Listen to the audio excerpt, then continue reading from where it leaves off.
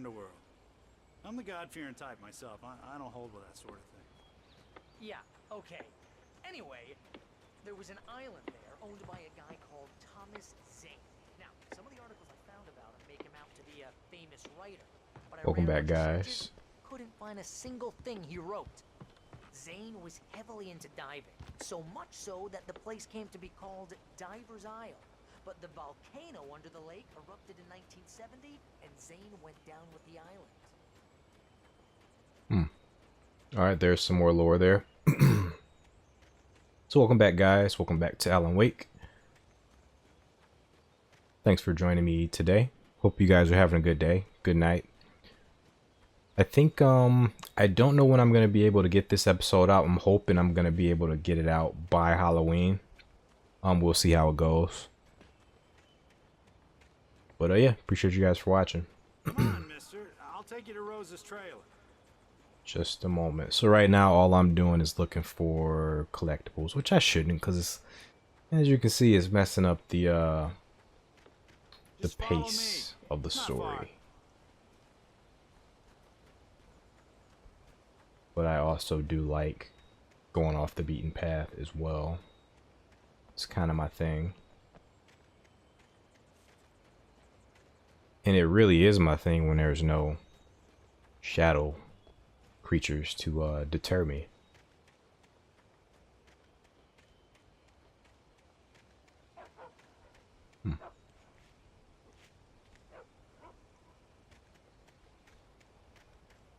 Listen, I got things to do. This place don't run itself. I understand. I'm sorry.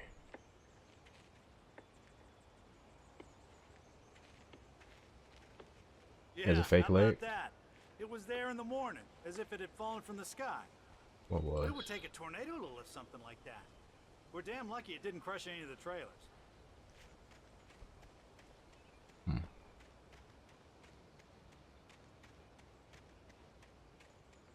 So initially, guys, I was gonna have this be the start.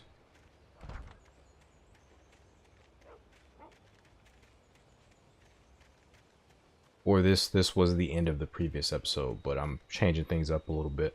Now this is the start of a new episode. Here we go. I blew right past it.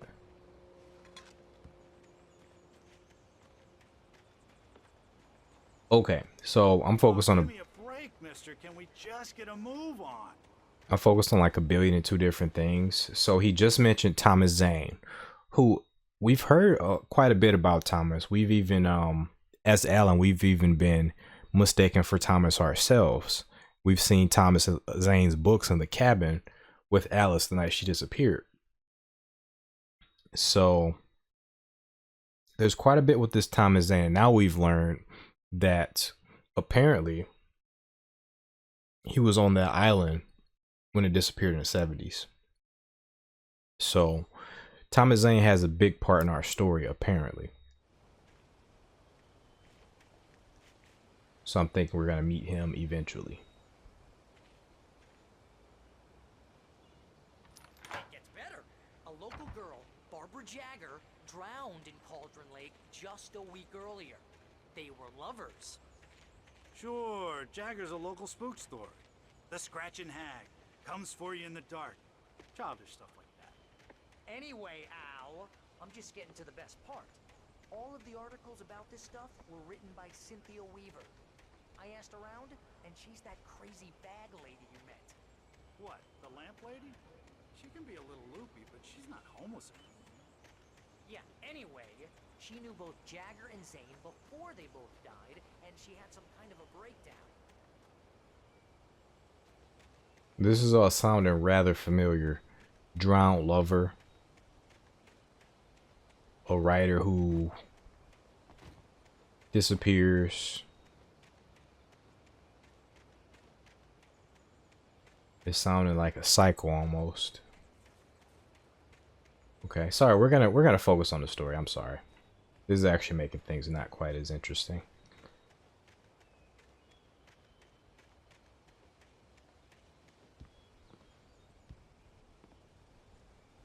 Oh, thought he was gonna walk up with us. Well, mister, this here's Rose's trailer. You mind me asking what you want with her? We're just here to talk to her, pal.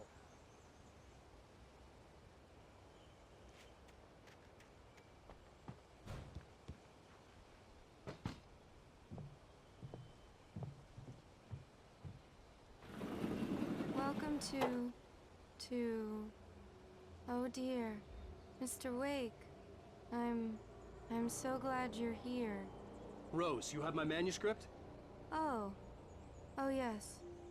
Yes. Please, come in. She floated Hey, backwards. This is really good. Rose, Yes, my manuscript. I really need it. I understand.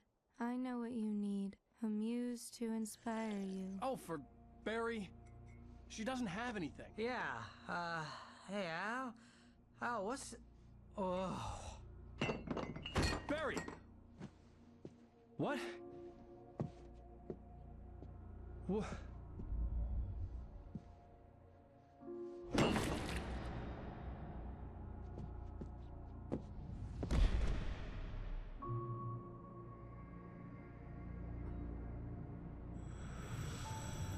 It's coming for you, hiding in my barber's skin. I'm too weak to stop it. You must turn the lights on. I promised I'd come visit you and your lovely wife. You must finish what you started. I insist. You must turn the lights on. Turn the light on. Back to work, boy.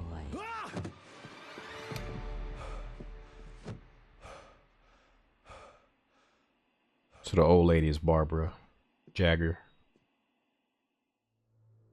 I felt nauseous, hungover. Only anger kept me going.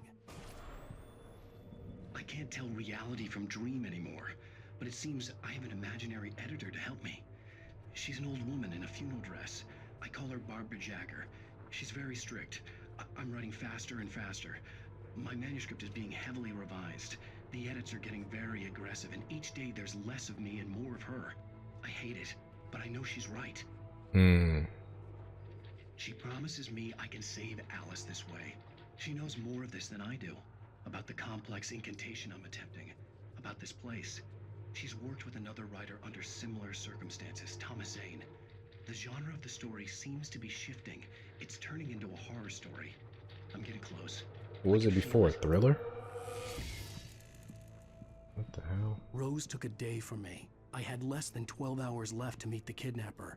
All I could do was get Barry into the car, work something out once I got on the road. Welcome to the Oh Dear Diner. What can I get you today? Coffee?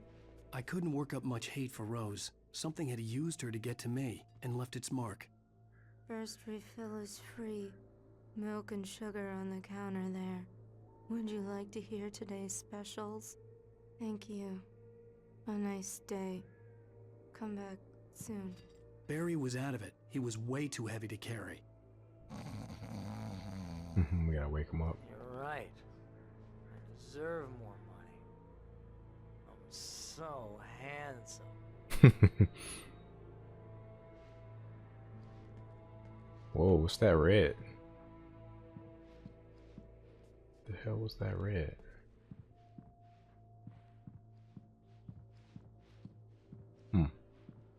Okay, at least there's light here, so I think we're just gonna have to get to getting. Because there's nothing else we can really do here.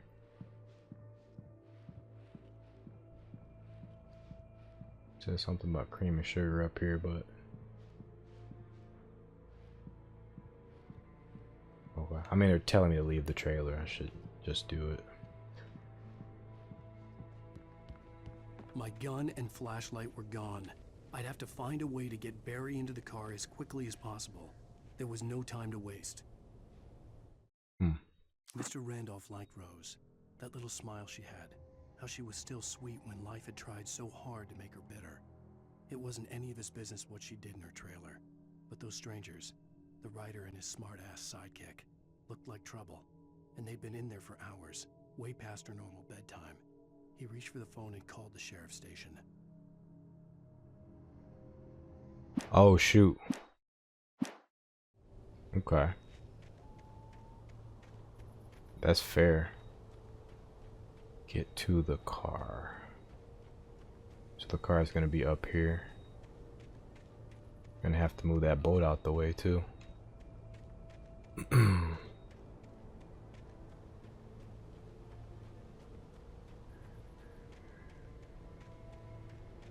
Forgot how to run.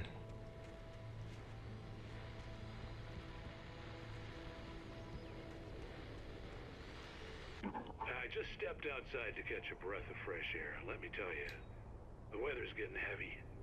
Nights like this make me especially glad I'm here talking to you and not home in bed. Once the weather takes a turn like this, I can't sleep at all. It's all tangled bed sheets and dark thoughts, punctuated by the occasional plunge into nightmare. Is it just me? Well, perhaps it is. But I hope I can make the night a little bit easier to get through. Caller, you're on KBF FM. Hey, Pat, it's Walt Snyder. What's on your mind, Walt? Well, I ain't the way you are, but, well, I can't sleep either, you know?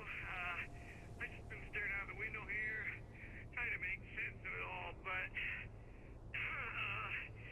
I ain't been drinking either, you know? I just... Well, you sound like a man with a problem, Walt.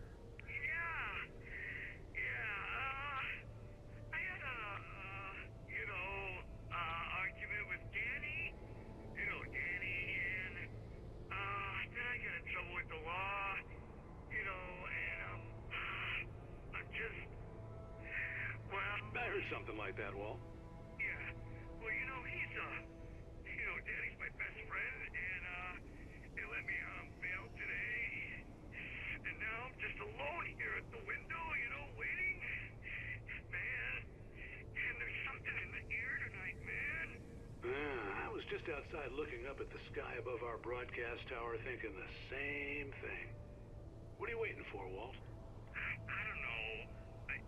Something's gonna happen. I think I better go. Well, Walt, maybe... No, thanks, Pat. Well, good luck to you, Walt. Hang in there. Let's take a little break, folks. This weather's really something else, huh? How can I be sure you'll walk away? Yeah, I'm gonna have to check out the OST for this game. I'm digging all the songs. So what was the guy we left in the prison when we turned the lights on for him? That was Walt. Is this the car we're getting? Who's all the way back there?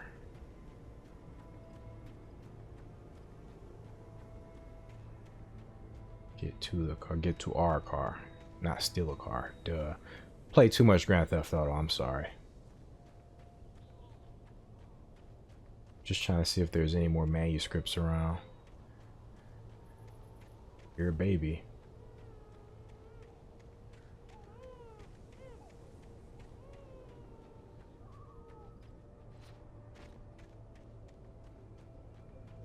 Okay. I had to recall what the run button was.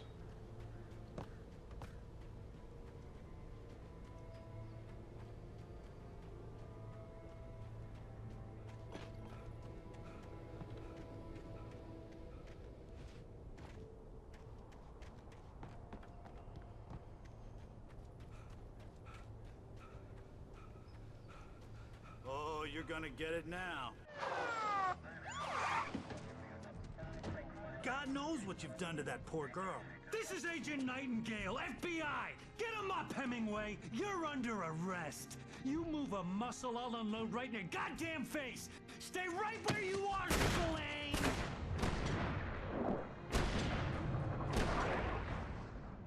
Wow.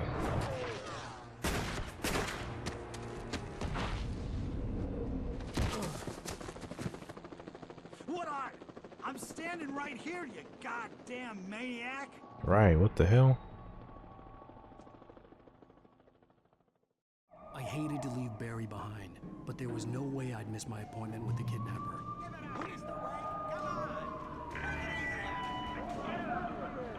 Shit.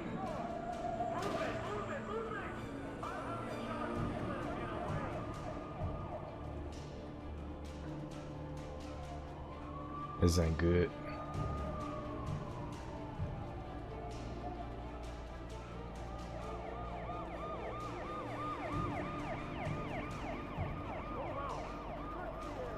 Uh-oh. What the hell?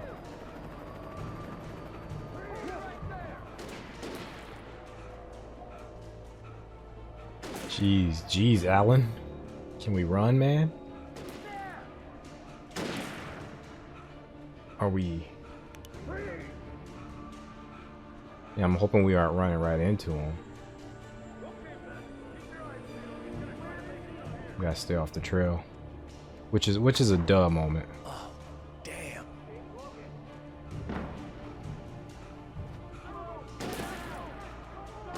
Where are we going?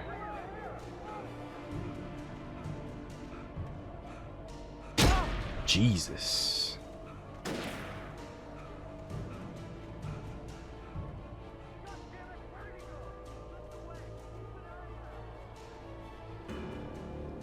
Need a checkpoint.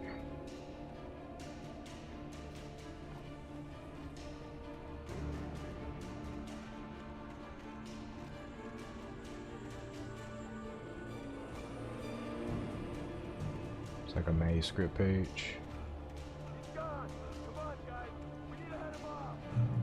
Sweet. We're going into the darkness. Shit. From one danger to another.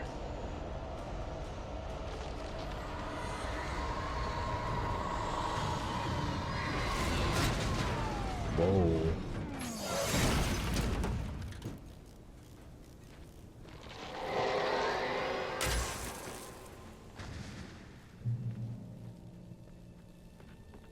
Oh shit, we escaped the police. What did we run into though?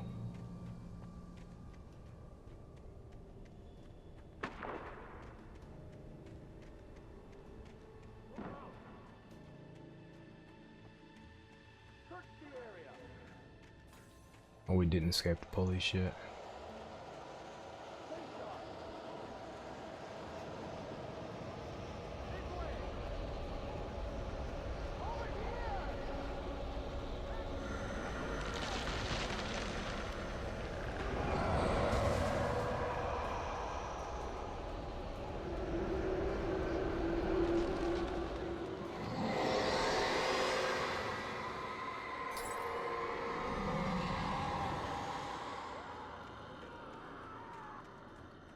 Jeez.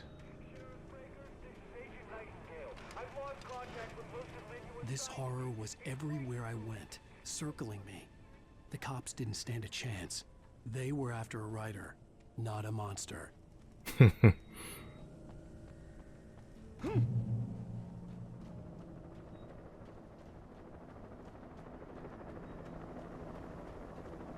There's a certain safety in this sequence because they aren't sending the mobs after me.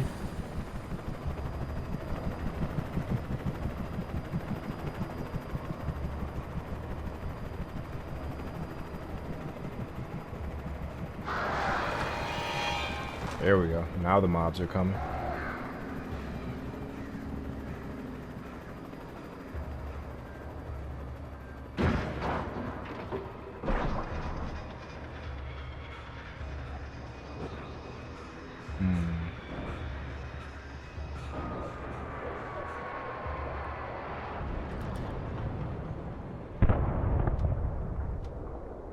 What the hell?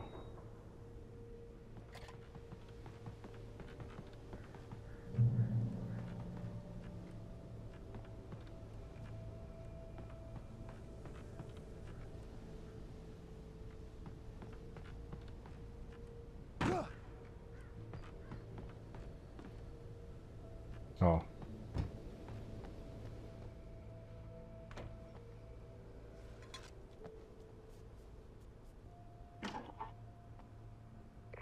This is James. Mulligan Thornton, come in. Over. Thornton here. got both Wheeler and Rose in custody. They didn't put up a fight or anything. Why, they were... Hey, what are you... Come on! Sit down and give me that. Jane, Mulligan here. Over. Go ahead, Mulligan. Over. We got Wheeler and Rose here. Wheeler's drunk or hopped up on something. Speaking of which, that Fed had a pretty distinctive whiff of Otis Scotch about him, if you know what I mean. Over. I don't have anything on that, Deputy Mulligan. Over. Well, whatever. Anyway, Rose is just being plain weird here. You better get Doc in to take a look at both. Over. Gotcha. You better get them here quickly. The Fed's gonna want to interview Wheeler. Over. Oh yeah, I'll bet he does. Looks like they have a lot in common. Mulligan out. Okay, is that all we're doing here?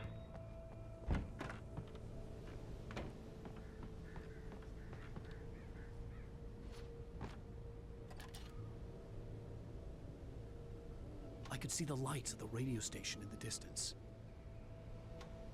That's where we're going.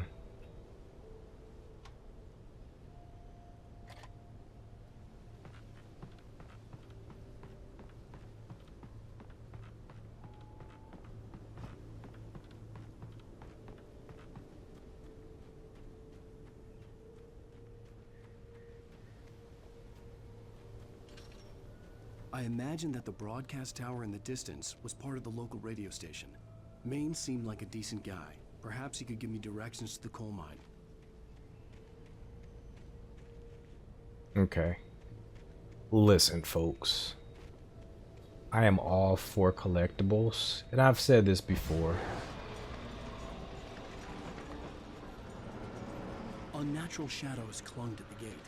The darkness that was after me was trying to stop me. I wouldn't get through without a light. Right. Damn it. Okay. I'm not in any immediate danger. What I was gonna say... There was no power to the searchlight. What I was gonna say was F those collectibles. I'm still feeling that, but that one they put right there and there was no danger in getting that one.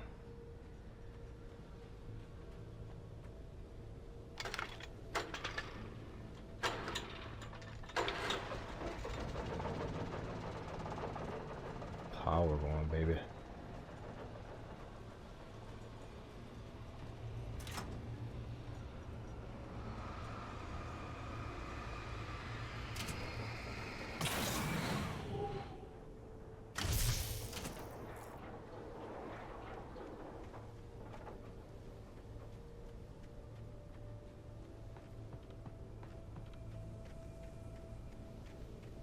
Now this is interesting. I wonder what the game would have been like if the whole game was like this, where you had no weapons and had to like outthink the enemies.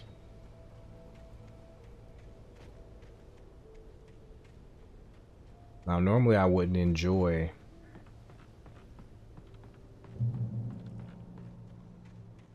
I don't really enjoy non-combat related horror games. I'm just thinking, like, what if this game was like that?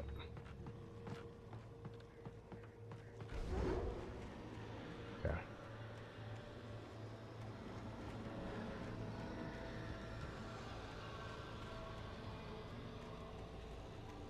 We got a flashlight, which means there will likely be combat coming up.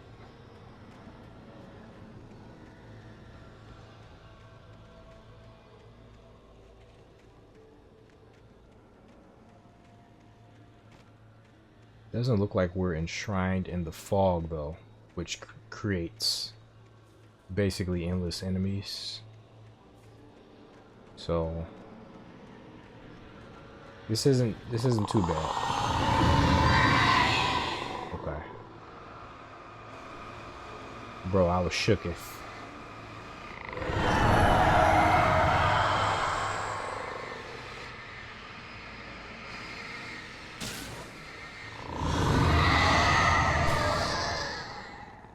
So that's the weakest you can do, like just by holding it neutrally. Now, I could have aimed it, but that drains the battery so damn quick. took me a moment to recognize the flashbang grenades. They were an ideal weapon for my situation. Hell yeah. R1? Gave me a new weapon. Okay. I gotta use these smart though.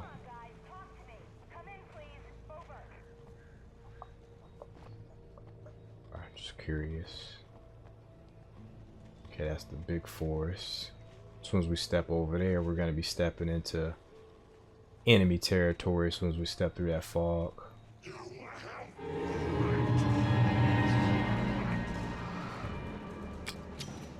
Oh, he just throws it really quick. Okay. Okay, let's go. I'm not sticking around.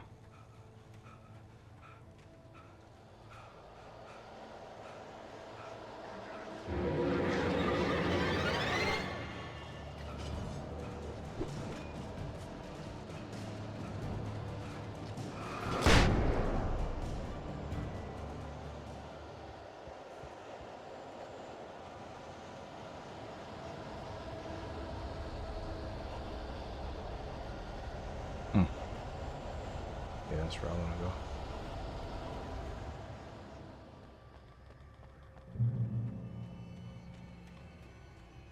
Okay, look at this. Almost passed that right up. And here's another call. You're on KBFFM with Pat Maine. It's Milt Peabody, Pat. What's on your mind, Milt? Well, I live near the trailer park, Pat, and there's a big ruckus going on over there. Well, that's just up the road from me, too. What's going on, do you know? I don't know, but there's a bunch of police cars there, lots of sirens, a helicopter buzzing around, and I think I heard some gunshots. Gunshots? Yes, sir, like from a pistol. So can you find out what's going on? Because it's just next door, and they're popping off guns there. They're still shooting? No, it was maybe 10-15 minutes ago. It sounds serious, Pat. I'm telling you, it don't sound like no party.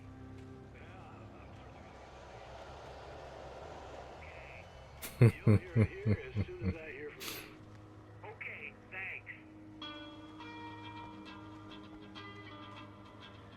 I'm laughing because I'm noping the heck out of there. I do see that manuscript page. I'm gonna pick that up.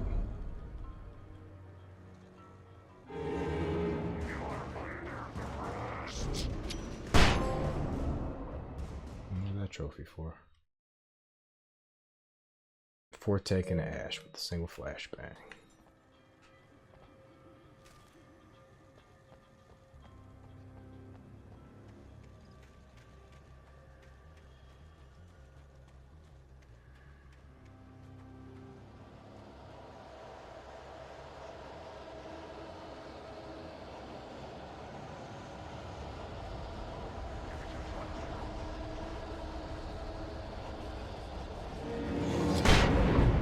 That thing's like instant.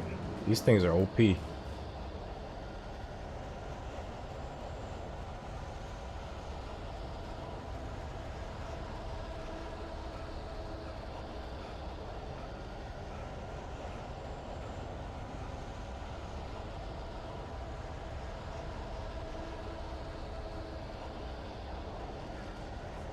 hear these guys.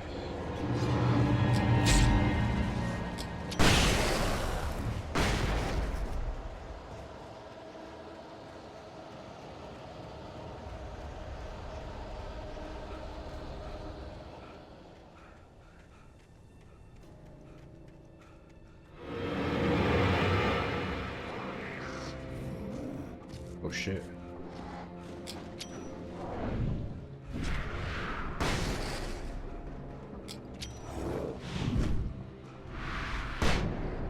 I get him.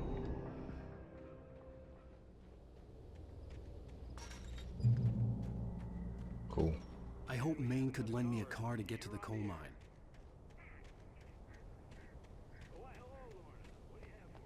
See something shiny over there.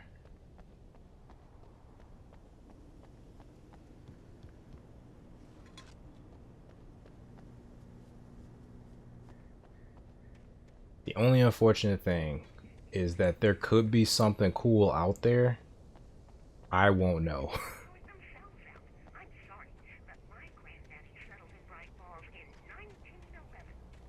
Well, thank you very much for that compassionate viewpoint, Lorna.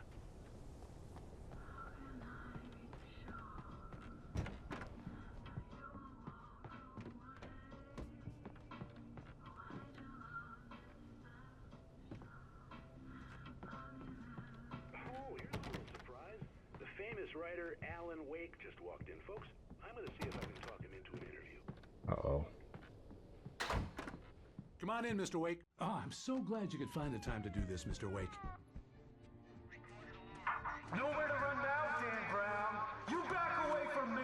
Don't hurt. Whoa, whoa, whoa. Everyone calm down. Put the gun down. We're all friends here, right? Cool your jets, Nightingale. We got him. Judas Priest! What the hell's the matter with you? There's a civilian in there.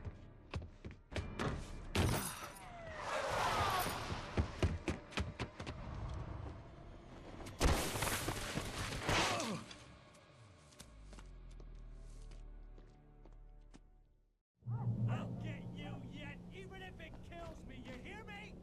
You hear me? He's calling them off so many cliffs, it was different ridiculous. authors. That's what you get for naming a book The Sudden Stop. It was probably good I hadn't had the chance to tell Maine where I was going. I'd have to lose the cops and find my own way to the mine.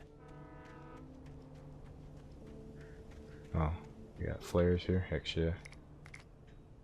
Okay. What's the we'll do flares. There's a bunch of stuff coming up.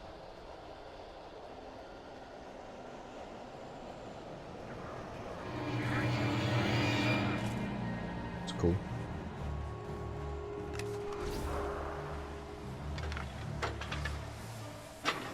What the fuck? Got it.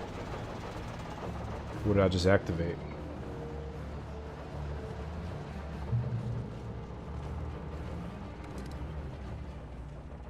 Cool. I got guns and shit now.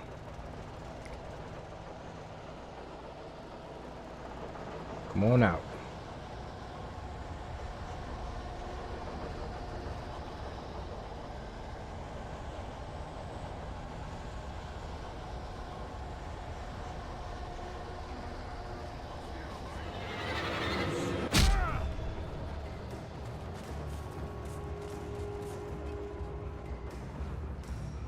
Where'd you go?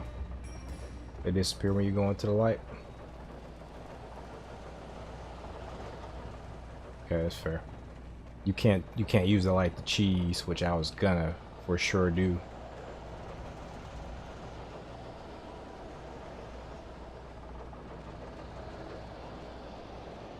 Hear him, I don't see him.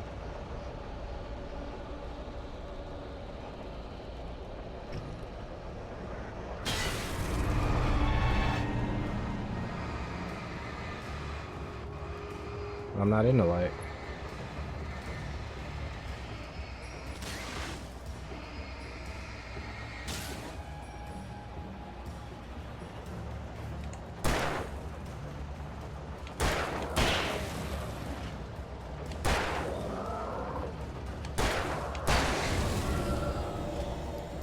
Okay. I don't got a ton of bullets, so I should be very careful here.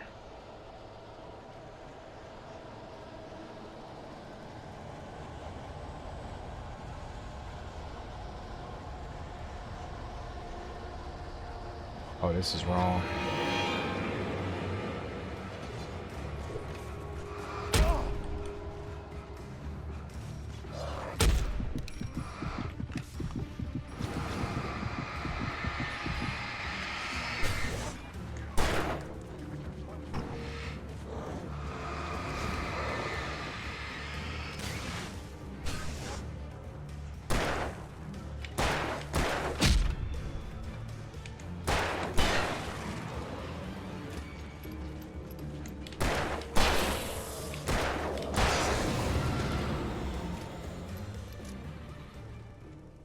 I was just trying to see if there was any reason to go up this way.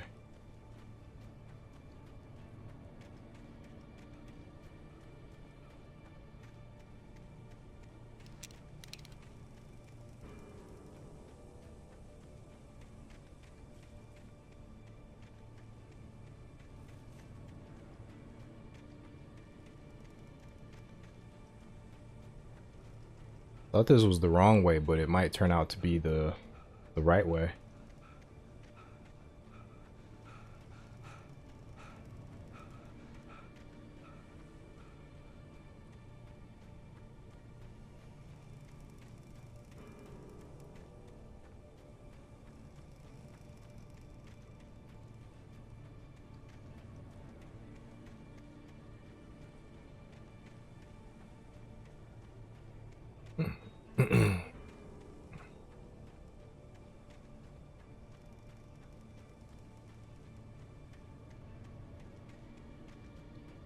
Wow, did I just find a safer way to get here? Or am I going the wrong way? Am I going backwards? It's possible that I could be going backwards. What is this? Flares. Okay, so we got a couple of manuscript pages. And this is the wrong way. Why'd they let me go so far up, though? What the heck? Okay, so... For decades, the darkness that wore Barbara Jagger's skin slept fitfully in the dark place that was its home and prison. It was hungry and in pain. It dreamed of its nights of glory when the poet's writing had called it from the depths and given it a brief, terrible taste of power and freedom. The rock stars had stirred it from the deep sleep the poet had sunk it back to in the end. When it sensed the writer on the ferry, it opened its eyes. Oh no.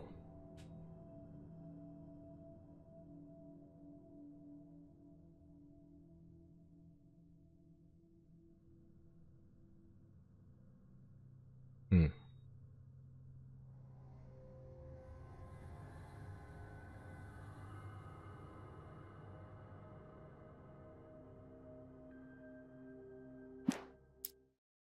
Nightingale stared through the broken studio window into the dark woods. He turned around, started to walk out, but Maine grabbed his arm. "Young man, you almost shot me. You don't shoot off rounds at people like that. What's the matter with you?" Nightingale shook his arm free, marched out. His cheeks burned with rage and humiliation. What's up with this Nightingale guy?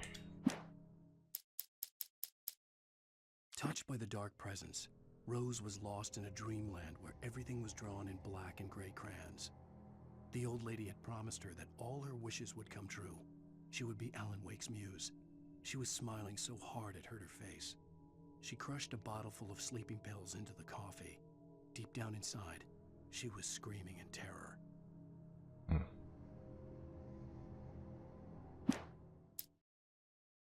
Danny had stepped out, but what stumbled back in was something else. Something alien.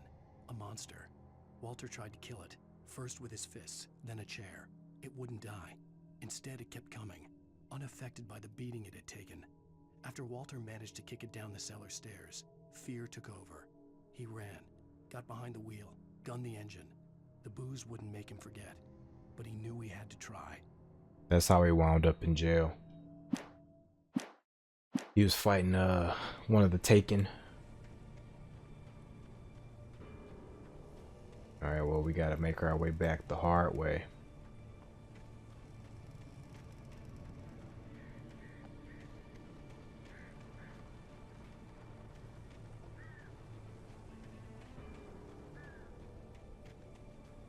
This was a nice little trek. Oh, there's more. I didn't go over to that side.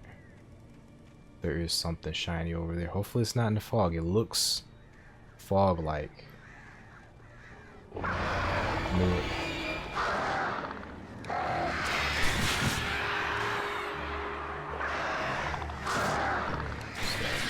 Killing me.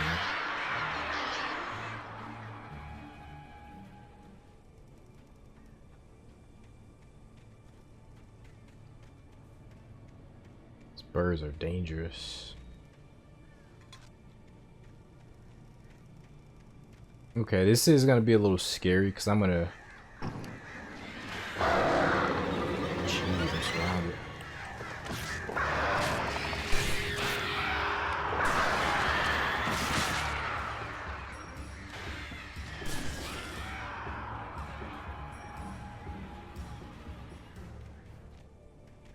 How many birds are there? There's one group right here.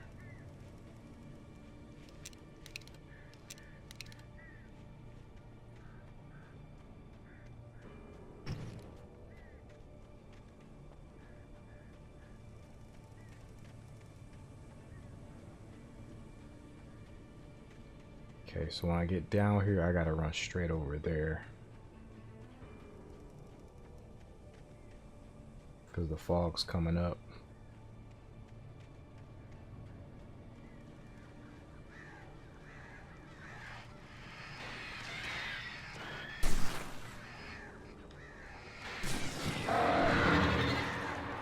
I hate that they give them the camera.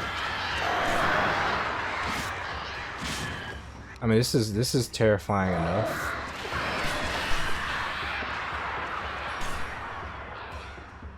It's terrifying enough without them taking my camera away.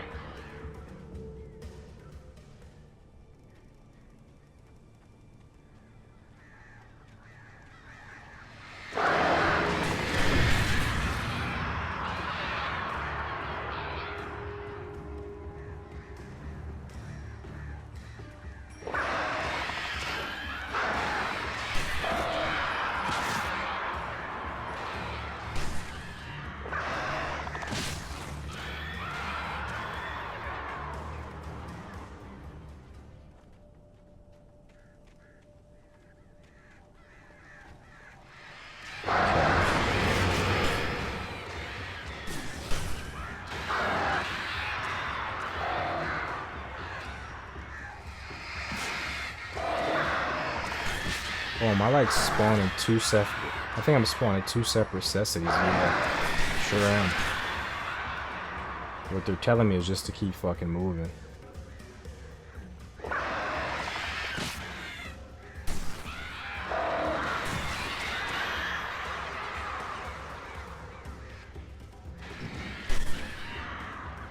Okay, let's just go.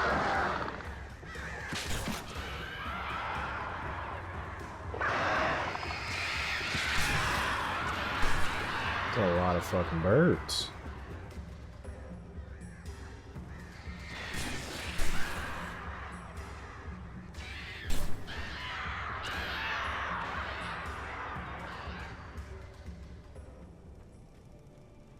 I think I'm done with birds. Now we gotta deal with humans. That's like all of my HP.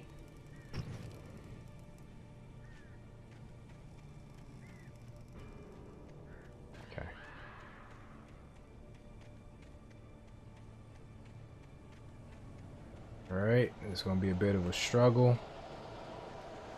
We gotta do it.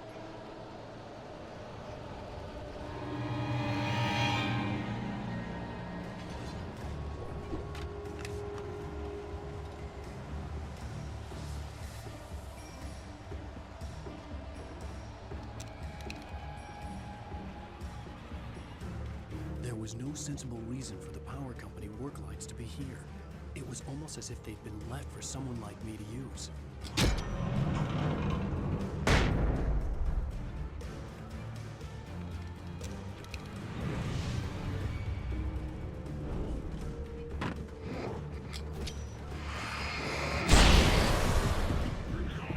Oh shit, big dude's here.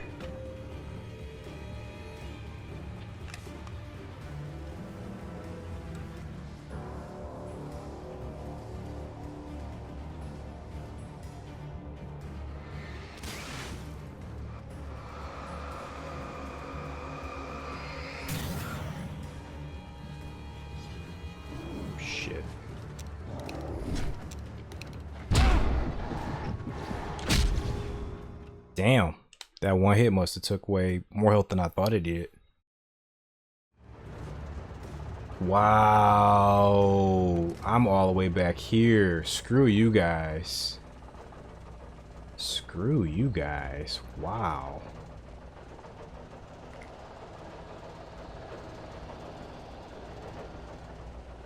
Okay, well, I don't really care about those manuscript pages, so we're just gonna run through.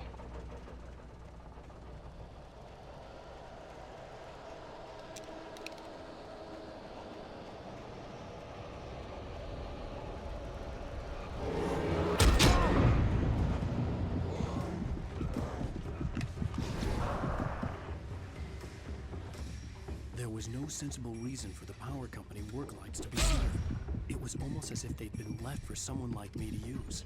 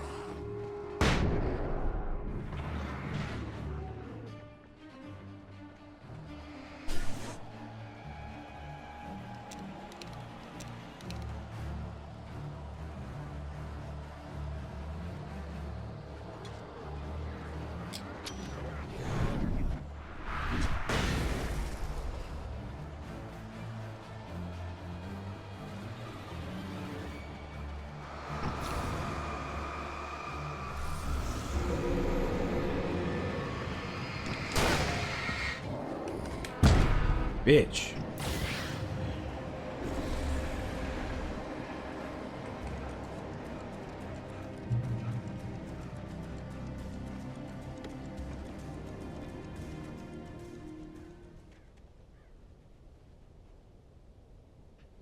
Okay, we got a checkpoint. That's the most important thing.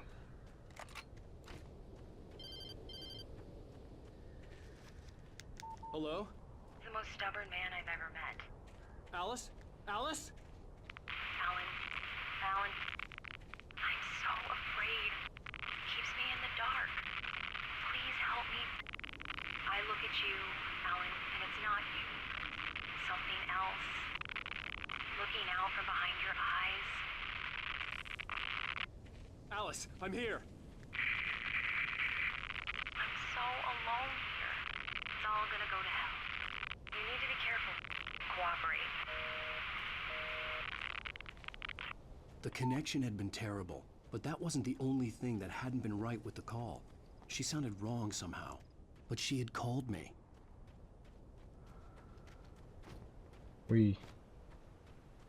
What are we doing here? There was a cabin over here. Okay, this is extra.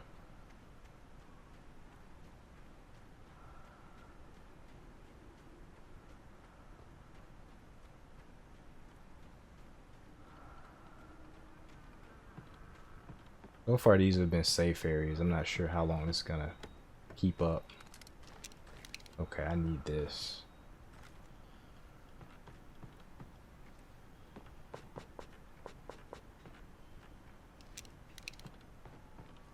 But where did I get? I get 19 batteries from.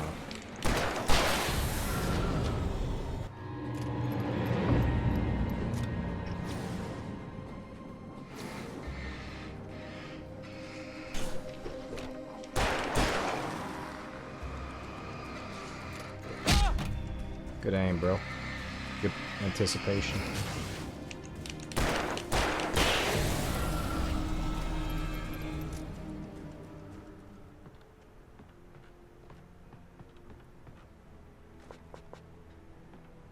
I'm like, where did I get 19 batteries?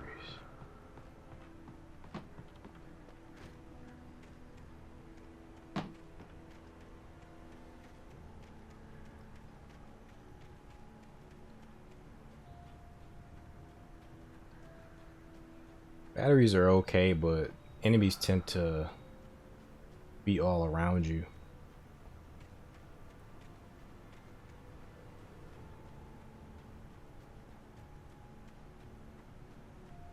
I could see a railway bridge up ahead, and a warehouse of some sort on the opposite shore. I hoped I could find a car from there.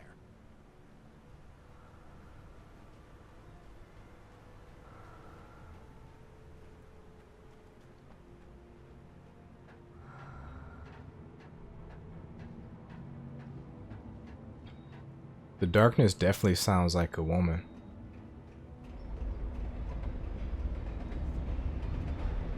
Or it could be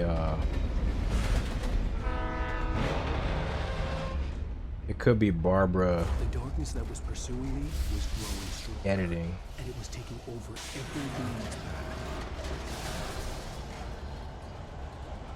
Am I dying?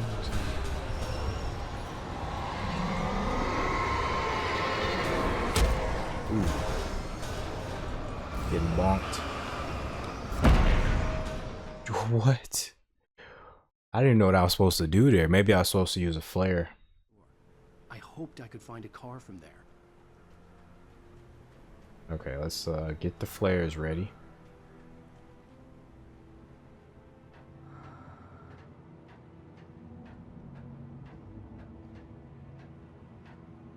Yeah, the problem is I didn't really know where to go.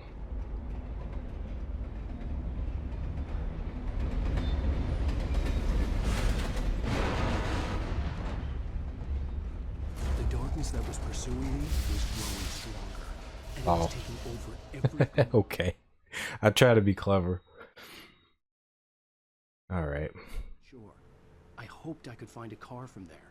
We finally get to the part where with the egregious deaths. Max Payne was kind of like this though, where like they'd have set pieces which would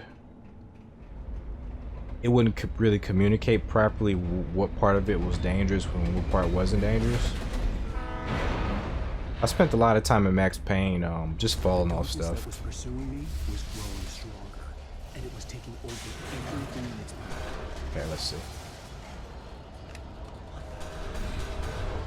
See what happens when I do this.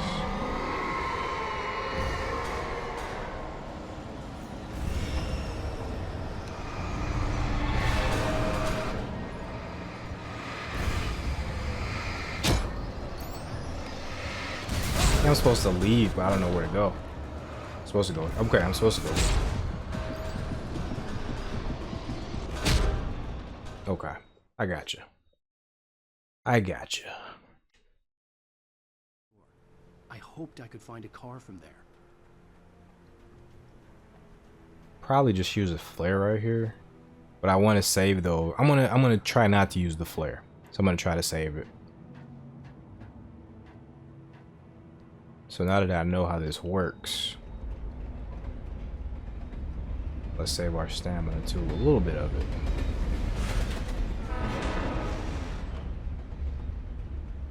The darkness that was pursuing me was growing stronger, and it was taking over everything in its path.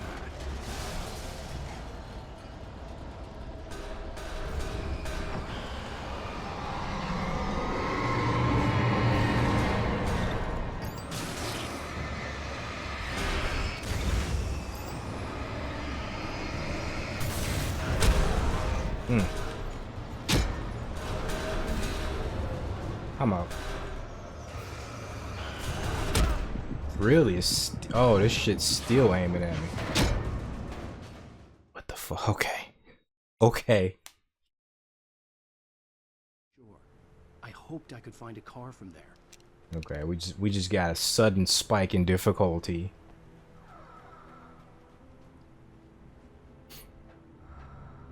Okay, Alan Wake.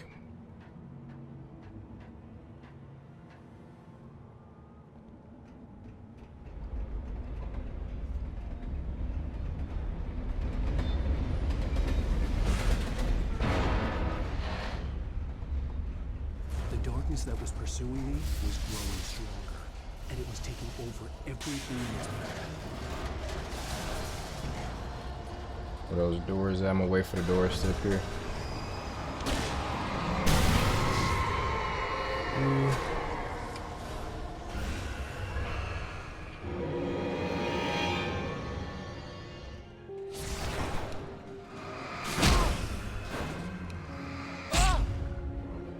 Did I shoot it or what? What do I do here? Is the stuff from the shed still hitting me? It is. I didn't mean to shoot off the flare. Fuck, man. Jump. So I can't jump off, please. Thank you. I don't want to use both flares. I hoped I could find a car from there.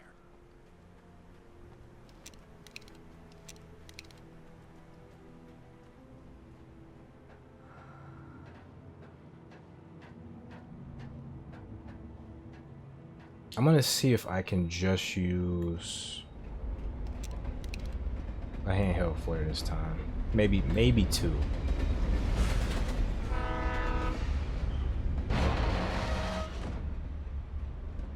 The darkness that was pursuing me was growing stronger, and it was taking over everything in its path.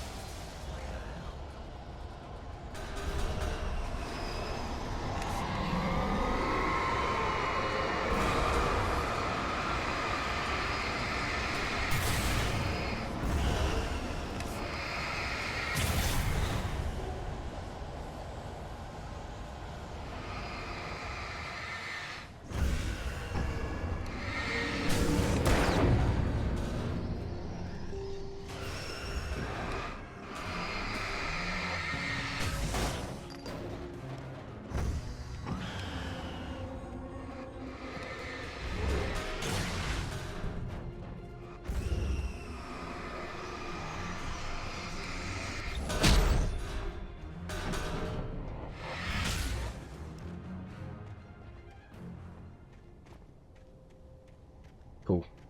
That worked out.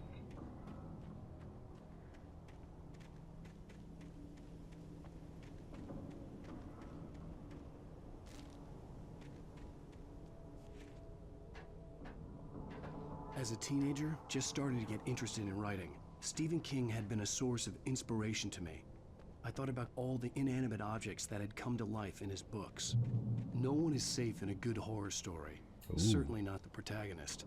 That's what makes them fun. This was anything but. The darkness could possess anything, and it was getting closer. Heck shit, I'm tired of that weak flashlight, man. Yeah, I'm like, what? How am I supposed to survive with this flashlight? I slammed the door shut right in his smug face. He pleaded for me to open the door. True to form, the asshole actually thought I would obey. I had no sympathy left, no guilt either, not for him. I took a moment to savor the scream. I bet I had a smile on my face. It was all that I had time for. The dark presence was inside the lodge with me.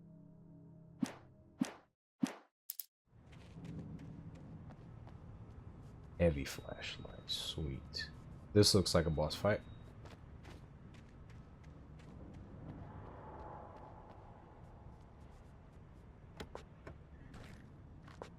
Okay, I'm with it. Let's whip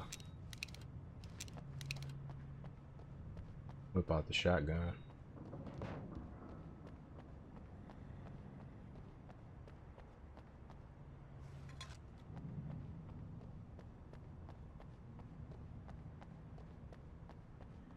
Ooh, sweet.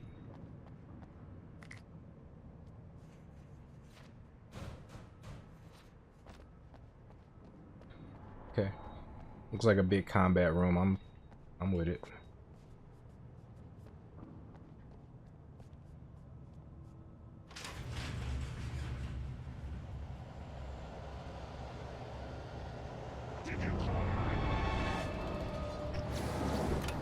Are these explodable?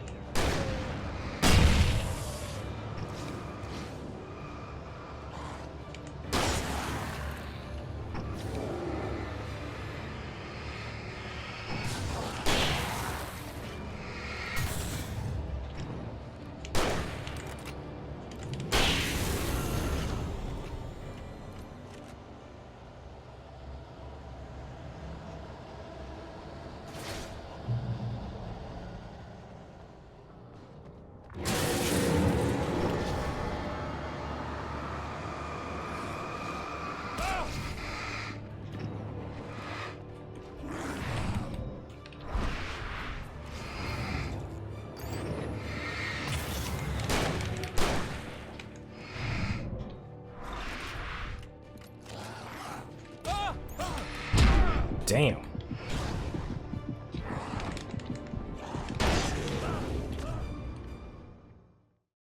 Yeah, up close and personal is not the way to go. He doesn't have any ways to get the enemies up off him once they're close. I'm trying not to use up my flare, but the flare is probably the best way to go here.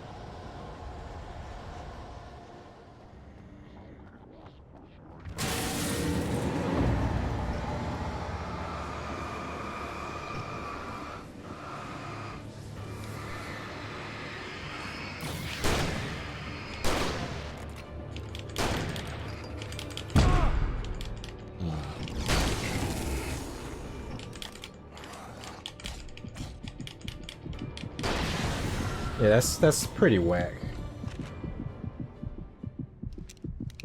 That's really whack.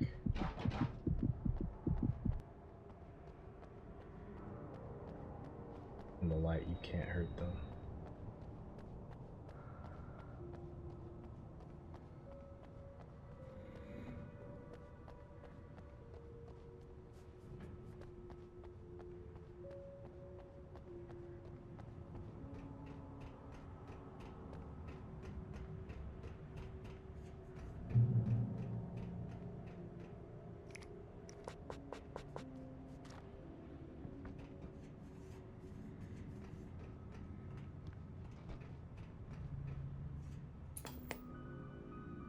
My favorite. Our existence for granted, unaware that they are merely a thin veneer of desperate self-delusion, covering a vast cosmos of madness and horror. All too often the stars are right. In Night Springs. Tonight's episode, a family occasion. Journalist Alvin Derleth's trip to study the local customs of an insular community in Night Springs has been less than successful. Until tonight. Well, I'm glad you changed your minds about this. Ancient customs, local mythology. My editor loves this kind of stuff. Well, Mr. Derleth, we don't want to feel like we're on exhibition, but you have demonstrated the seriousness of your intent. Oh, I am serious. Really, just do your thing. I'll stay out of your way and observe.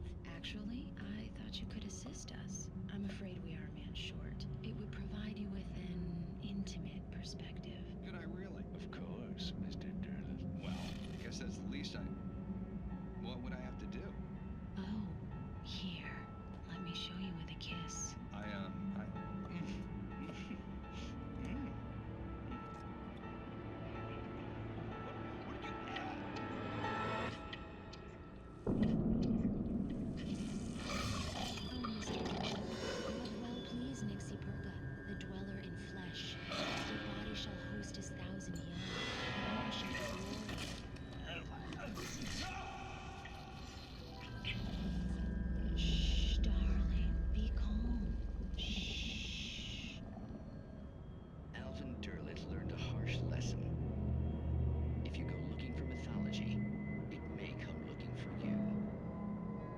Such quests always bear fruit. Night Springs.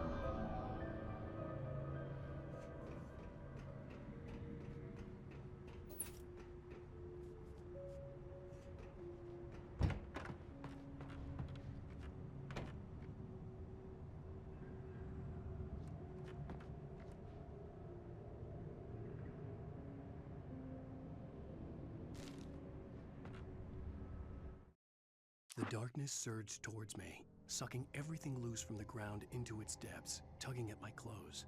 I saw the flare the kidnapper had dropped and threw myself towards it just as I felt my feet leave the ground. The darkness embraced me with the force of a tornado. Somehow I managed to light the flare. The darkness roared and cast me away. I fell toward the dark waters of the lake far below.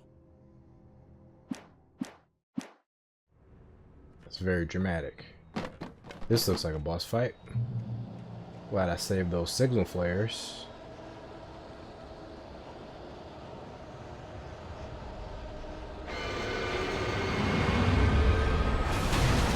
Oh, I've seen this before.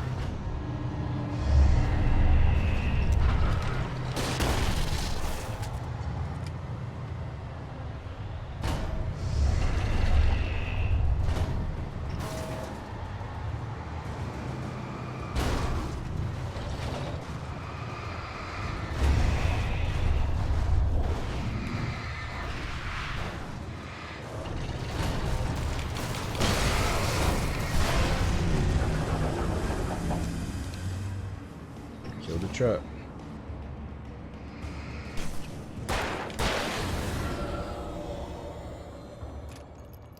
Cool.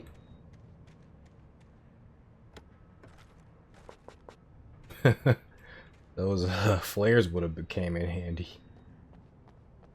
What dropped here? Looked like something was shiny.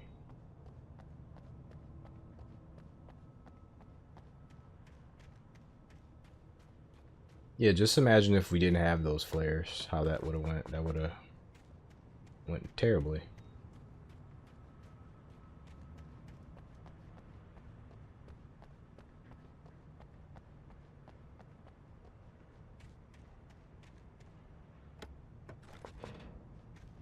I am at the point in the game where I do not want to leave the beaten path. Not anymore. Like, I'm curious as to go over there. Very curious, but I'm also terrified. Because we definitely do this. Or we can't because there's an invisible wall here. That's kind of perfect, that being where that is. That kind of perfectly tempted me to go up there.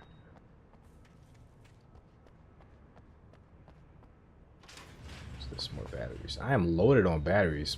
We can't do much with the batteries. even with the heavy duty flashlight.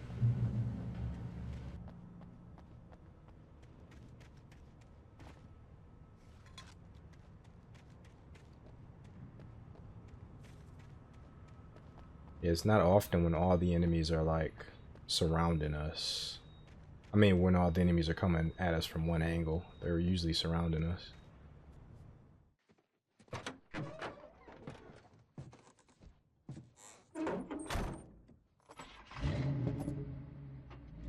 I had never been this glad to see the sunrise. I had a couple of hours to get to the coal mine.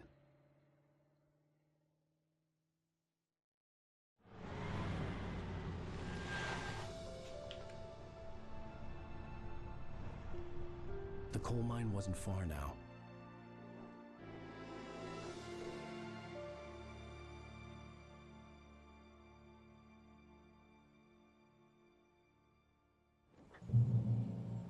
And Alan, Today, why don't... I would meet the kidnapper, and he would give me Alice. I wouldn't give him any other choice. A drowning man will clutch at a straw. Did you run out of gas, buddy?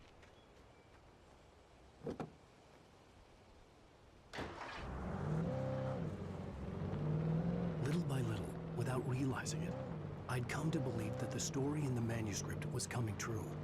The current of its narrative had taken me deeper and deeper into dark waters. Alice had been taken from me. Barry was probably in jail. I was a fugitive from the FBI. The whole world taken over by the dark presence was trying to destroy me. It all felt real, but it matched a textbook case of insanity.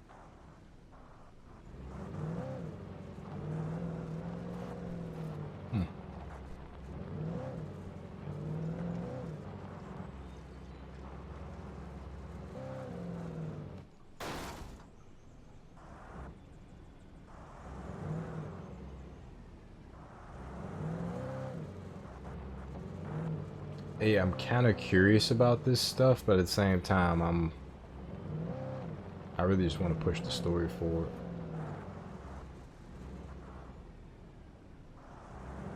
I'm gonna get this truck stuck, aren't I? I'm definitely gonna get this truck stuck.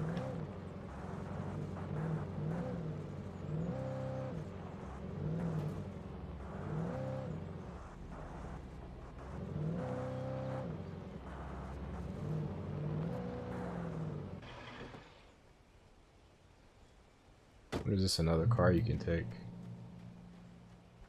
It is. Wow.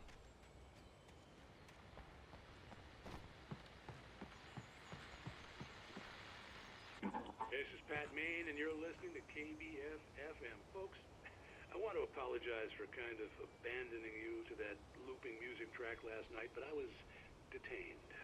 You see, I encountered a big shot G-man with an itchy trigger finger who could use a lesson in manners and a boot in the ass. Not necessarily in that order either. Now, folks, I know I'm not being very informative here, and I apologize for that. I really should just keep quiet, but I'm just so peeved right now, because some people just shouldn't be carrying badges. And I'm just glad that our Sheriff Breaker was there to straighten things out. And if someone I met last night is listening, let me just say, I'm sorry if my mouth got you in trouble. I'm pretty sure you're not the bad guy here. Godspeed, son. I hope you know what you're doing. Now, on a lighter note, I'll be talking to Dr. Nelson all morning. But first, a little music.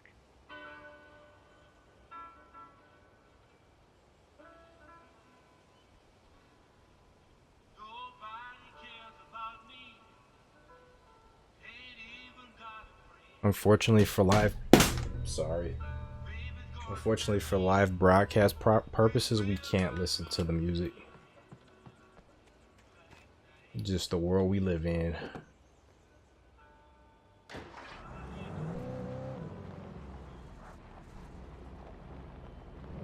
Yeah, I really don't like that about YouTube, where, you know, somebody uses just a little bit of music, just like 5 seconds, you know, or whatever, however much music you use, you know, and that's grounds to claim an entire video and to put ads on it. That's happened to me so many times, just like, you know, I've been playing the game and it had a musical section and somebody just wholesale claimed the whole video like crazy. That's such a bad precedent. But it's been like that for years now. Now I think I've been here before. This looks very familiar. But then again, this is like a new area. Welcome back to KBF FM. Hope you enjoyed that tune. Now, Doc, you were talking about life and finding that special someone, that soulmate. Well, you were talking about that. I was saying I don't buy it. Well, see, to me that's strange because I always pegged you as a hopeless romantic. You got me there, Pat. But I think love's where you look for it. And you need to do a lot of looking, sure. But the idea that there's that one special person out there for you, and if you miss that chance, it's gone forever and you're forever incomplete. I mean, isn't that depressing? Or heck, childish even? There's plenty of fish in the sea.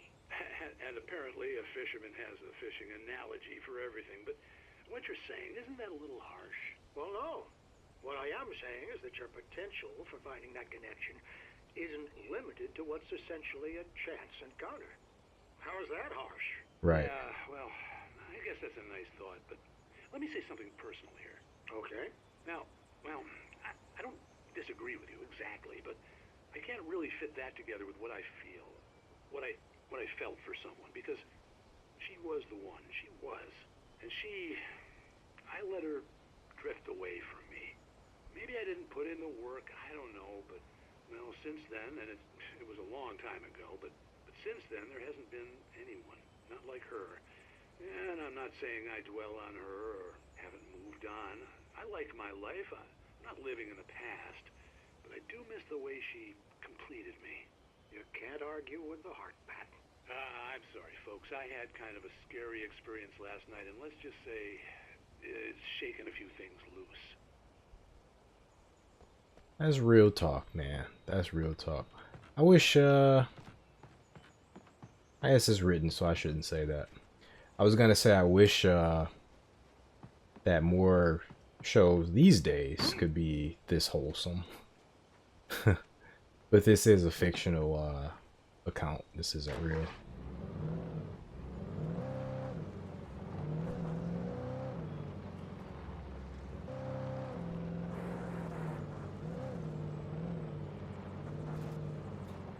Yeah, talk about love these days is so depressing.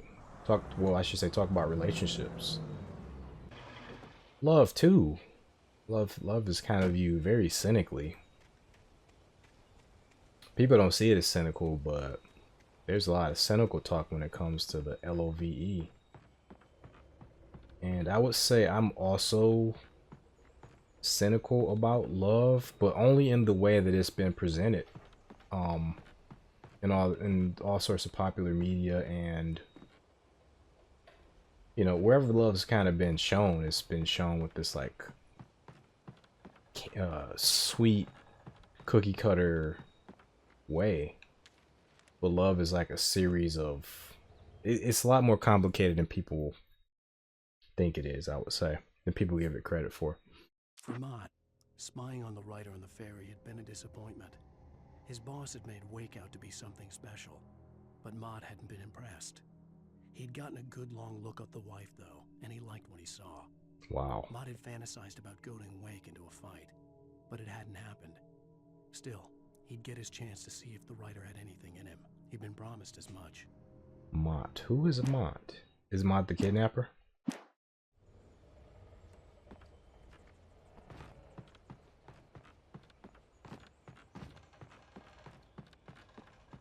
But yeah, love these days is like, our talk on it is so cynical because it's presented as a tit for tat sort of thing. Is it actually getting darker, or is... I'm wondering, is time... like, is time proceeding based on my actions, or is time proceeding based on like a, how much progress you make in this place? Like, I'm wondering, is it actually ticking down or is it progressing when we hit different checkpoints? Guessing it's the checkpoints.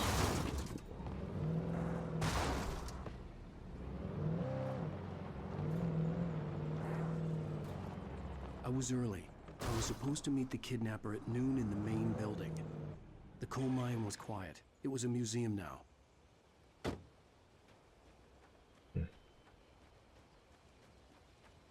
There we go. Hopefully there's not a lot of these out there in the open world. I'm gonna call it an open world. There's our checkpoint.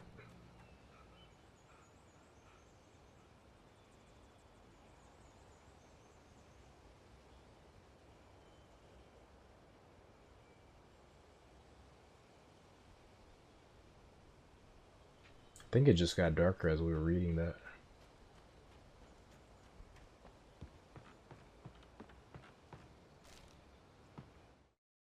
With Nightingale gone and the night wind blowing in through the broken studio window, Maine stared at Sarah.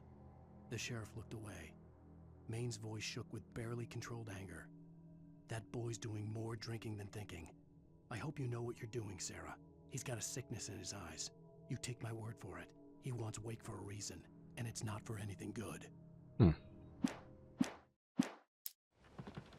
Plot thickens.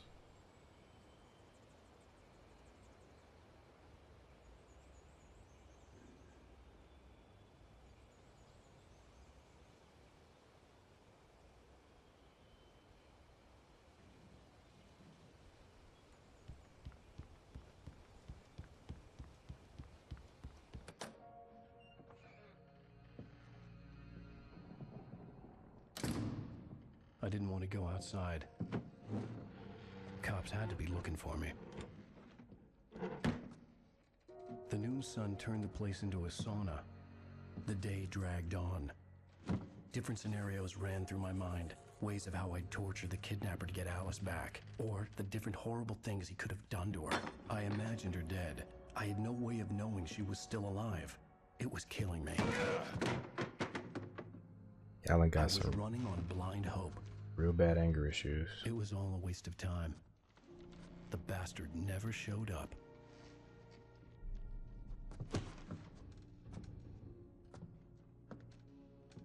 Well, in this case, I'd be mad too. Wake, where the hell are you? Change of plans. You know where Mirror Peak is? The Wow. big mountain north of where you are. You follow the path from the mine, you can't miss it. There's a lookout point there. I'll be waiting. I'm through being jerked You around by want you. to see your wife alive? Because if you do, you better watch what you say to me. Do we understand each other? I want to talk to Alice.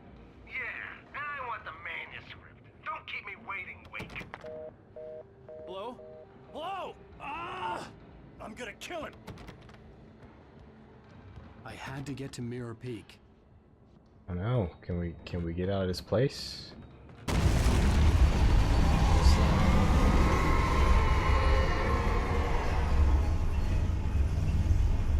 It was close.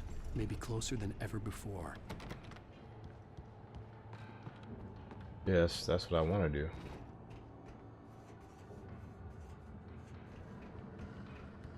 I'd like to leave this building.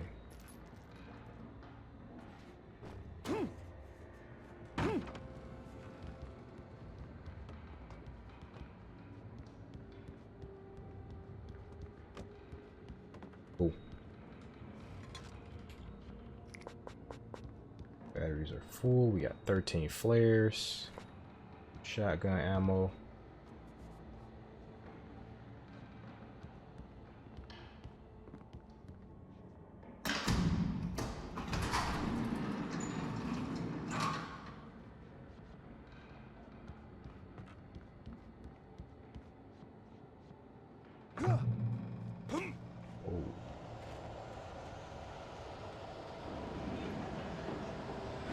Oh, is it objects again?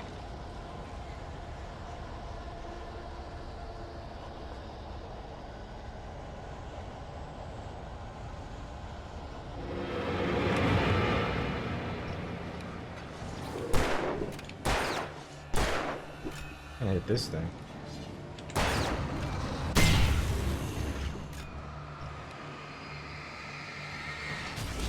Oh, they be getting some combos off. Weird.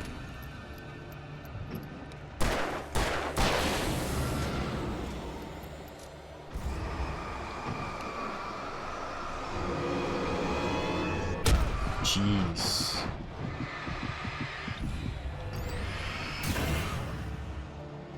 Getting destroyed by everything.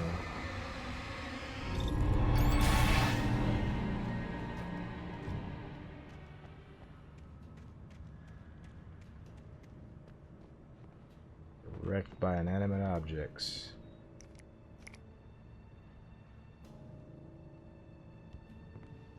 Take my time and regenerate.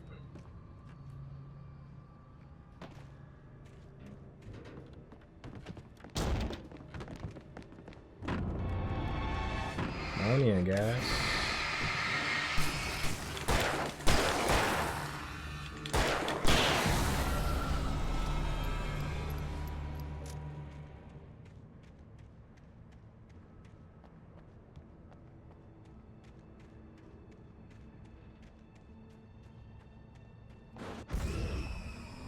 What is it?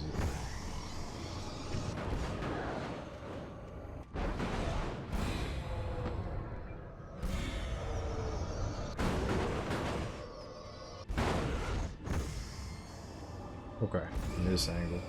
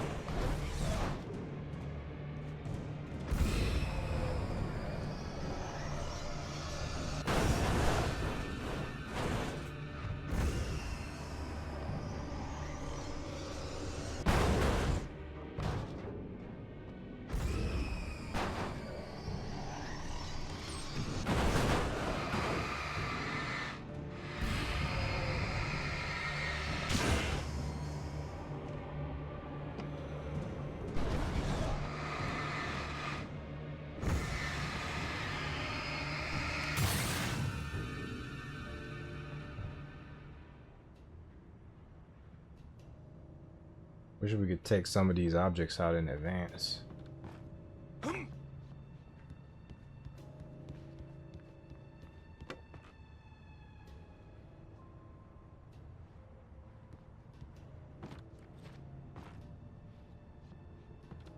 The objects are definitely the most dangerous enemies. What the hell? Got a fucking tree.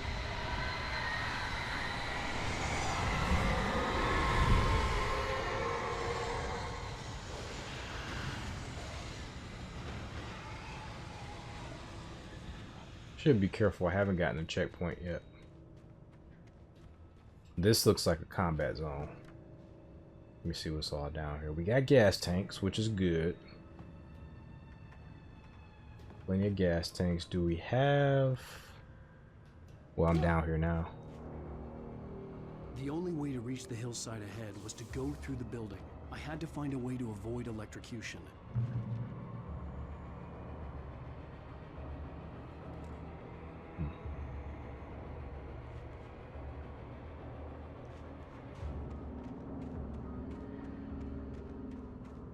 So I should turn the power off, the power being down there. Okay.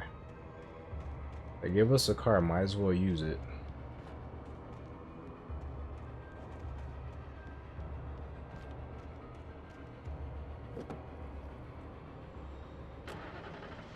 Okay, since it's nighttime, the battery matters. I forgot how to narrow the lights.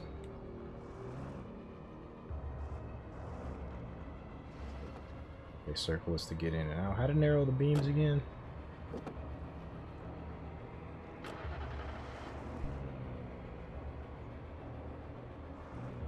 Oh, let's see. We go to controls.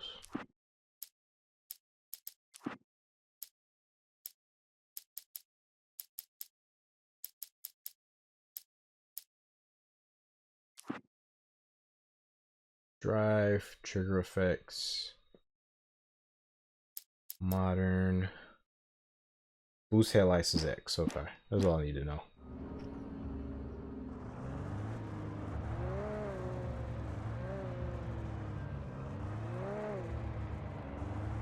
On our way back, we're gonna have to fight a lot of shadow.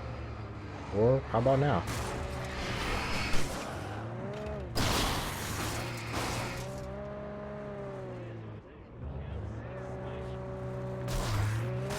I wonder, can they pull me out of the car?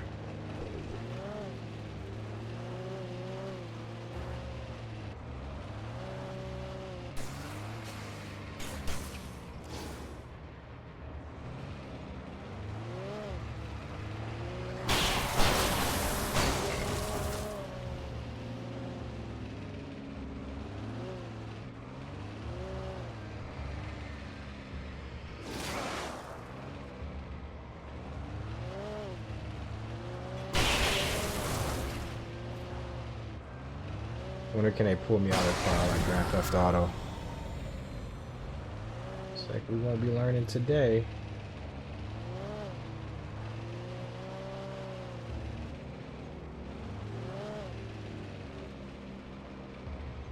Okay.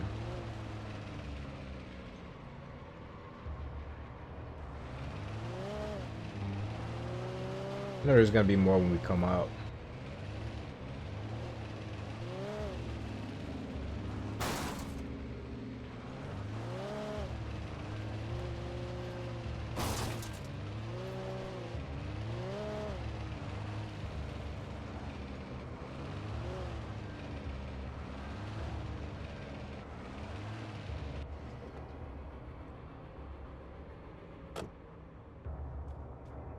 I'm wondering if the car has a health bar.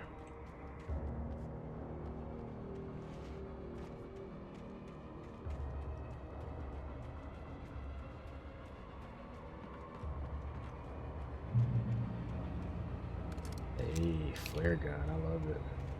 Turn off the power with that. Oh, we're gonna save that flare gun.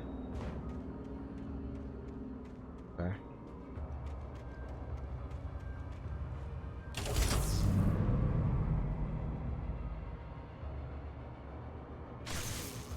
It's dark as hell now. Get the hell out of here, Alan.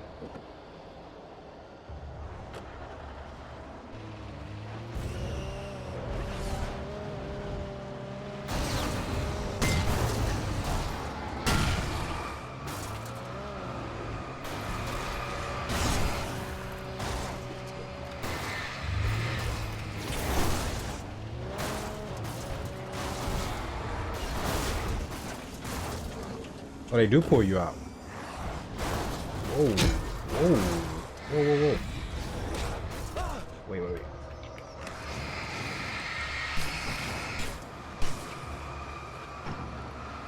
Get that thing out of here.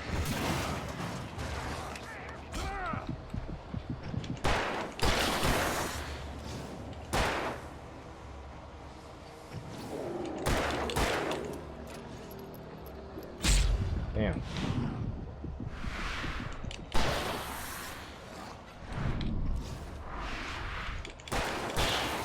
Hold on.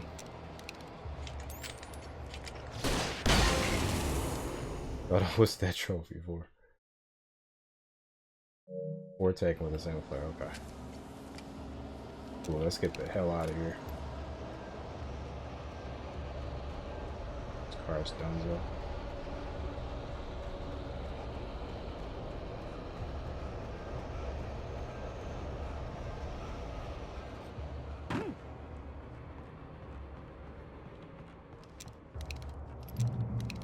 so yeah, reload that gun, please.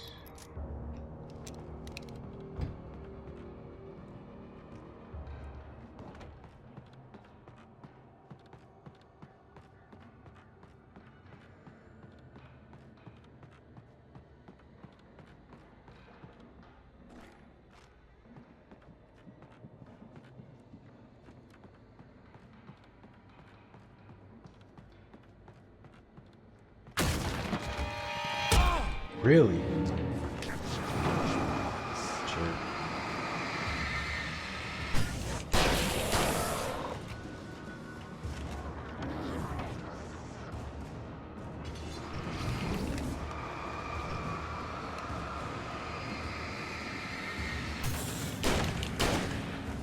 Reload.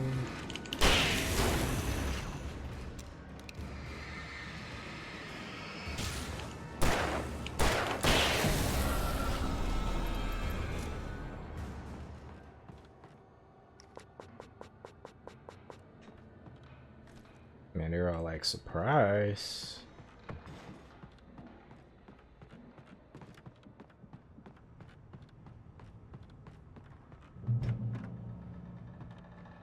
Oh, this is a room full of inanimate objects. How about that? This thing could kill me.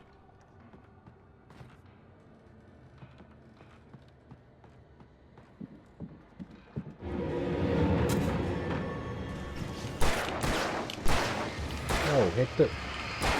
Dude, why didn't he hit the explosive? I shot directly at it.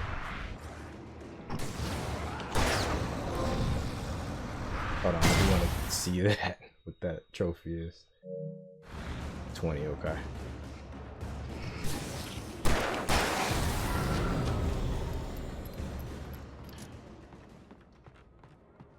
Yeah, the thing is, this should have been shot.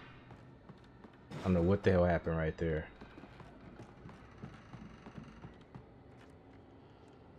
There's no one in the dark.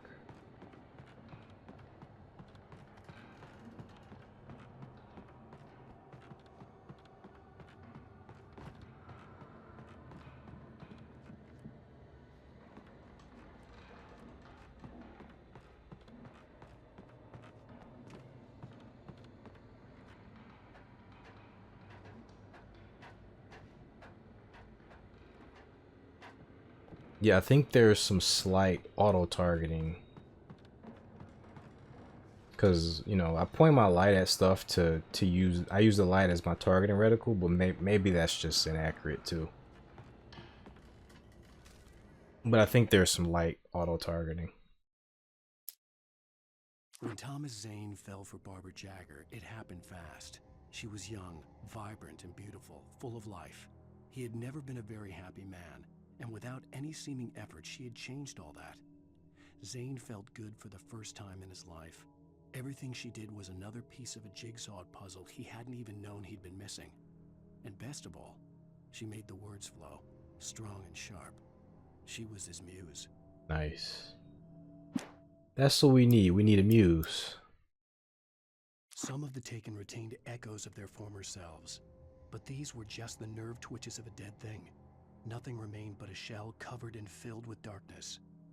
In most cases, these puppets were enough for the purposes of the dark presence. But for anything more elaborate, as with the writer, it was different. It needed his mind. And so rather than taking him over completely, it merely touched him.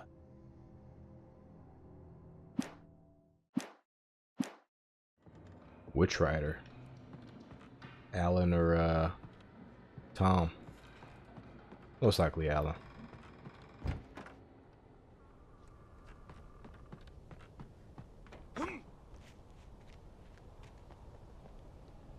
Okay. Yeah, just introducing the fucking objects.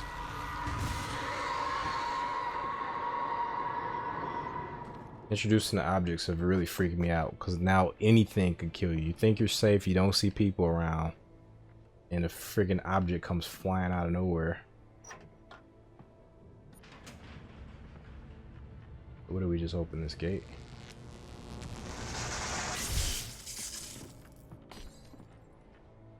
Somebody's coming in here.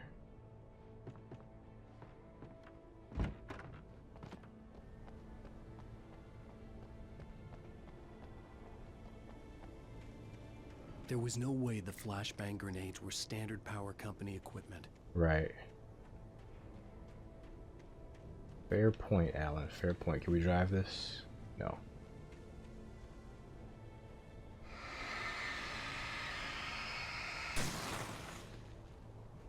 Pool of darkness.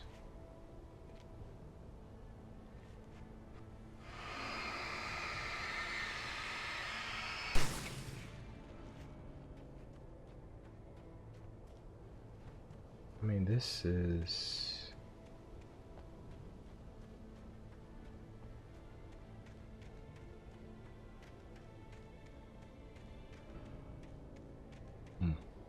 This look like fog, by the way. Okay. Just wanted to make sure to explore everything. Another pool of darkness.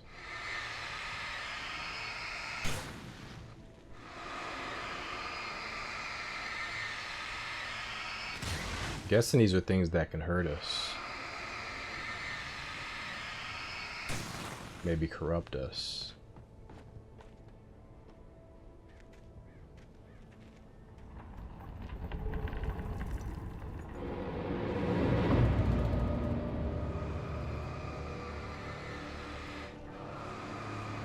Hey guys.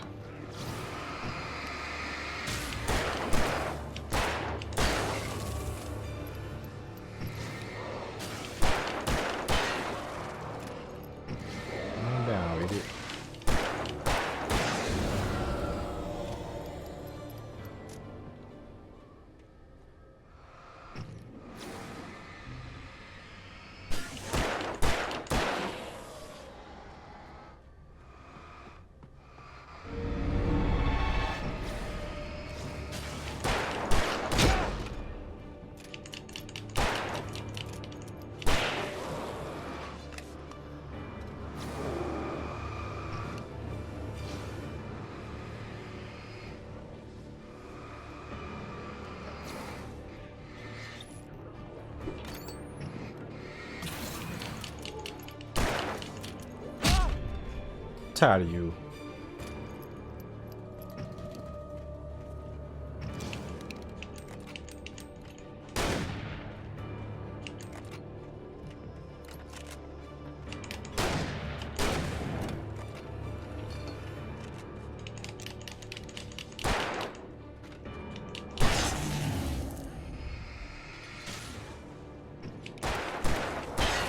Jeez.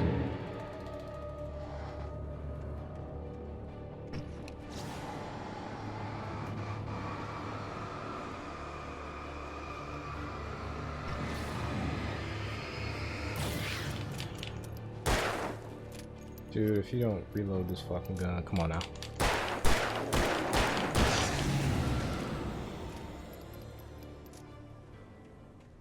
So was that just a wave of a shit ton of those guys, or what?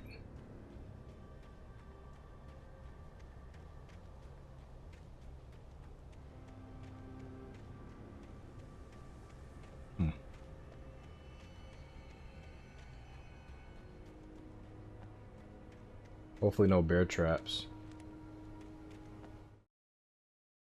I stared through the bars of the jail cell. Barry stood behind me, swaying on his feet, looking as ill as I felt.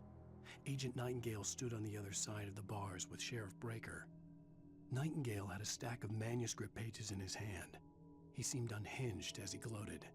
"Well, I've got you now, Raymond Chandler. It's all here. All the evidence, including conspiracy to murder a federal agent."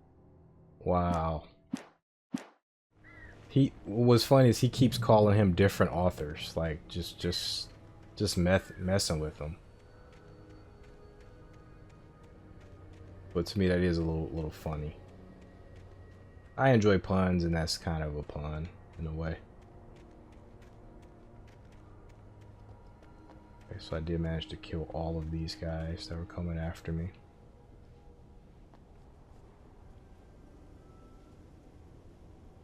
Kind of curious too, like if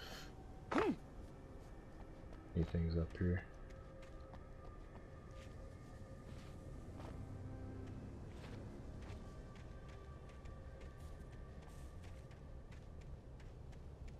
Wow.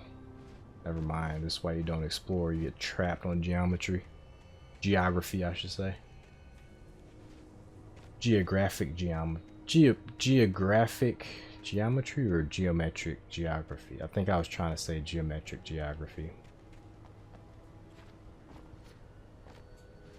Okay. Oh, this is extra stuff. Bats. Looks like we don't have to fear bats. Ooh, almost died.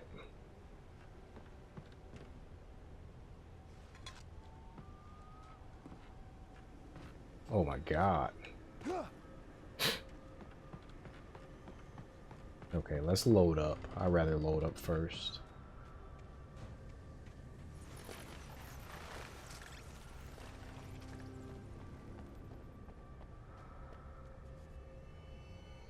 Just no one in the dark. I usually don't fear these. It's like when you walk into them, you don't have anything to fear. When you're coming out, that's when you have shit to fear.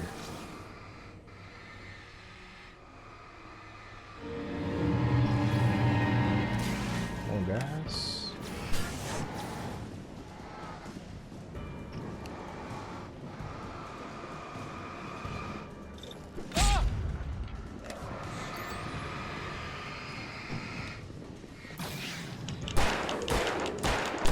See, who am I hitting now?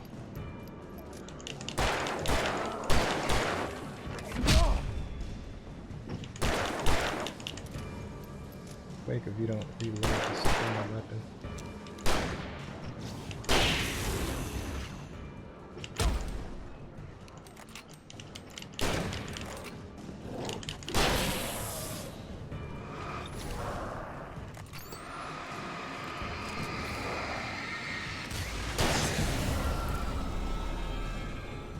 That was a big waste of ammo.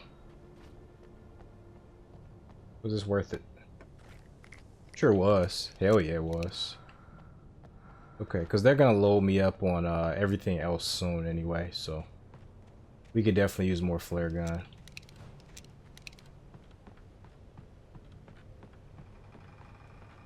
Right up there, we're gonna get more shit, so I think good on us for making that decision.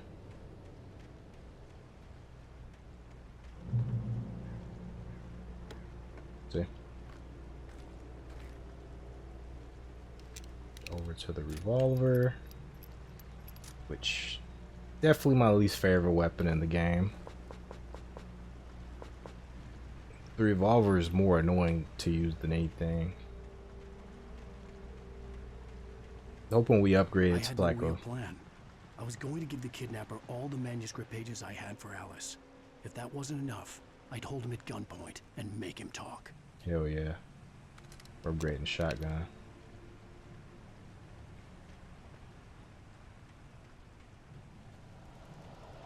Oh, we're okay.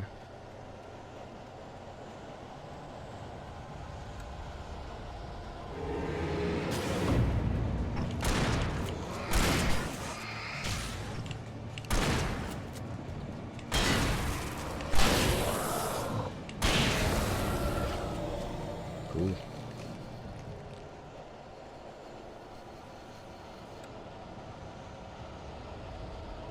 Matter of fact, let's keep it moving.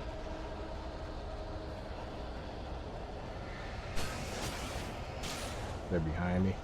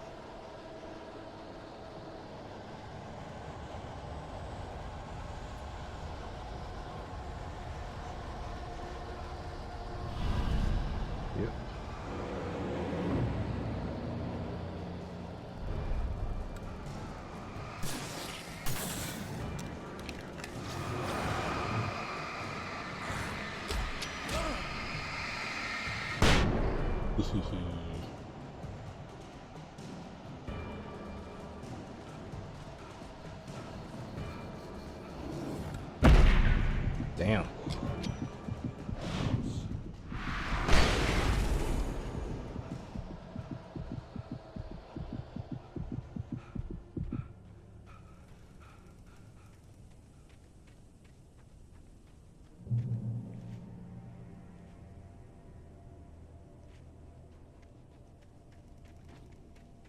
Thought there might be something else down here.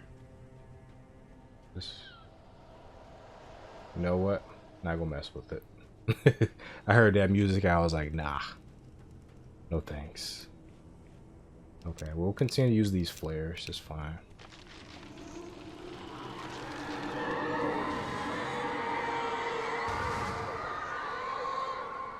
The dark presence was moving ahead of me in the same direction I was going. A cold feeling settled itself in the pit of my stomach. Was it going for Alice? The graveyard shift may cause cancer. Are these guys teleporting? Do it. Switch.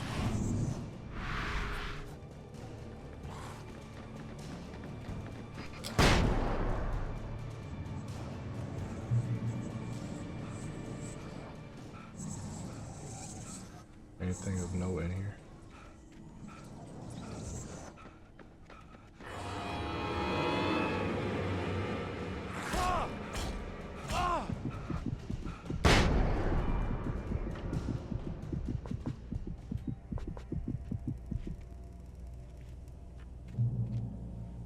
Okay, these are makeshift checkpoints. Alright, off we go.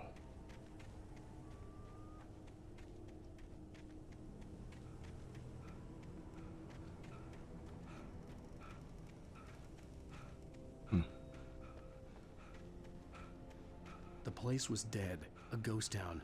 Had been for decades, maybe a century. Serious?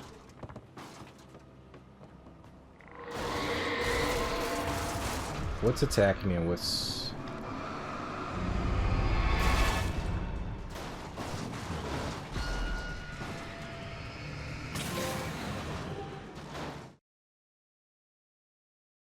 poltergeist objects.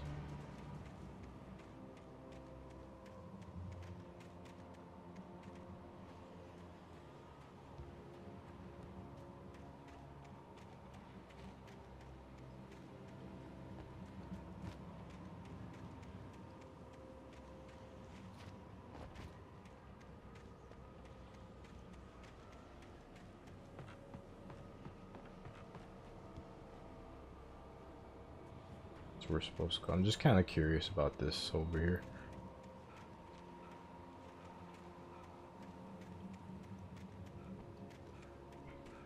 Manuscript page. I will say I am glad they're upgrading our weapons. I really want them to upgrade that handgun though. That thing is... Things were never as simple in real life as in fiction. I had lost count of the times I had wished there'd be a clear reason for my writer's block. Something to fight. Something to lash out on. There wasn't. I was filled with doubt. I was nothing like the hero in my books. Alex Casey had gone through his life with single-minded determination, never wavering from his goal. Even now, I was angry at myself, angry at Alice, angry at Barry. I was fumbling and I had no plan. True. But then again, things are changing on the fly anyway, so... I don't know how good a plan would do you.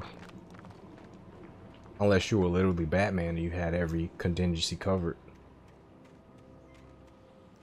Because things are changing so drastically.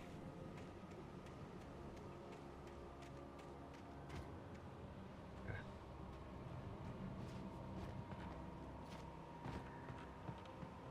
Battery, we already got battery. Good on batteries.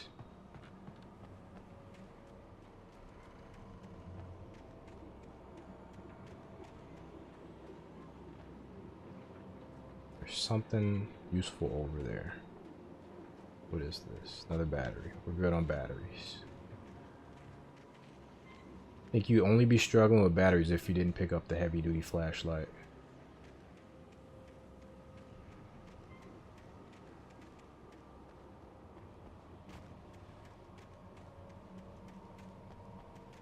Another thermos. I think I just saw a thermos.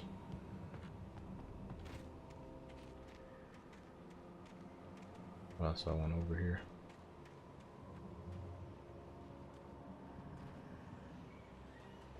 49236. 49236. Load limit, capacity 88. Lightweight 47. 40 foot.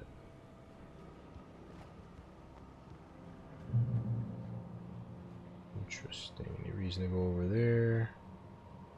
Any reason to come over here? Only slightly curious.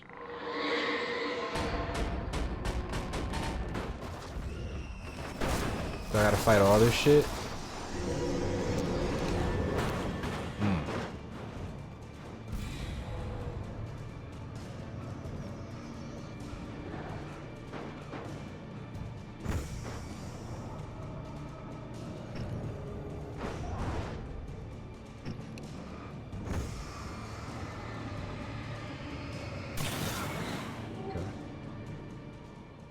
Got one.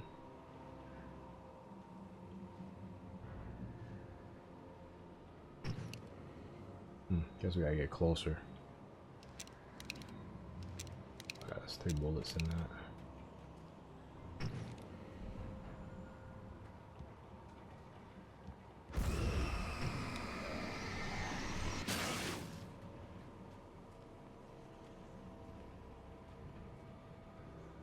I know there were more objects than that. Where's the other stuff?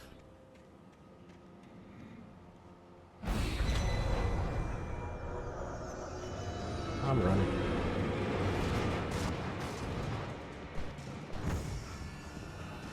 See ya.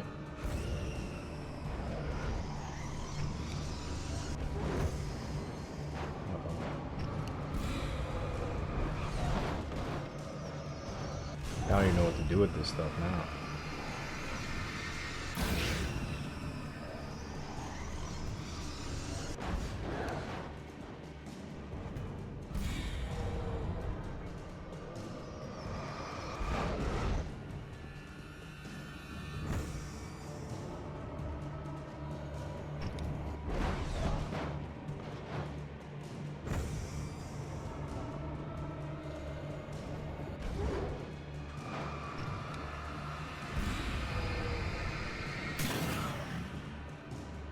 Yeah, we still got that way down there. The behemoth.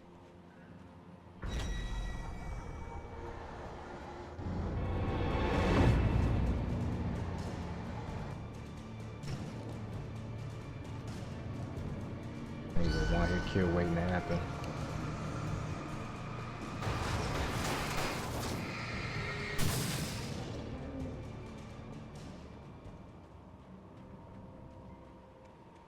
Got the battery.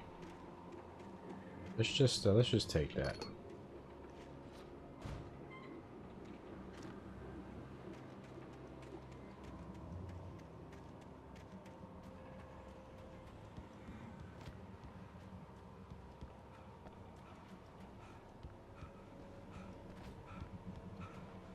Everything wants to kill me.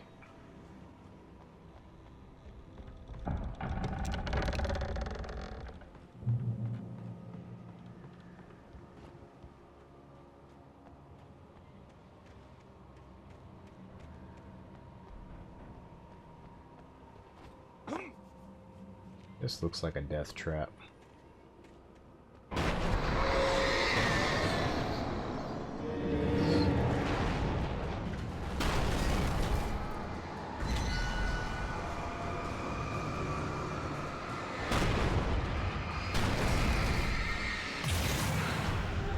Man, these things got so much HP.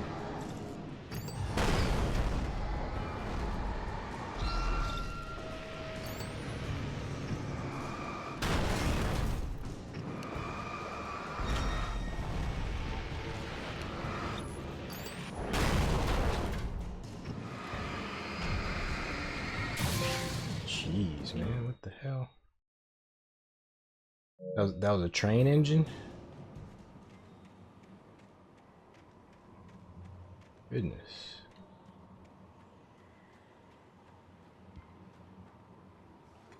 Possessed objects have no freaking chill.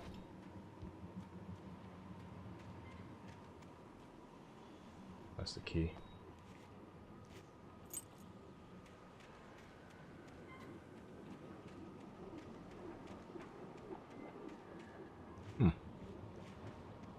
That's gonna be stuff we don't want to mess with, I think.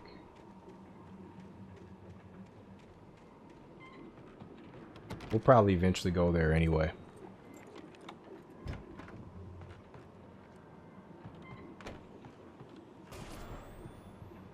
Anything outside of writing is a struggle. Yes. I feel ill. I managed to make my way downstairs. There's a shoebox filled with books and papers by Thomas Zane. It's very hard to focus, but I managed to read some of it. He's a poet. Wait, shotgun or hunting rifle? Oh no. Damn, I like this shotgun. Using his powers to shape the world of a realm of gods and dreams and We got 3 bullets though. that wait for a chance to slip through, wearing the flesh of men as disguise. Zane writes about himself, his girlfriend being taken over by a dark presence, about growing scared of the lake. Zane believes it's a mirror to the gaping void of darkness above, where some Lovecraftian presence lurks. I crawl back upstairs. I'll borrow these things for my story. They ring true. They fit. Where the hell is this place at?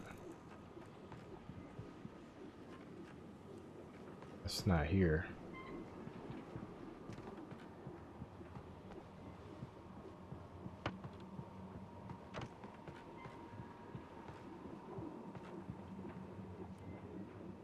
Okay, how much flare gun? We got 4. That's awesome.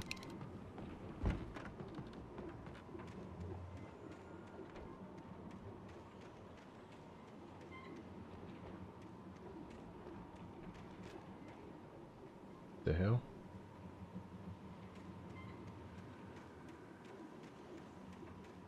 What was the point of coming down here? Wait. Oh.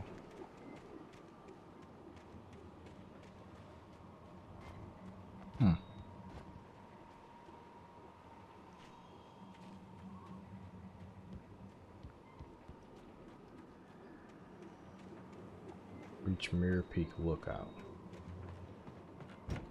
There's something else we can do in here. Ah, there we go. Wait, what was that? That's my shotgun. I'm gonna miss that. That's a really good fucking shotgun.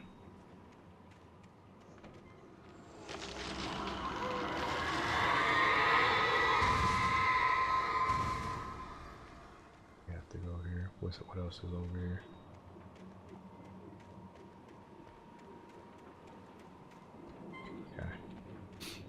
I think what Alan Wake is teaching me is it's not much off the beaten path.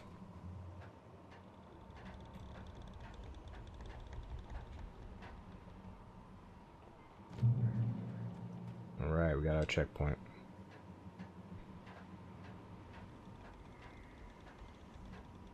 Okay, I'm trying to go until the end of this particular episode, but this has been a really long episode.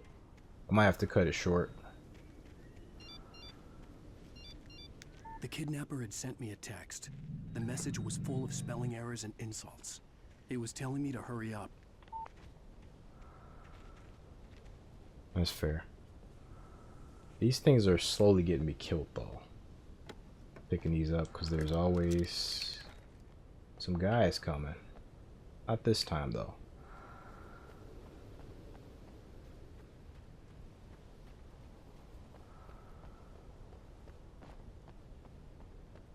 I'm sorry for that car. That one, I couldn't tell if it was coming or going, but it was definitely coming in my direction.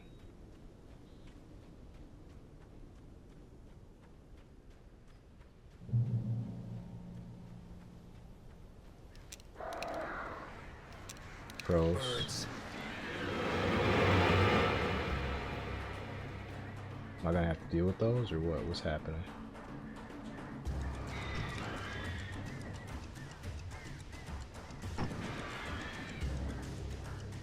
I don't care if I gotta take my time with these things.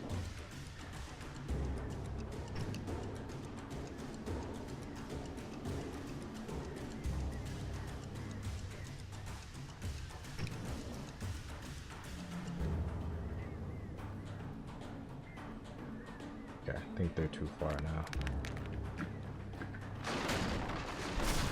Jeez.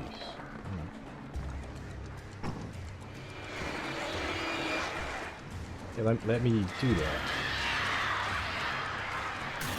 Let me take care of that.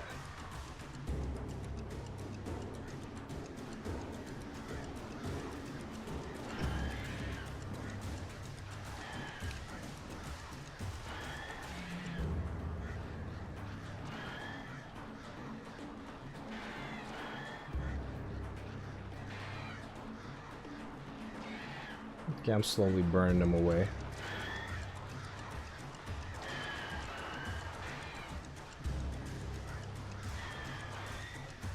I think this group is coming in for the attack, but I'm slowly burning them down and making them, I guess, pushing them back is the word I'm looking for. And again, sorry for the call. Somebody's out there just driving and their shit sounds horrible. I think we can go now.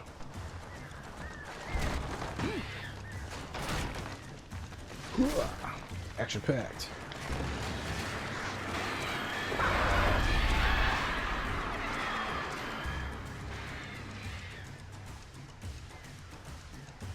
A lot of birds, man.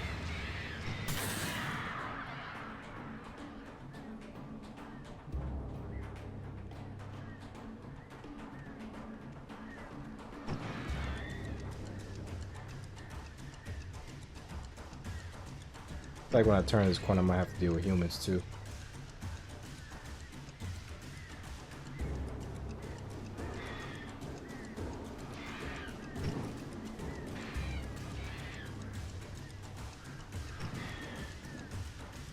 Okay, I'm moving.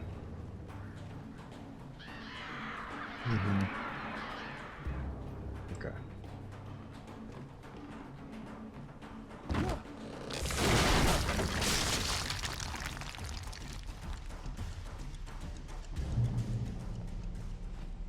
Exit the silver mine.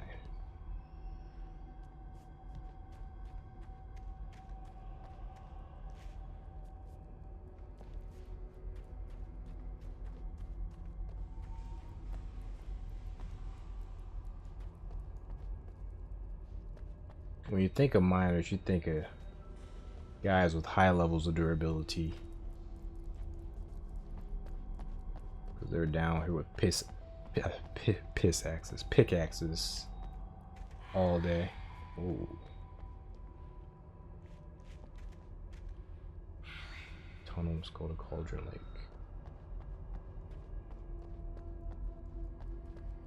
Okay, so we're supposed to go this way.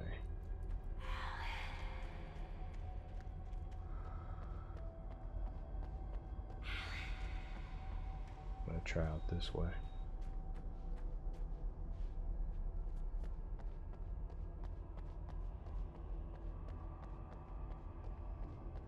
This looks like the main way though. Cauldron Lake.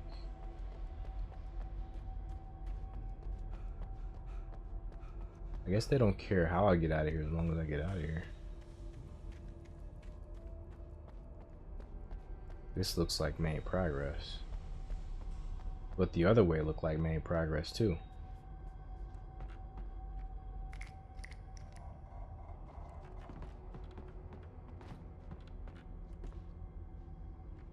This is the room I just left.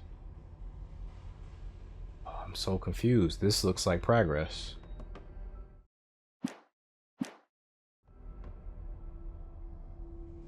Sorry for the car, guys. Damn it. Which way to go? The map is clearly telling me this way. Let me go the other way.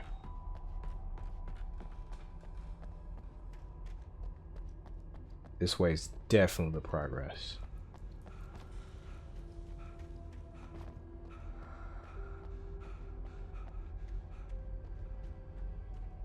And again, this way could be that other way could be the way to like power myself up.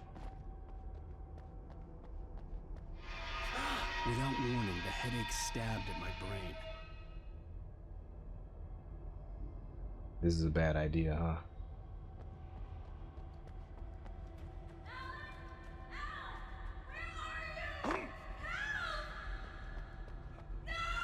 Alice?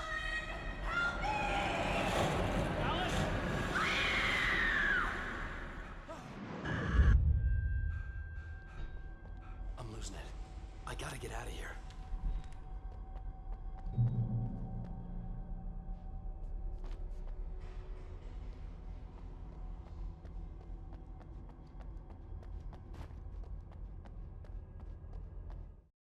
The hunters were big, thick-set men, confident and at home in the woods.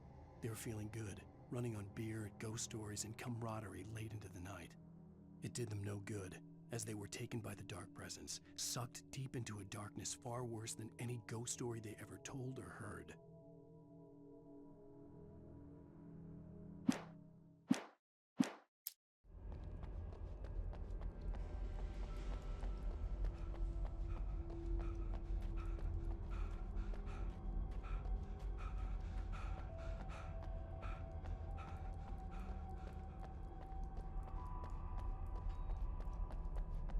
Okay, I picked right.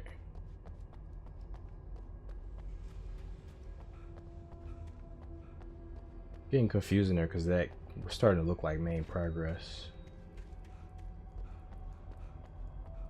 No, this is clearly main progress. This also looks like a combat room.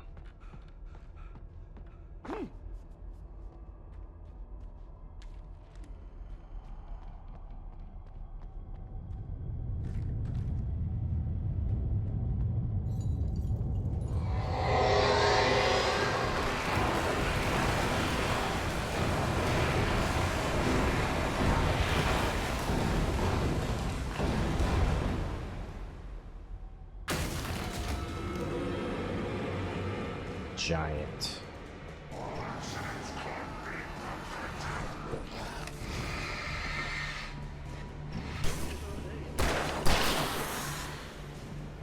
Anybody else in here? Oh, these guys are still active.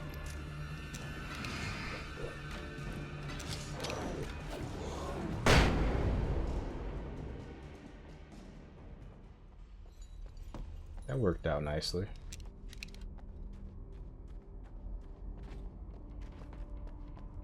I thought big guy was bigger than normal. Nope, just the normal big guy.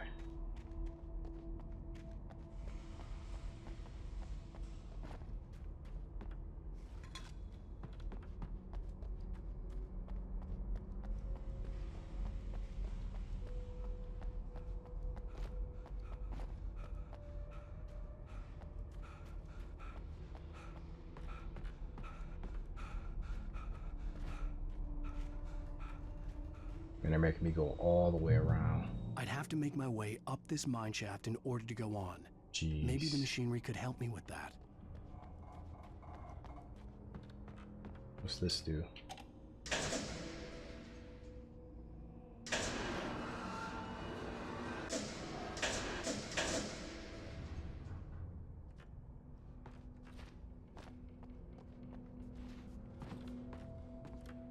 There's a light on there. I'm probably gonna have to use that to defend myself.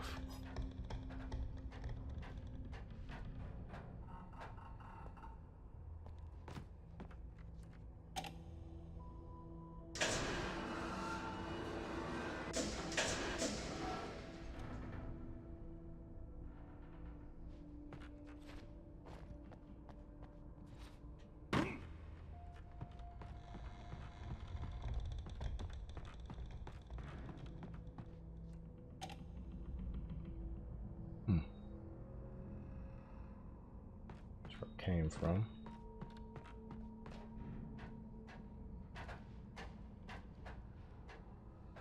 Ah, I see.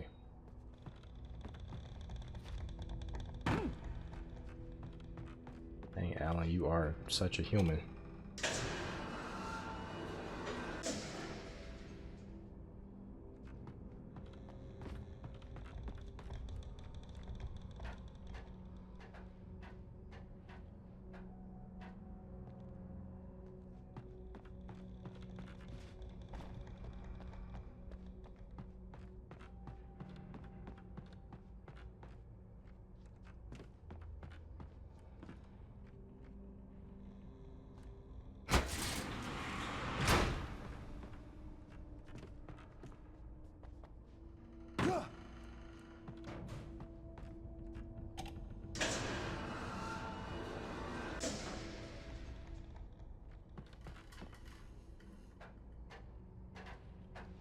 Alright, this wasn't that bad.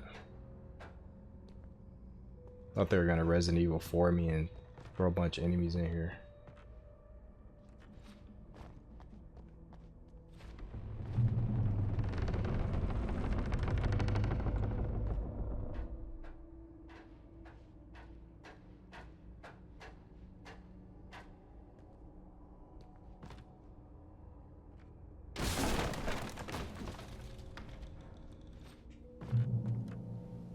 Down or up?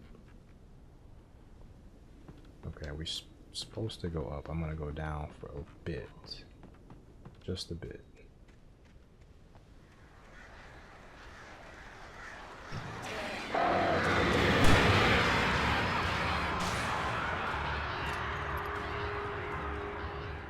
Looks like that wasn't a good idea.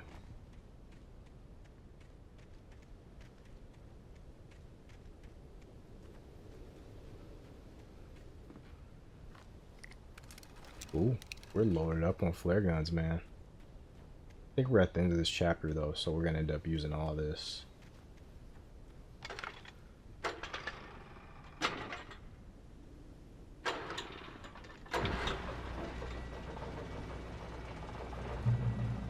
Okay, got our checkpoint.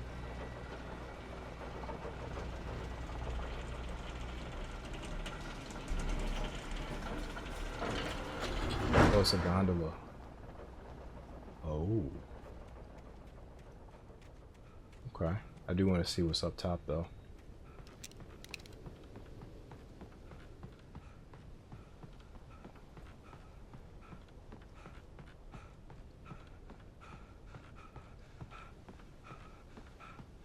More flares. Definitely useful.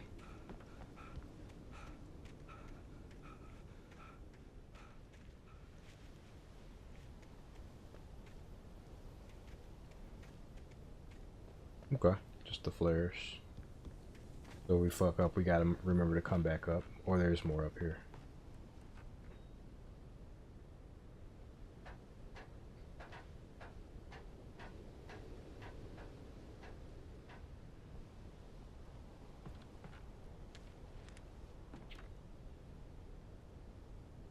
Whoa. Now that's a panoramic right there. Lightning flashed behind the windows of Cauldron Lake Lodge. Tor Anderson laughed and held the steel hammer above his head. Nurse Sinclair was trying to calm him down without success. Tor grinned madly and shouted, "My hammer's up. Here's a friendly poke from Molnir, wench." He brought the hammer down with all his might on Sinclair's head. "We're on a comeback tour, baby."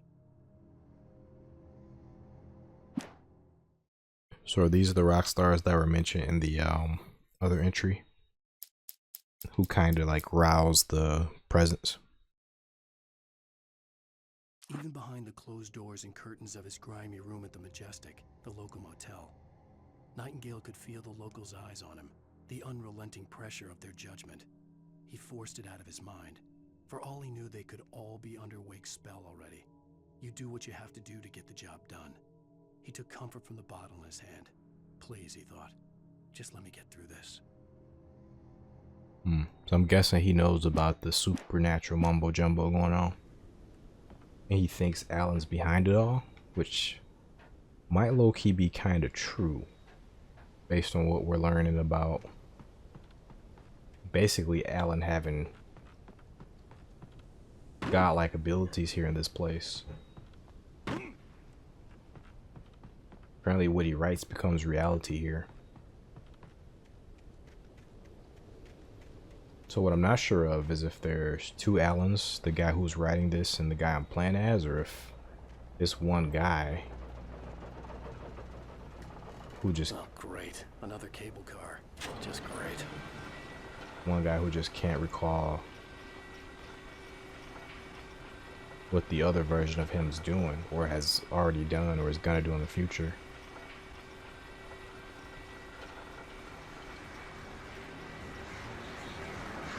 Birds.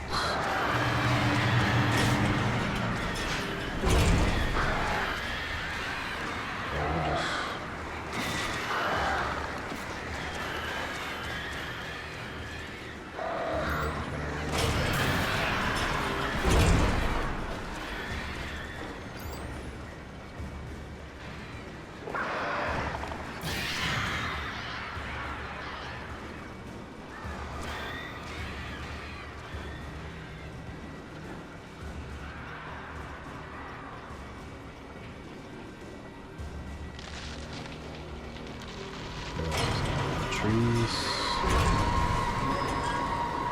This tree.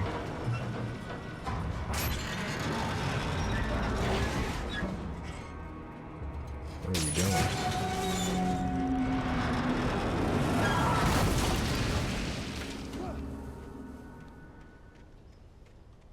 Okay, things can't be too easy for us, you know.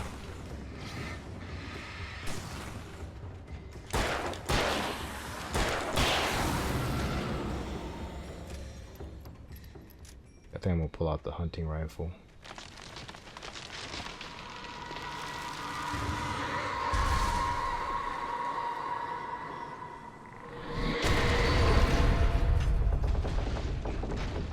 Shit. Right. As long as it's not alive. It's the same one from earlier. Kinda looks like it actually.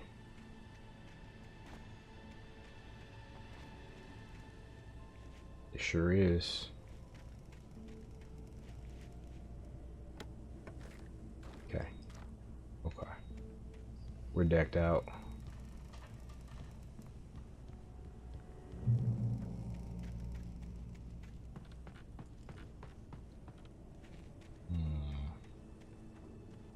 We have a lot of fucking weapons here. But we're gonna need it all. What we got here?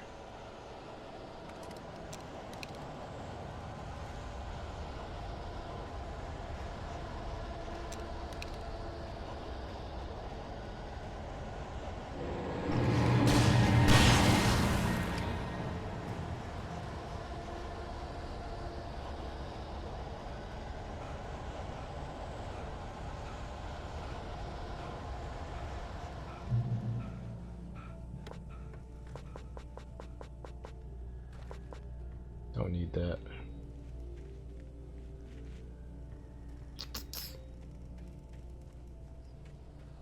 Okay, I'm not curious about what's in that darkness. Not even remotely curious. I'm curious what's up here though.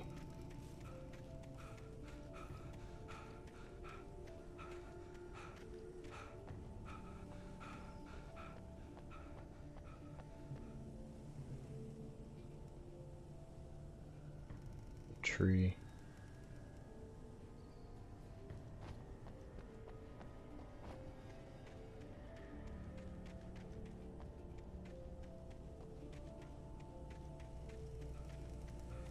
Okay, Cauldron Lake's coming up.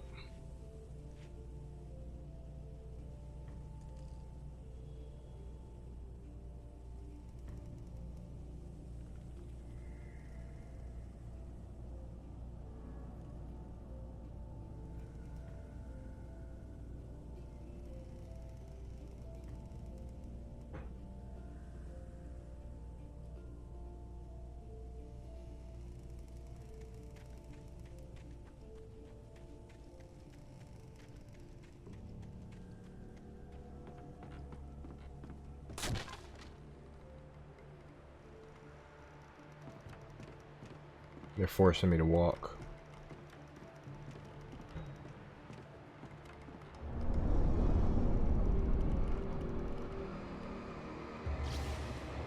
Oh, they're making me do this.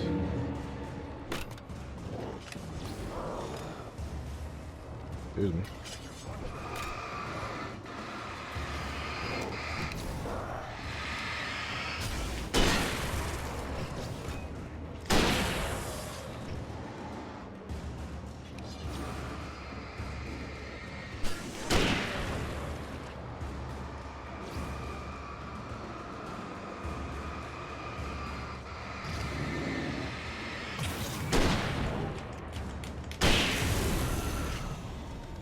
That works out.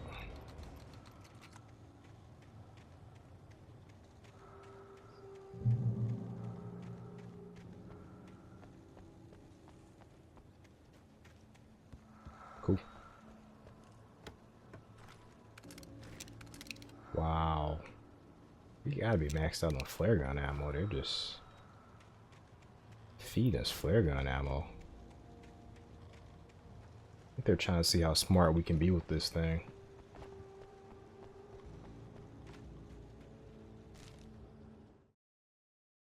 Maud had checked all of Stucky's rental cabins.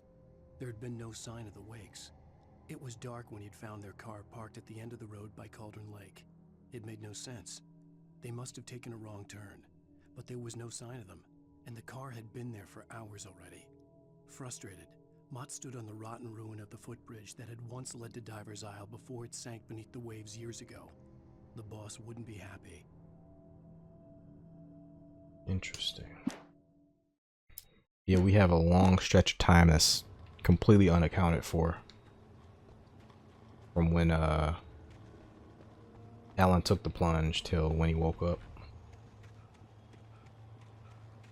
When he took the plunge to save Alice.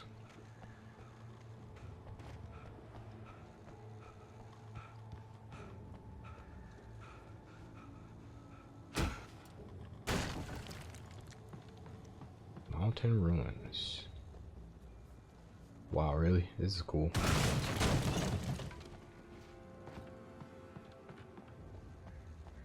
What the hell is this?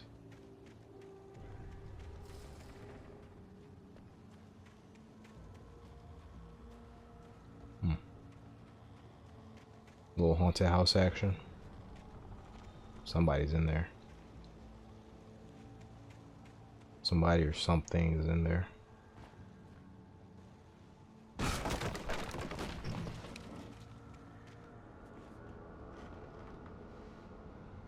Issue Tom. Tom. Curse you, Thomas Zane. TN and Thomas Zane. Who was CN? CN. CW. CW.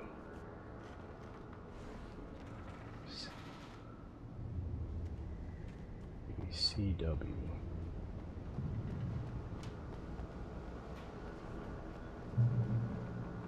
Can't recall anybody with a C name.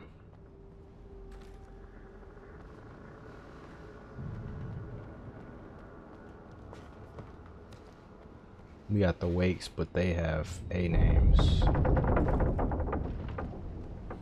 They're both named Al, basically.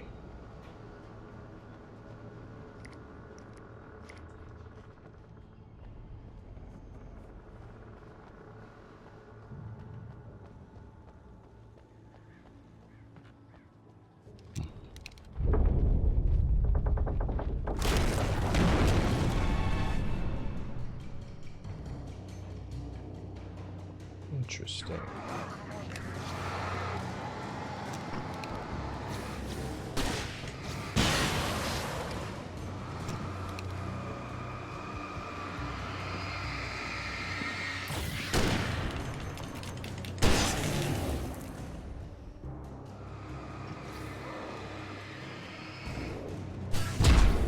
Damn, I'm dead.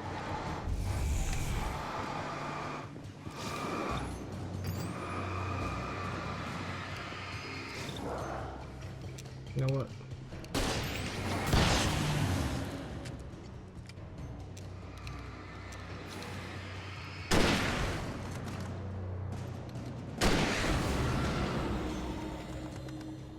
That works out.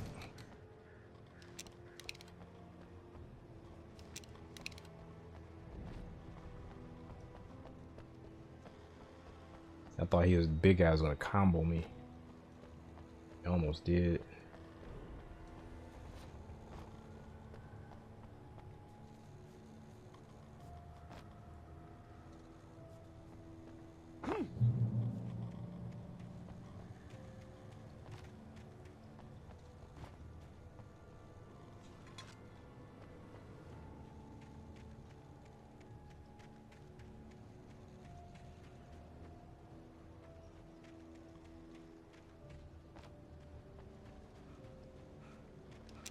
I could see Cauldron Lake. I thought I could make out the spot where the island and the cabin had been. There was a light near it. It had to be a boat. Now this episode is very long. I was close now. I had to get there fast. I dreaded what I would find.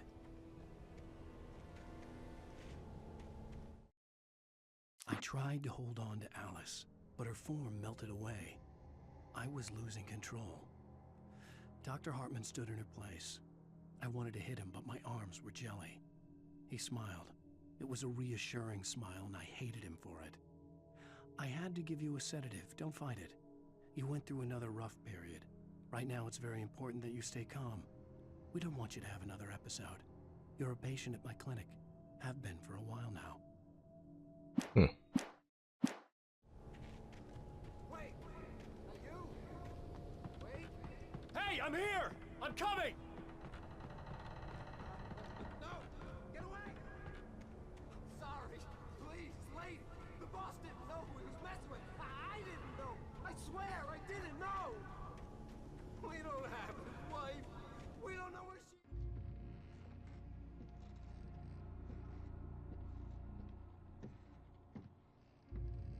Did want to hear what he was saying.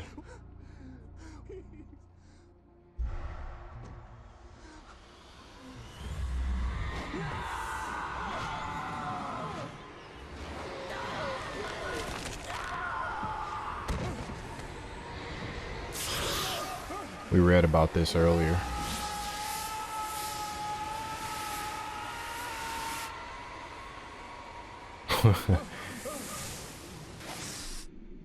Just like that, we've been Samused. All that power we had.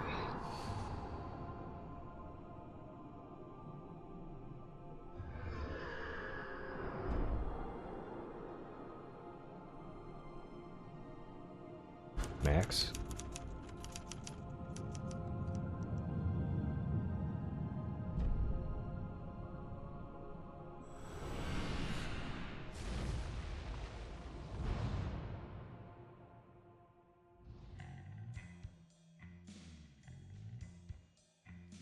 Alright, thank you guys for joining me for episode 3. I'll be back soon with episode 2. This one was long enough to have its own episode to itself, so next one we'll see if we're gonna combine that with episode 4 and 5. But yeah, I hope you guys enjoy it. So let me know what you guys think in the comments below. Go ahead and like and subscribe to the channel. Appreciate that. And until then, take care, everybody. Till next time, peace. Previously on Alan Wake, I'm hunted by the law. Sheriff, Wake's running.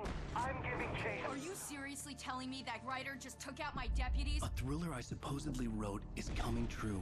The genre of the story seems to be shifting. It's turning into a horror story. I was told that Alice had been kidnapped, but that was a lie. We don't have his wife. We don't know where she is. Her purported kidnapper was eaten up by the dark presence before it attacked me.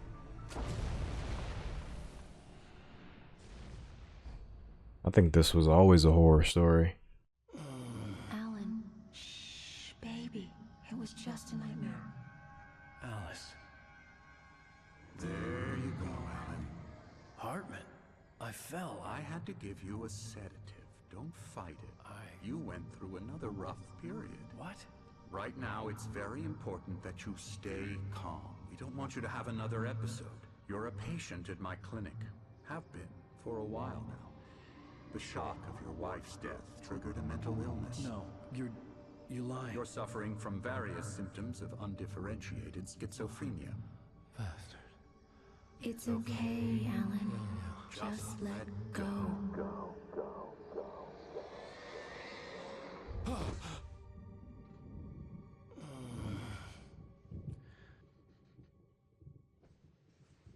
Alan did real good to piss off the local physician. Way to go, Alan. I felt groggy. Whatever Hartman had bumped in me was making me numb. I felt like this was happening to someone else. Someone I was watching on television. I couldn't think. Couldn't focus. The door was locked. I was a prisoner here. There were only empty sheets of paper here. No manuscript pages. Hear footsteps. Good evening, Alan. Are we feeling better now? Feeling calm? Yeah. I see you brought your pet gorilla with you. So sure, I'm calm. I get the message. Loud and clear. Quite right. That's the spirit. You're being very brave, Alan. I understand you're confused. I would be more concerned if you weren't suspicious of me. I don't blame you for it. Big of you. Now, why don't you come with me? We'll reacquaint you with my clinic and go over everything you might have forgotten. Little walk and some fresh air? Yes, it will do you good. Good doctors. Kind of patronizing. This corridor is for patients. Most of them aren't here right now. Jack took them out for a fishing trip. Except for the ones who are particularly vulnerable, of course. I encourage creativity as a part of the recovery process here at Cauldron Lake Lodge. I specialize in treating artists. Oh yeah, that's right. Alice did mention that. I bet you do. Splendid, Alan. I honestly believe we can get this thing under control if we work together. This way, Alan.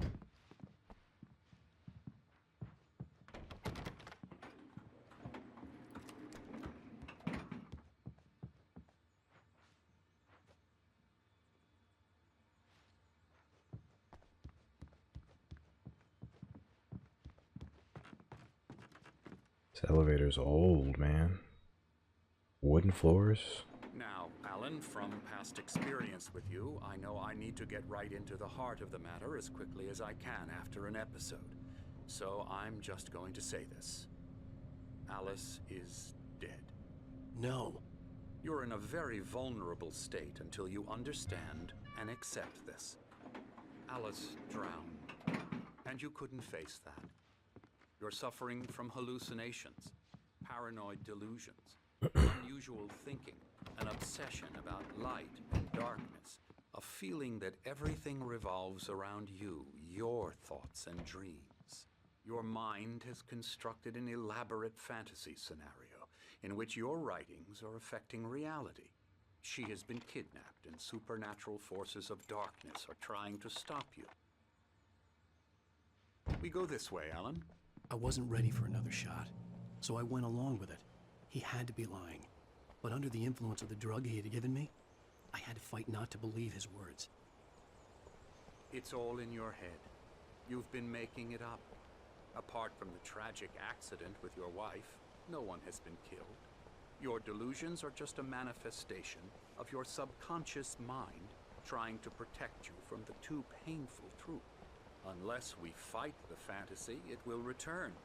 I know the instinct is to resist me, but think about it. Doesn't this make far more sense than the insane supernatural conspiracy you have concocted in your mind? You're a skeptic by nature. We both know this. Everything can be explained logically. It's hard to refute that when the alternative is whatever's we've been experiencing so far.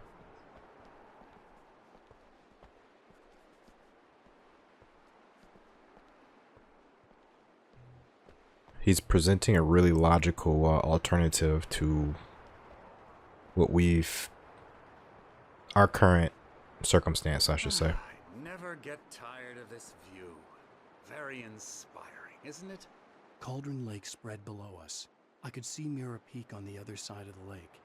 I thought I could make out the spot where Diver's Isle had been when I arrived with Alice. Now there was nothing but waves. It seems there's a storm coming. Funny, I don't recall there being a mention of that in the weather forecast. Well, no matter. This way. Follow me. Alan, what I'm telling you is good news. Right now we're in control. Every time you have a relapse, it gets more and more difficult to resurface from the dark depths of your imagination. Not surprising, considering your profession. Imagination is what you work with. After all your nightmares, this should come as an immense relief to you. If it doesn't, why is that? Because I'm lying? Or because you don't want to admit that you're not well? It's very natural for you to think of me as your enemy. It's part of the illness. I let him talk. Hartman obviously loved his own voice. His words echoed madly inside my head. I dug my nails into the palms of my hands to stay focused. You need to work with me. Once you accept that, we can begin the journey towards your recovery. So, what keeps me cynical of the doctor is that he seems to have all the answers. I think it's okay to be trustful of people who sound like they know everything. Here's the entrance to the office wing. That's for staff only. You were impressed by my trophies when you first arrived here. I do love to hunt. The great outdoors, man versus nature. It's wonderful stuff. Pretty damn wonderful, yeah.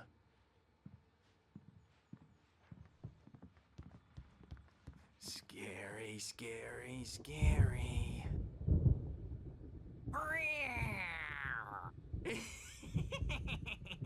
Emerson. Emerson. Slick remedy. I'm a real bad dream, mister. You should be afraid of me. Don't want to run into me in the night, that's for sure. Please, Emerson. Mr. Wake is confused enough as it is. Yeah, you'd like me to go away so you won't be scared. But you can't just decide what kind of dream you have or when you have it. Emerson. Okay. Sorry. Boo.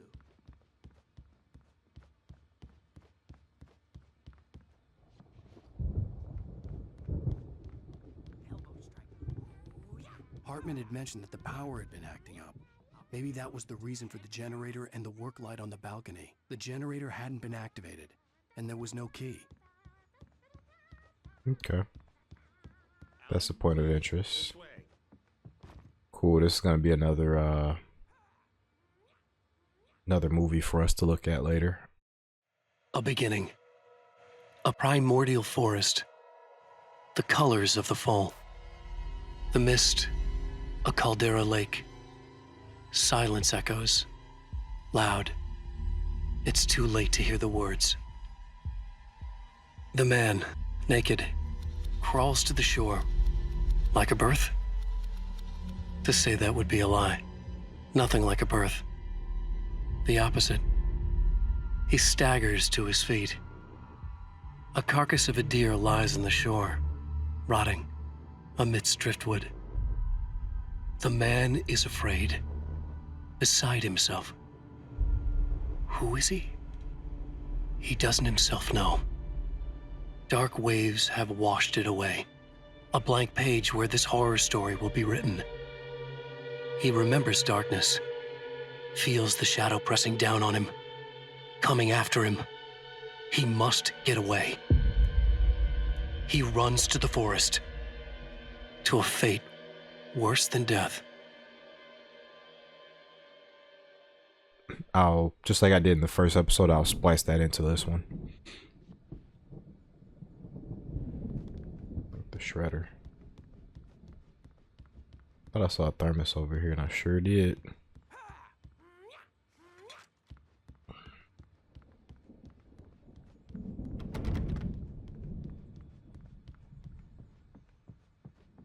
Okay, and if you guys want to like inform me about thermoses, like do you get anything important for those, for getting all of them outside of 100% completion?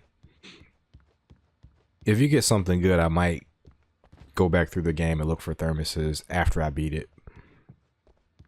But other than that, I don't really care. Like if it's just completion, I don't really care to get all of them.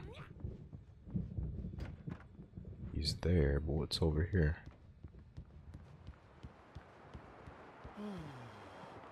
Oh, hello. I've painted you. Okay. I was just struck by inspiration a couple of days ago. Dr. Hartman wanted me to paint landscapes, and that's what I was doing. But now I've been doing these things, a lot of them. The images just keep coming. Dr. Hartman likes them. He has them in his office. Yeah? He's very proud of me. He says I'm getting much better. I think I'm getting better. That's pretty impressive. Well, I guess I'd better start wrapping this up. The storm is almost here. Look at that. That's not normal. Hate to be out there tonight. That is not normal. That's encroaching darkness. It's gonna hit this place hard. They're setting it up.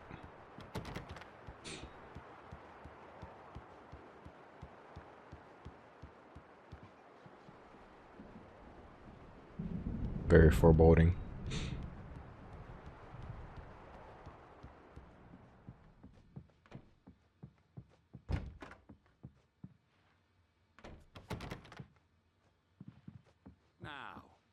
might have noticed the typewriter in your room. You've been writing as a part of the therapy. As soon as you feel up to it, you should continue.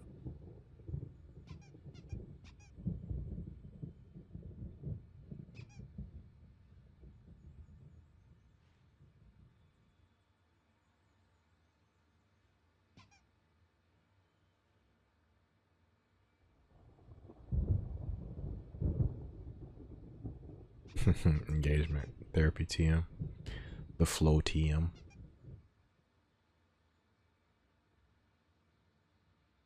Interesting. So I wonder, is he also being used by the presence to spark Alan's imagination, which will lead additionally to Alan creating the worlds that the presence wants? My rheumatism's killing me. They're here too? There's a storm coming. Oh, what a storm. I hope it wipes this place off the face of the earth. And these two are Thor's the hammer. Anderson brothers, Odin and Thor. They had a, how should I put this? A heavy metal band in the 70s and 80s called Old Gods of Asgard. They even adopted new first names to complete the image of Viking gods. After the band broke up, they lived on a farm nearby. They are, well, in advanced stages of dementia. They're well cared for, TLC and all that. There's nothing more that can be done. I'm afraid that the rock and roll lifestyle has left its mark. The presence was... Oh, that won't do. I'm so sorry to cut this short for now, Alan. The power has been acting up. I'd better go check on it. We'll continue this soon. Meanwhile, when you feel up to it, return to your room and try to write. It really is for the best. Don't you think? Suspicious. I'd like to bash his head in with a hammer. Oh, he'd love to fish out our secrets, but he has no clue. He's not crazy enough. Not crazy like us, Sonny. Yeah! Being crazy's a requirement, Sonny. Who else could understand the world when it's like this? It takes crazy to know crazy. That's the sanest thing I've heard in a while. Zane! You're all right, Tom. Hey, we like him, don't we, bro? He's got to go to the farm. The Anderson Farm. Valhalla! We wrote it all down, lest we forget. A crash course. All you need to know to get your head right.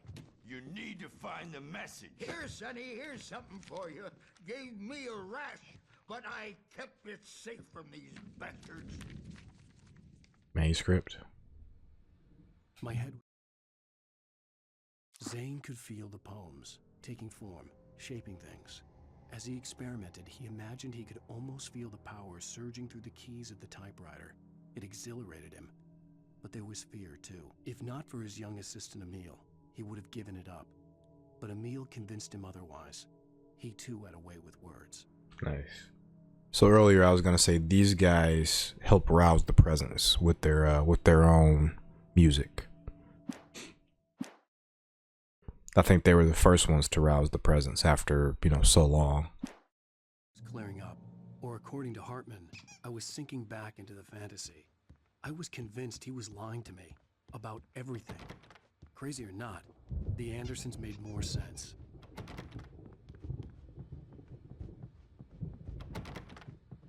I think my room was on the other side of this place. Yeah, good thing he's not overreacting or anything. Well, he's the boss. I may need a hand here later on, Birch. The storm's bound to make you-know-who jumpy. You know how they get. Gotcha. The doc's got me looking after Wake here, but holler if they get too rowdy. I'll do that, Birch. Hey, Wake, why don't you humor Dr. Hartman and give the writing a shot, huh? Typewriter's in your room. You can get to your room by those stairs, Wake.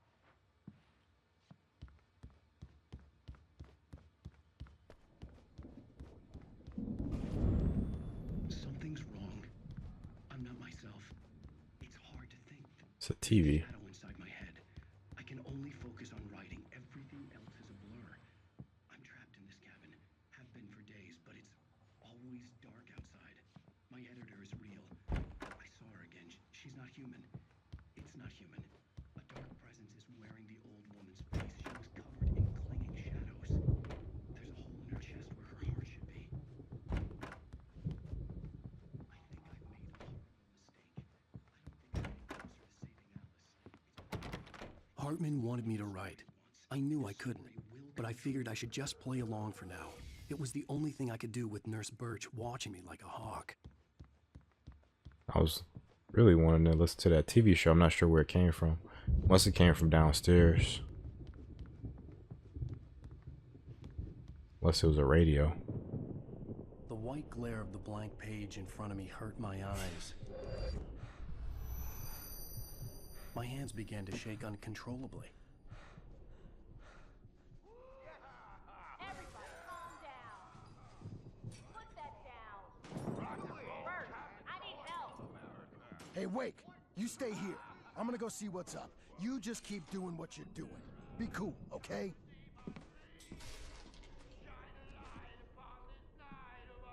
I didn't know what the chaos was all about, but it could be my only chance of getting out of here. Where the hell did he get a damn hand? I don't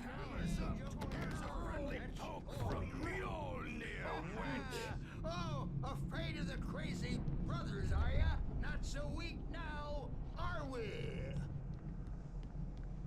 We've officially transitioned. Unraveling fast, aren't they?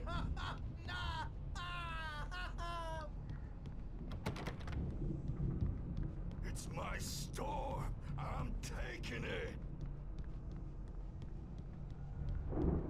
We're on a comeback tour, baby. I think they knocked out Birch.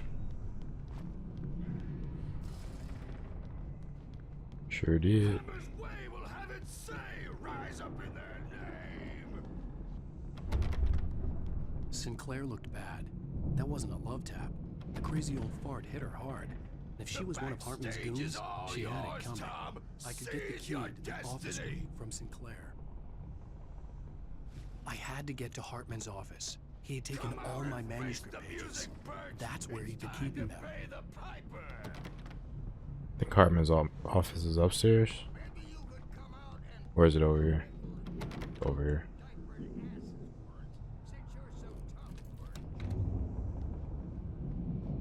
I'm curious as to what's happening over here. You think we haven't seen punks like you before? Mortal knave. So Birch is holed up in the office. Yeah, you better hide, Birch. My wrath will break you. He's probably kidding, Birch. He's got a great sense of humor. Just ask Sinclair. That was a real hammer. Oh shit. Okay, she's not dead though.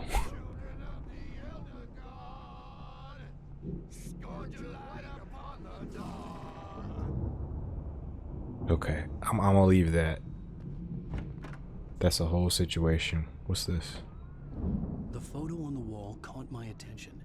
In it, the clinic staff was standing outside the lodge. I knew the man next to Hartman. He was the kidnapper. Hartman had been playing me all along. Yep. The markings on the tape said they were recordings Hartman had made at the sessions with his patients. I saw Alice's name on one of them. For a moment, I couldn't breathe right. Now, Mrs. Wake, can you tell me about Alan's problems? He's more and more out of control all the time. The parties, he's so angry all the time. He's getting violent. Do you mean with you? No, not with me. No, never. Sometimes I almost wish Alan would take a swing at me, because at least that'd lead to a conversation he couldn't just march out of. But no. Alan doesn't really sleep. And the work, well, he's not writing at all. He sits there for hours and just gets more and more frustrated. And I can't talk to him. Yes. Tell me, Mrs. Wake, what would you say to him if he'd listen? I don't know. I want to say, I look at you, and it's not you. Just some stranger who resembles you. Looking out from behind your eyes, and I don't like that guy much. And now it's all gonna go to hell. But you don't ever say this. No.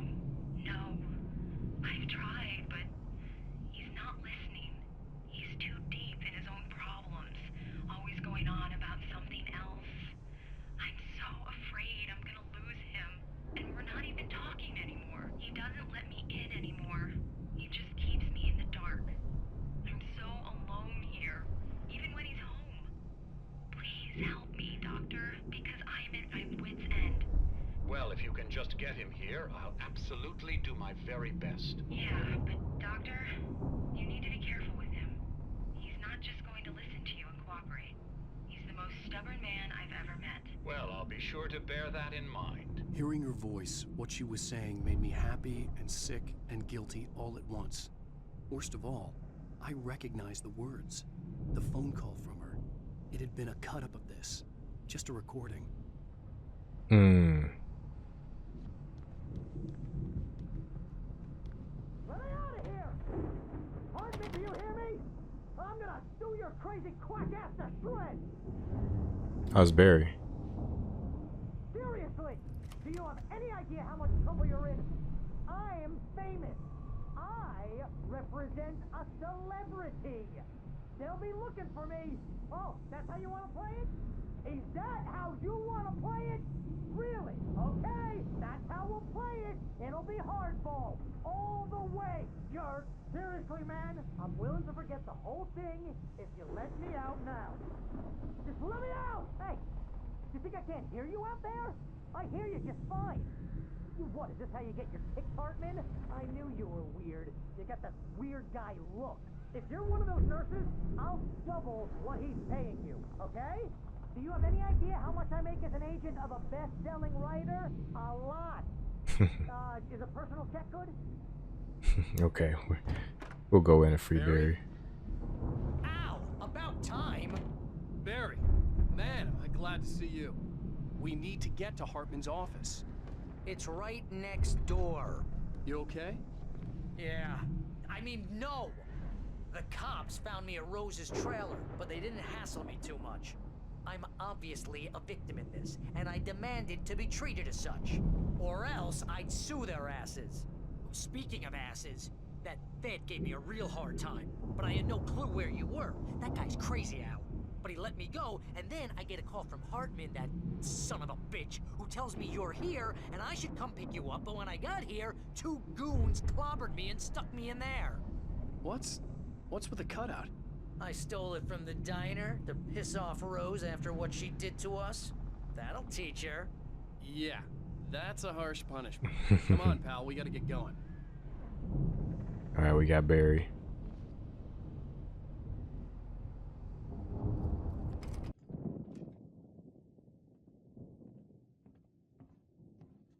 These were all the pages I had on me. And more.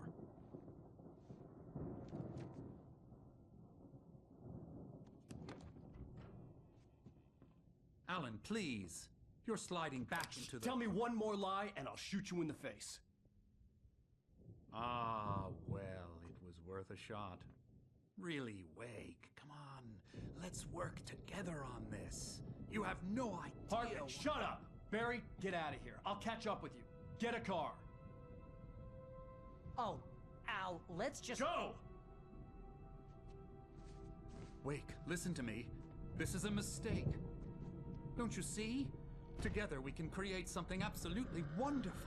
With your ability and mine.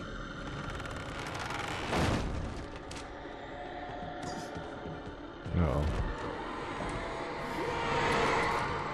Damn, Alan. Alan really didn't like that guy. With the sadistic smile. Jeez, we don't got no flashlight. I had to find a way out.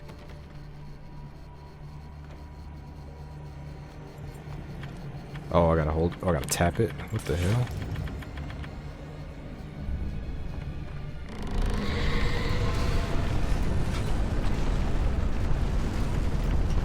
Forgot how to run.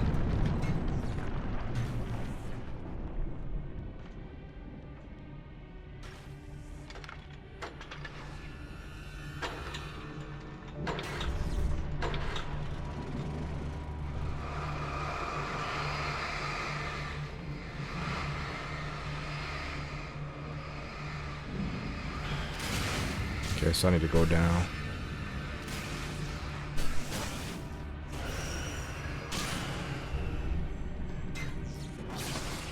Or did it go out? It went out again. Shit. I think I'm dead.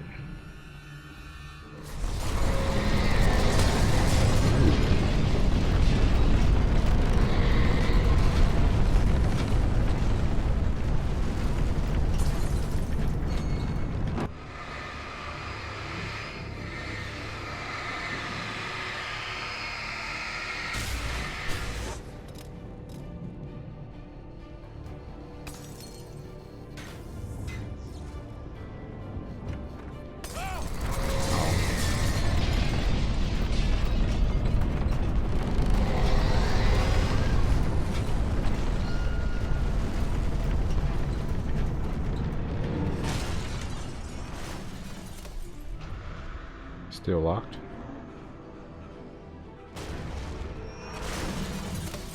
Okay. Shoot. Al! I'm here! I'm not gonna make it. I found the car, but the gate's locked. You're gonna have to go through the hedge maze over there. Barry, I don't have a light. Take this, Al! Take this, Al. This is a regular flashlight. God! Look at the house, Al!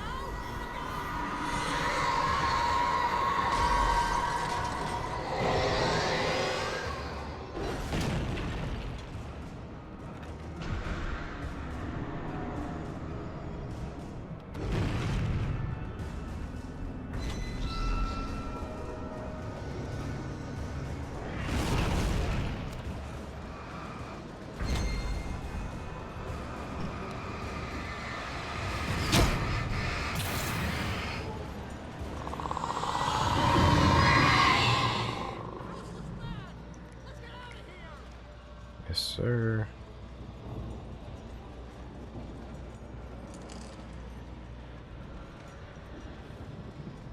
Okay, so let's go through the maze. How do I get there?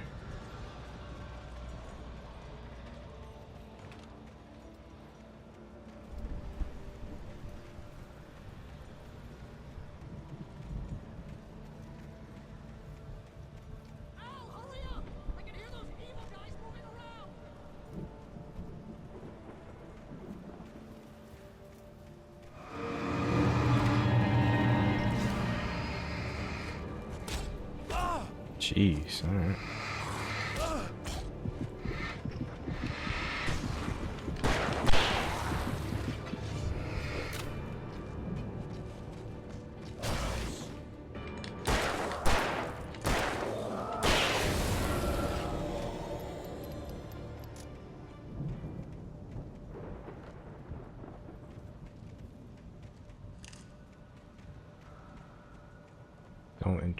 Don't entrust Emil. Who was Emil?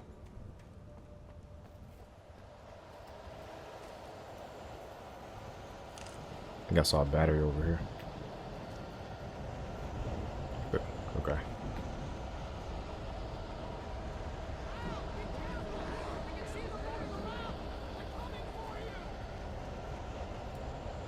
Uh-oh.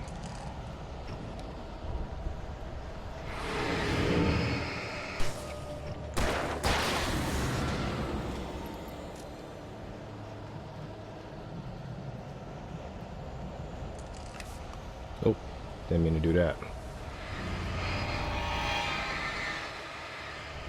Oh, it's a lot of them.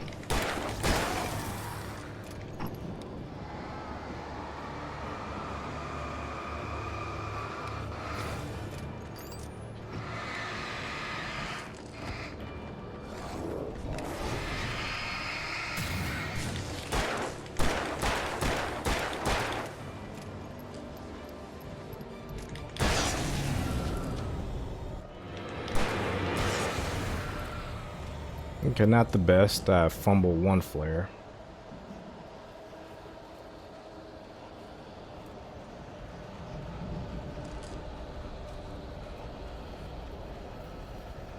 And I don't know where to go. I think this way.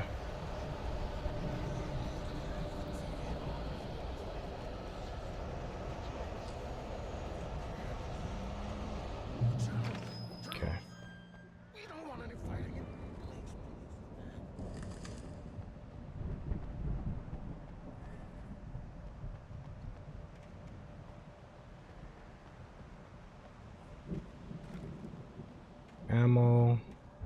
What I need is a flare, though.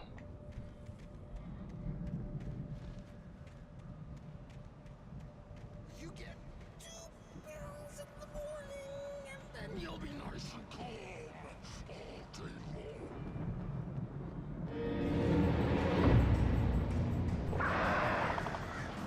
You get 3 barrels in the evening.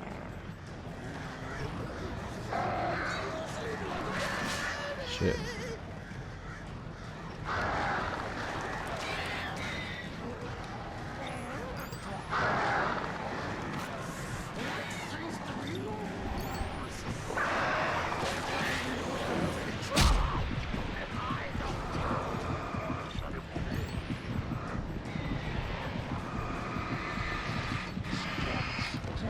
Jesus. Trying to see what's in here. Just ammo? Just ammo and batteries? Okay.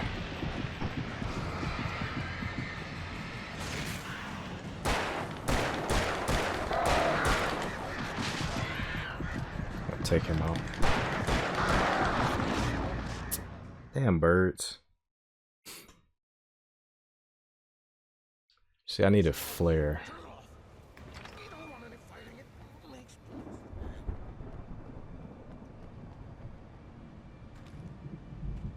I need that extra flare. I'm gonna run around and look for, there's gotta be like one flare here. Cause I don't think they expect you to.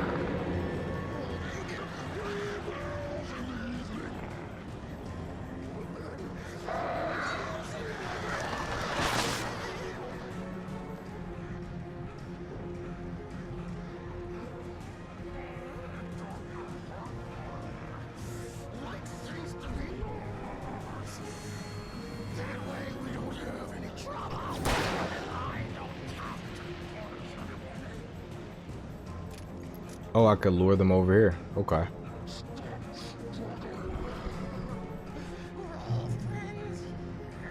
I could lure them over here.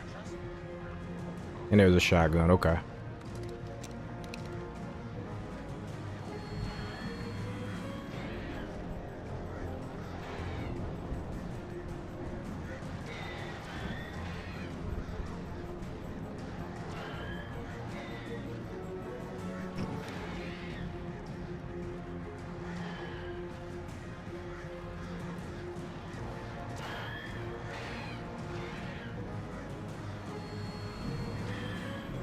It's a nice safe alternative. Perfect. The fucking birds out of here. Okay. That won't be the end of the birds though, unfortunately.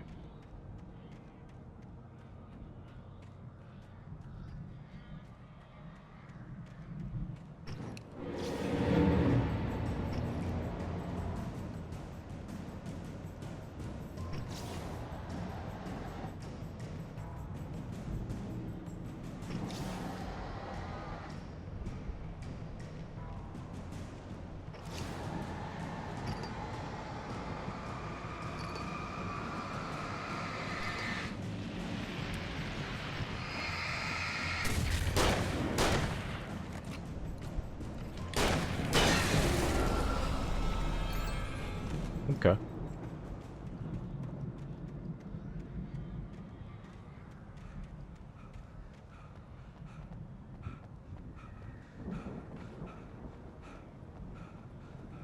It was just a situation I was like, this doesn't make sense. Uh-oh.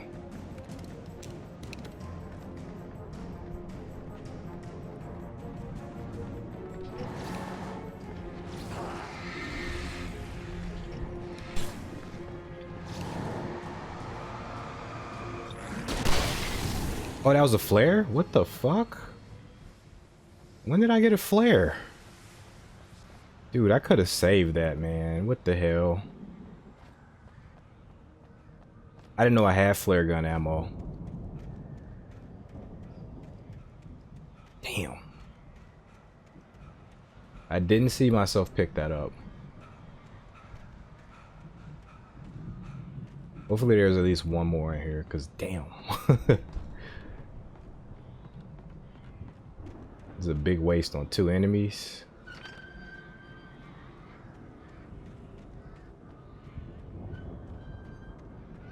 Is that a flare? Oh.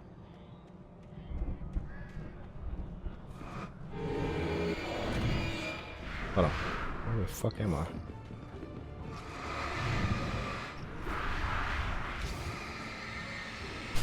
Come down, assholes.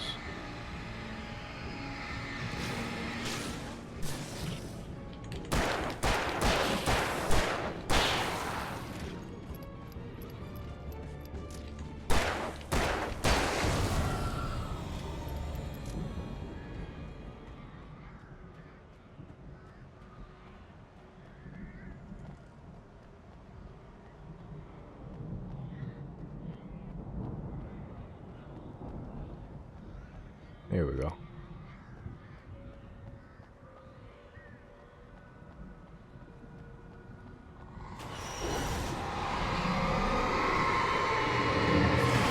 Ow.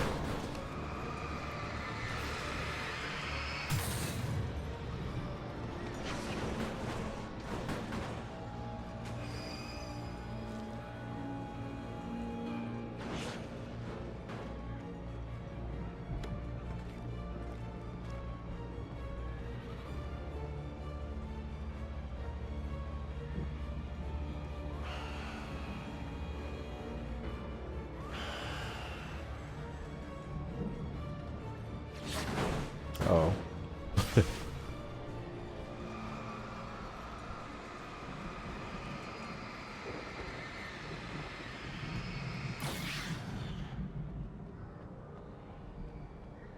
Man, everything wants to kill you at this point.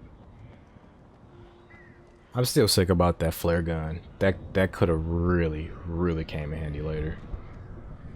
Emil made Tom do it. Okay, so we could go over here. We could go down there. Checkpoint. I hear birds. There's a lot going on. I think naturally you want to go this way, right? Sorry about the car. I'm so sorry about the car. I try to play this game at night, but I always get too tired. Trying to lure them into the Oh, did it go away? Sunlight went away. Fair. That was a third one.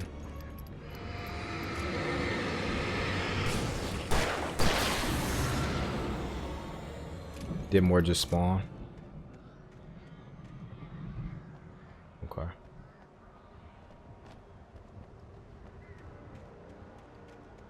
Thought I was gonna be slick and like lure them into the sunlight, but that didn't quite work out.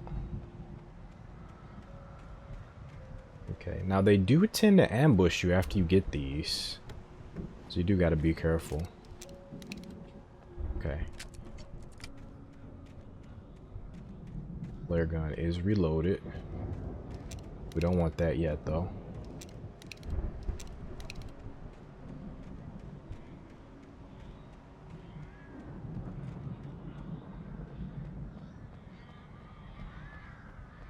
More birds.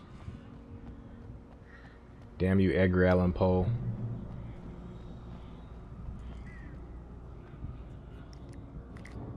Okay, I see. Wherever that is, they're setting us up for a boss fight. I am a-okay with that. I do want to get this first. No birds, please. Okay. We got a lot of manuscripts. I should take time to read them all. Once I get a checkpoint, I will take time to read all these. That's Barry.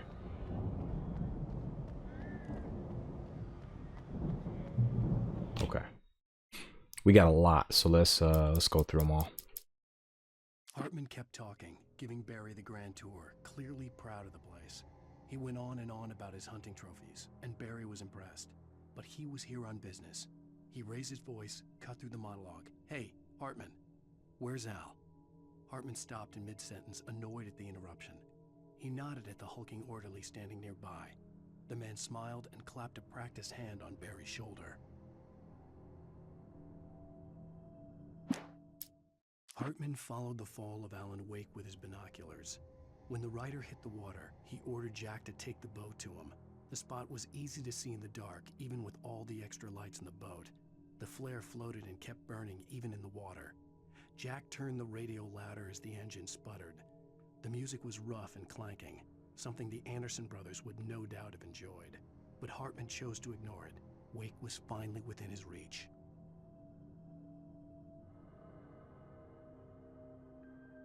So it looks like Hartman's been plotting on Wake this whole time. And Wake must have picked up on that, because he did not trust this man from jump. I think really what triggered Wake was his wife. His wife mentioning Hartman.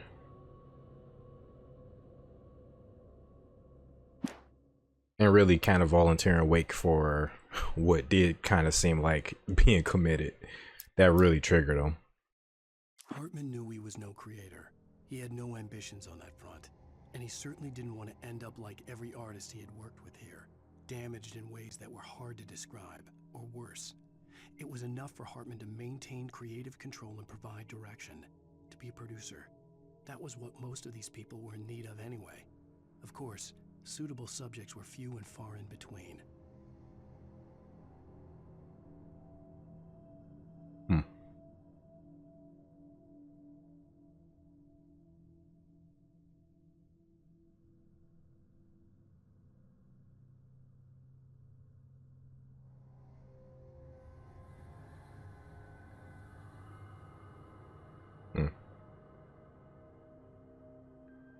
Interesting. I stared at the Viking paraphernalia that littered the area, surrounding an unlikely centerpiece. A full-size stage complete with an impressive sound system with all the trimmings, including a dragon. It took a special kind of crazy to build something like this in a remote field. When the sky split open with a deafening boom and the music started blasting, it felt strangely appropriate. That must be the Anderson farm he's talking about. Can't wait to go there. Sounds like a classic crazy Remedy stage. I'm envisioning Max Payne's Funhouse from Max Payne 2. For the moment, Barry was just glad he had survived the fall. He had been separated from Al, and there was no easy way to climb back up. He told himself he'd be okay in the gloomy forest at night. He would just have to wait for a while for Al to find his way down. Barry turned when he heard the heavy footsteps and saw the movement. The man-shaped shadow lunged at him from the bushes, an axe held high. Barry screamed and threw up his hand. The world exploded. Oh my god, no, not Barry. So does Barry simply lose a hand, or is this the end of Barry? Maybe we get to him in time, I don't know. Mott knew that Wake was smarter than him. Wake had more money, a beautiful wife, everything. And Hartman said Wake was important. That made him better than Mott. But Mott was calling the shots now.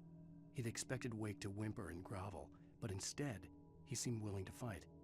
Mott knew he'd gotten under Wake's skin. If only Mott actually had his wife. The thought made him shiver.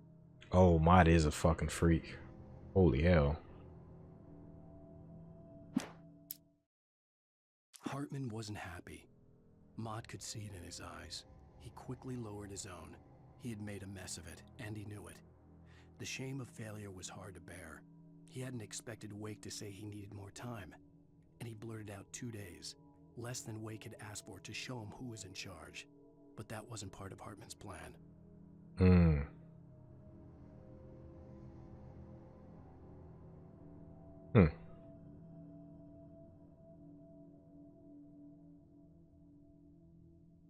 So this I don't remember if we seen this scene.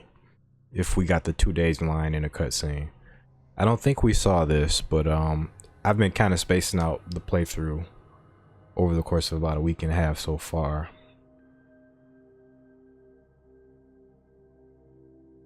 Or 2 weeks.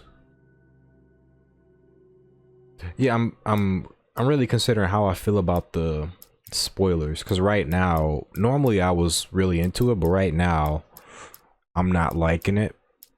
This one in particular, Mott knew that Wake was smarter than him. Wake had more money, a beautiful... getting the subtext with Mott, it almost feels like exposition, and I would rather see this in the story than just read about it. I mean, it all together flows in a very unique and creative way to give us the full story, but I can't help but feel I would rather see this than read it, you know? But either way, it's like some interesting multimedia stuff. Hartman hurried down the corridor. He had disliked leaving Wake when he was surely at his most susceptible to therapy. But this was not an ordinary storm. Wake had been writing, and he had woken something up in the depths of the lake. Now, it was coming for him. Hartman had naturally prepared for a situation like this. The idiot brothers would keep Wake distracted while Hartman double-checked everything, just to be sure. Interesting.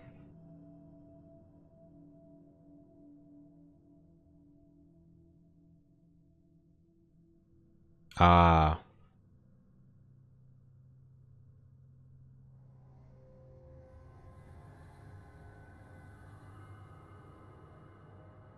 Did Hartman survive that attack? Hartman might have survived that attack. Then again, he didn't, because this happened before we met up with the brothers. Then we got the key to go into the area where Barry was, which was the room next to where Hartman was. So Hartman was setting something up before we got to him. What he was setting up, I have no idea. He had prepared for a situation like this. Was it just that generator? I guess he set up that generator. And yeah, I guess he just set up that generator. I think that's what he's talking about. Hartman watched as Wake's features slackened. The man was bullheaded, no doubt. Even lying on the bed, he'd almost broken Hartman's nose the second time. But with a little time, he could break Wake down, give him proper direction. Wake was easily the most promising subject he'd had. Well, since Tom, really. Sleep well, Alan, Hartman whispered with a smile. Let me take care of you. He sniffed hard to clear his throbbing nose, swallowed blood, and barely tasted it. Wow. So this whole thing was a plot to get Alan here so that he could change reality? Is that what we're saying? I wonder what this world is like when Alan's not around. And it looks like he did it with Tom as well.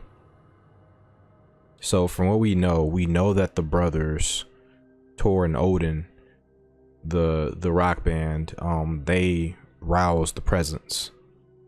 And so was the presence roused before Thomas got here? And we needed somebody to control it. And that's why Hartman contacted Thomas, or got his grubby little hands on Thomas. Or Tom, I should say.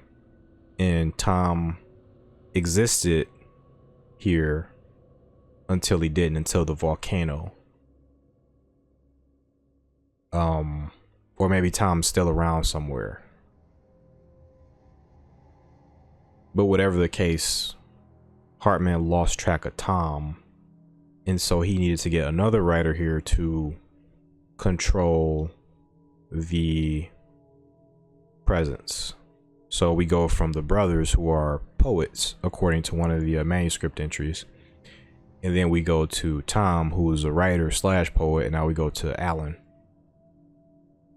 Interesting. So how does Hartman know about all this? That's the question we need answered next.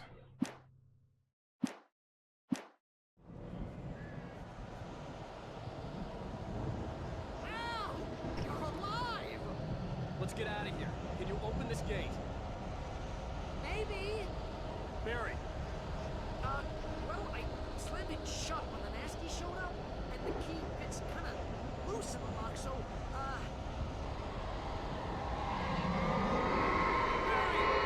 I'll find it. Don't worry about it.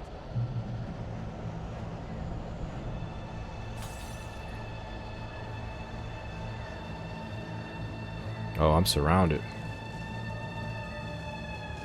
Thank you, camera. I'm on it.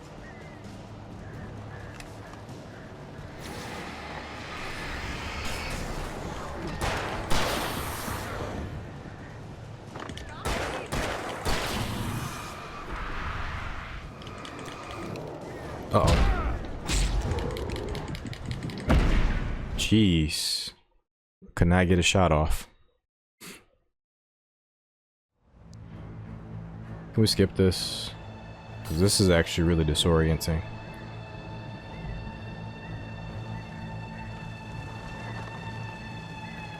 Hurry up, Barry. I'm on it. Should have waited.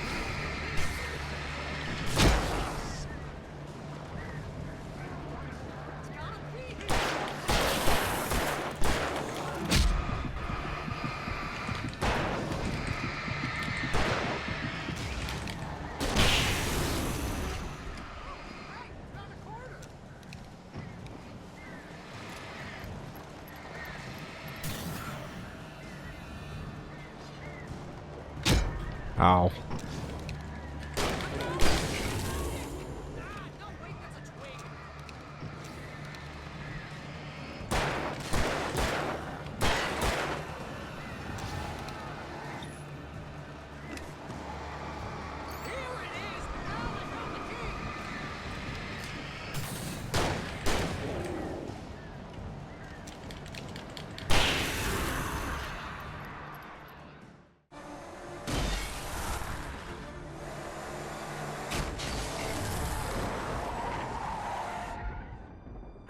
Please tell me we're headed for the nearest "You're now leaving Bright Falls. Come back soon" sign.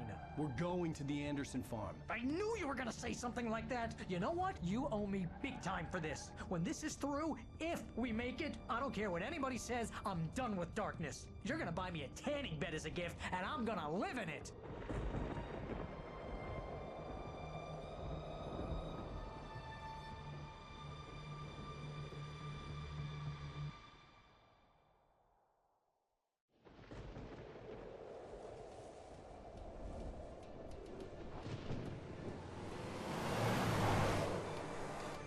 I'm crazy, but that's fine, Barry. Oh, you got that right, Al. You're barking mad. You are by far the craziest. But maybe that's inevitable when you deal with crazy stuff like this. It helps. This is happening, Barry. Alice, they never had Alice. She's trapped in the darkness at the bottom of the lake, but she's not dead. Al, how can you know that? I know, Barry. I can... Al, No, listen. I can bring her back. I can find her. There's something special about this place. The lake, it does something to the works of art created here. It makes them come true. But there's a catch. The dark presence, whatever that thing is, twists it to its own ends. That's why all of this is happening. It's using my manuscript to take over everything. Al, I believe you. It happened to Thomas Zane before, it happened to the Andersons. I believe you. Crazy or not, you're not delusional. Weird shit's going down. That's a fact.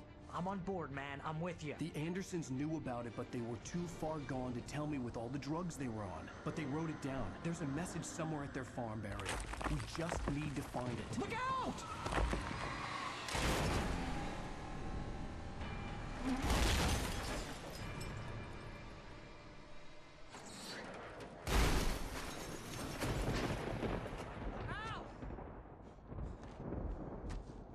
God damn it, Al, talk to me!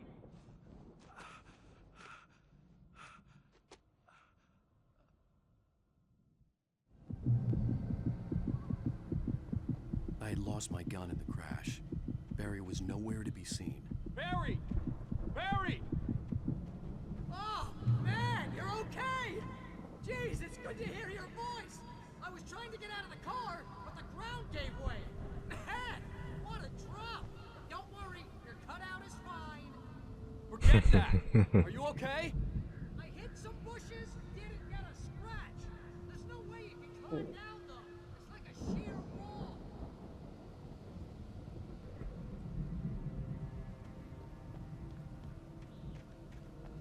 Okay, it's gonna be quite a bit to get to him.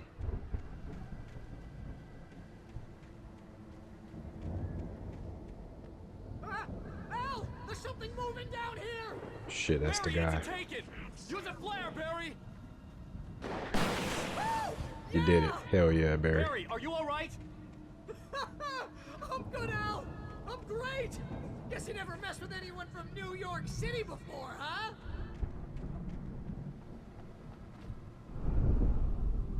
You're gonna have to find your way around to the farm, Al. Shit. Shit, Barry. Barry, just wait for me, okay? Al, I'm not staying here. It's suicide. I'm going to the farm. I'm gonna go ahead and secure the area. You can catch up. Holy hell, Barry. About it. I'm on the case.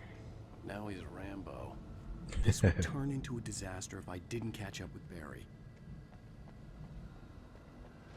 I mean, as far as I'm concerned, Barry's as qualified here as Alan is. Because Alan's just a writer.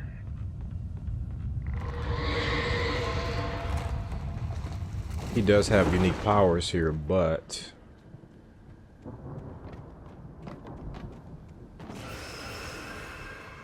Oh, shit. I gotta dodge. Jeez.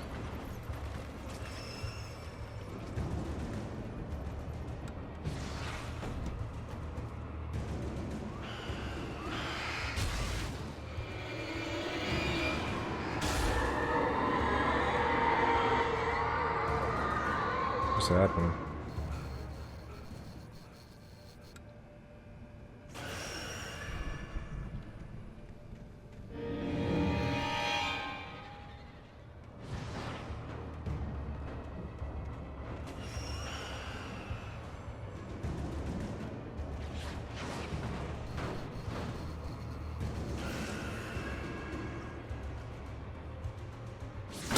Ow.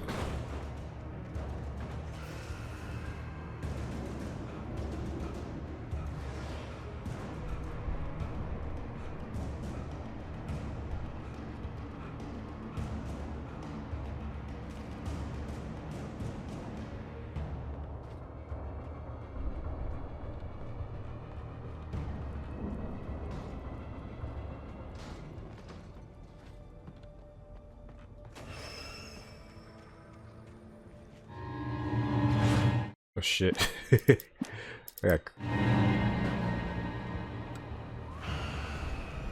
Got spooked.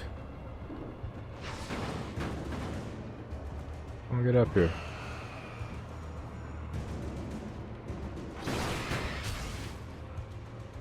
Perfect. Is that another page? No, that's just the edge of that. Okay, Alan, catch your goddamn breath, man. See a thermos over there. No doubt something over here is gonna fuck with me.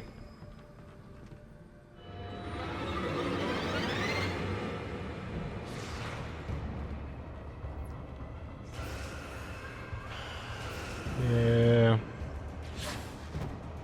Is the thermos worth it? It's the question we have to ask ourselves.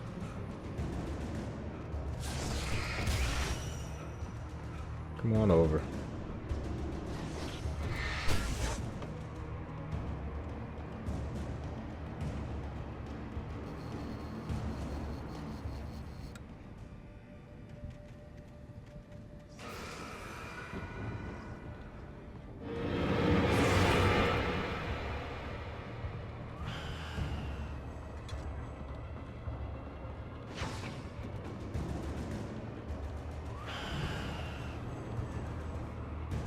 Come on up.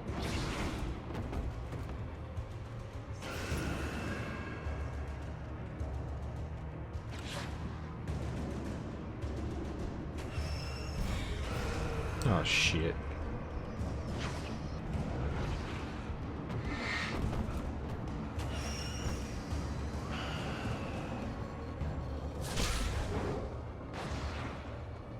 Oh shit. Get out. Oh god.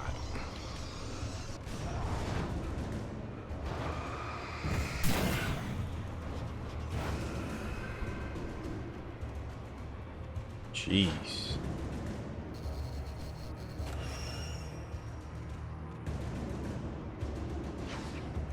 What else is it?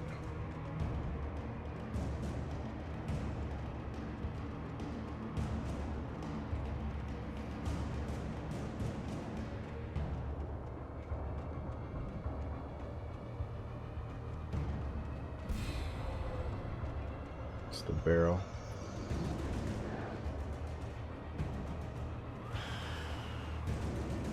I know the barrel is down here. I'm trying to see if there's anything else. Uh-oh. Oh, fuck.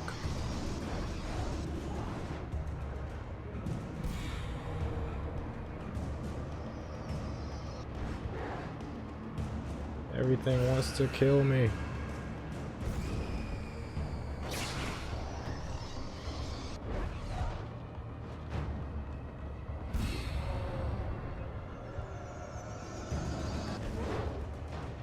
Okay.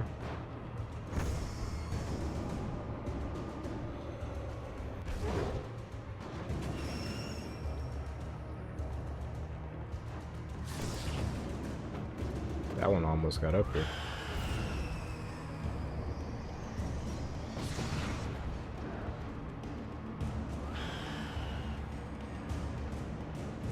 Okay, well, we're just gonna fucking run. This is taking too long. I wanted to explore a bit more, but it doesn't look like we'll be doing that.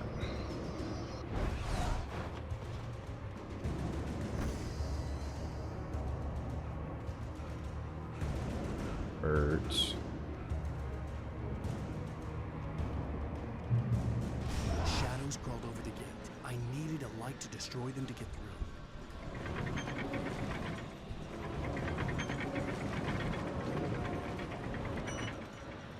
Now we just gotta turn it on.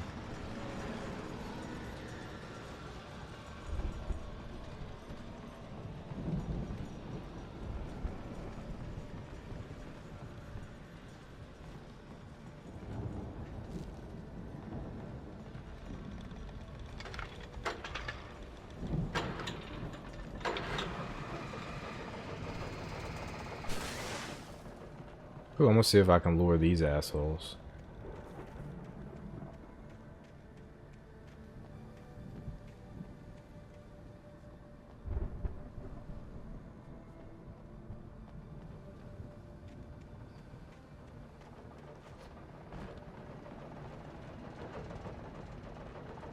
Uh-oh.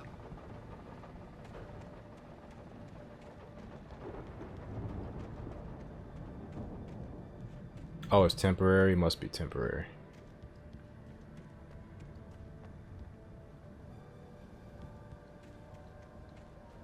Okay, fair enough. We'll keep going. I could sense the movement in the woods ahead. Facing the enemy without a weapon was dangerous, but I had no choice.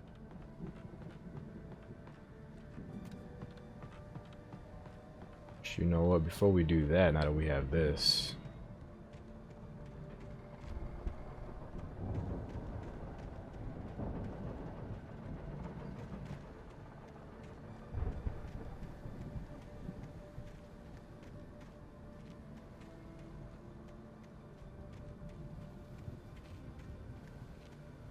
this stuff not want to kill me now? Before, everything wanted to kill me.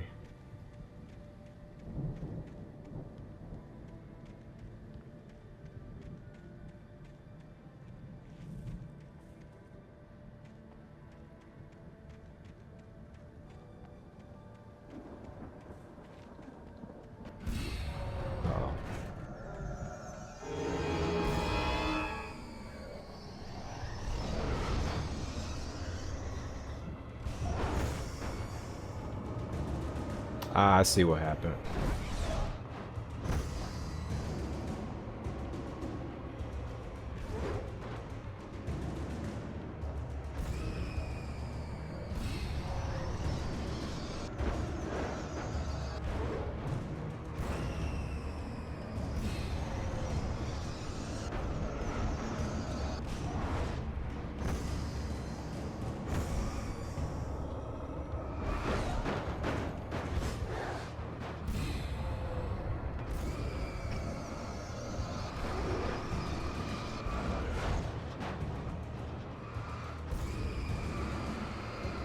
That tree should save me.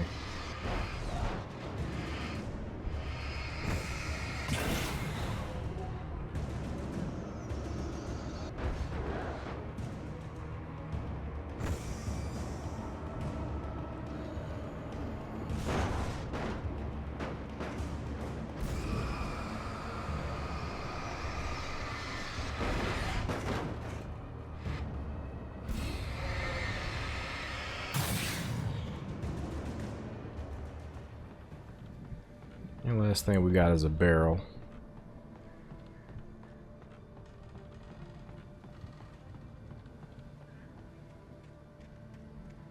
And we could take our time.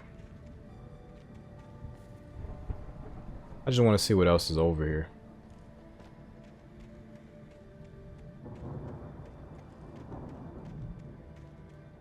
Nothing. A whole lot of nothing. Was simply curious.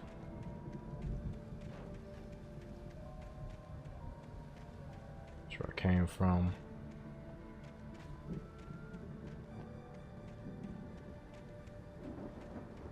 Okay. Sorry for the additional time wasting. I'll probably just cut this part out anyway, because I do have to edit these episodes because the audio balance is a little rough, so.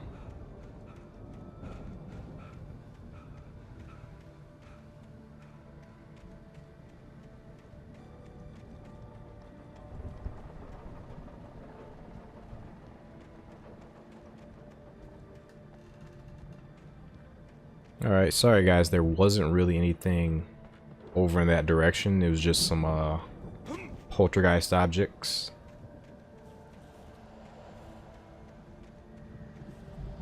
So we're just gonna make a beeline for it. We aren't gonna worry about the enemies.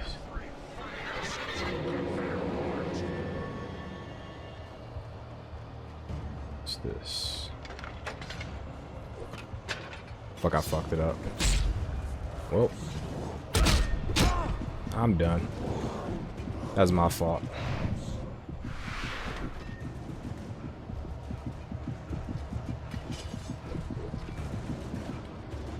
I might make it. Nope. The quick time thingy is. I could sense the movement in the woods ahead. Facing the enemy without a weapon was dangerous, but I had no choice. The quick time thingy is a little iffy.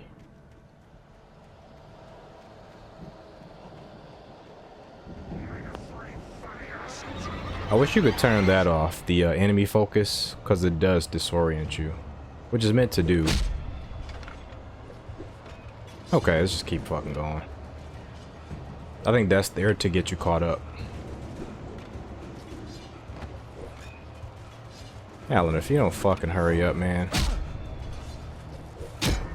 Jesus. The game is really at its weakest when it like puts you in these situations, because everything's the running mechanics are not very good. Facing the enemy without a weapon was dangerous, but I had no choice. Trust no one in the dark. Of course not. Okay, it's just got to get good at the dodging, but I don't know, it's something like they probably shouldn't be able to throw weapons at you.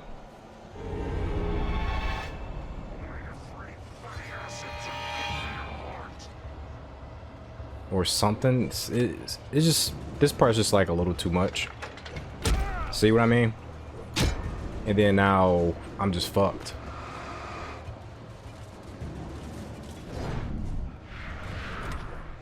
Okay, just wait for them to throw something or hit you. Wait till they damn near hit you to dodge, basically.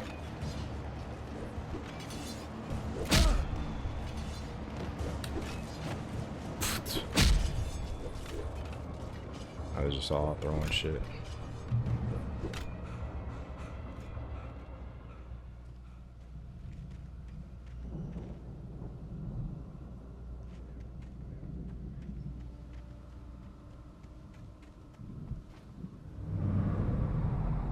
Is that Barry? A car was driving away from the farm, headed in the same general direction as I was. For all I knew, it was Barry, caught in the consequences of leaping before looking. I mean, you can say consequences all you want, but if he got a car, he's in a good position. It's us who are screwed. Hell yeah. Give us the heavy duty. Thank you. There's no reason to really switch back. I think that shit... I was hoping that was going to be a permanent upgrade.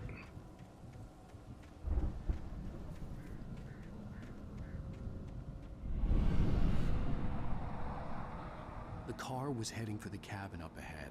It wasn't far. If it was Barry, I would see the damage soon. What damage? What the hell are you talking about? Is he just assuming Barry got fucked up? Again, if Barry got a car, he's in a way better position than we are.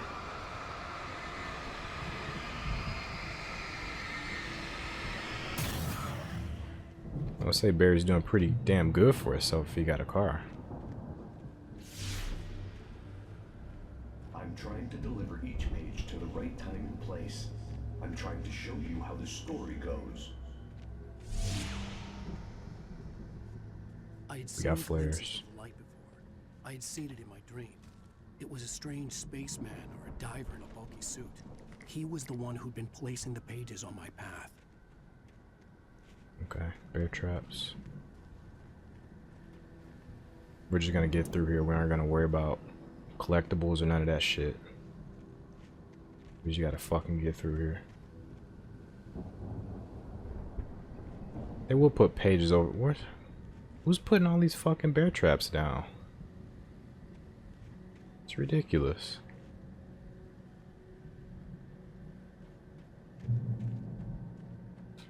Absolutely ridiculous. Agent Nightingale stared at the passed out rider.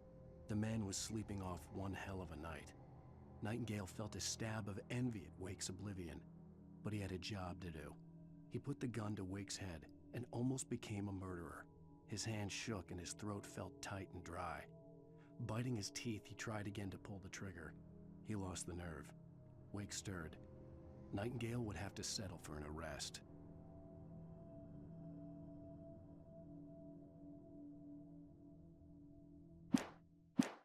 No. The dark presence followed the choreography laid out to it in the manuscript, growing stronger and stronger, moving like a storm from one scene of destruction to the next. But it was still bound to follow the story and chained to the dark place it came from. When the story reached the end it longed for, it would finally be free.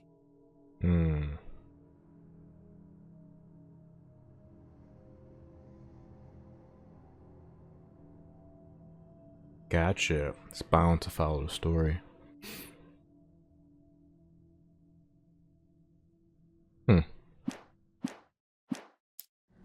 So it will legit be free once it satisfied all the scenes in the novel. Yeah, we're about to get stole on.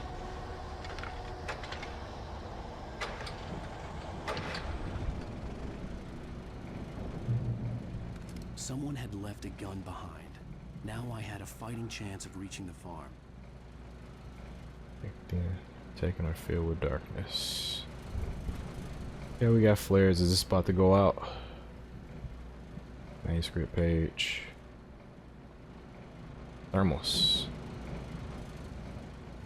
Okay, we can go around and get to the thermos probably.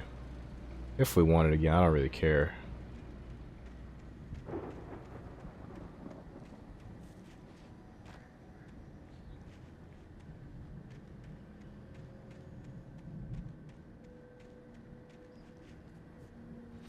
You don't get up there, Alan. You weirdo.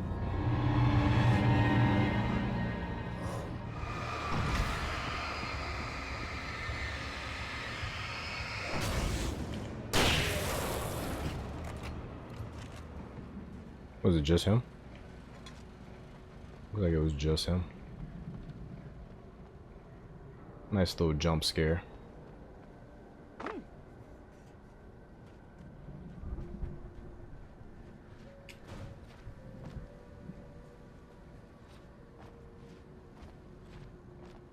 Jeez. Yeah, I can't wait to play number 2. I did get to see some of the gameplay for it, and it looks absolutely clean. Just another bear trap. Looks like it. We back to the bear traps.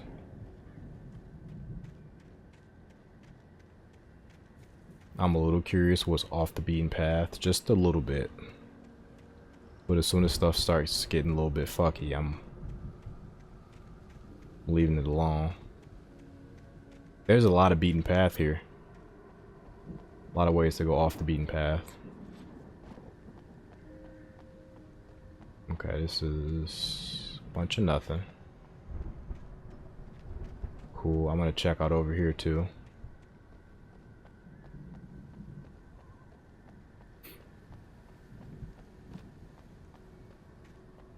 I feel like we haven't gotten far enough into the level to get boxes of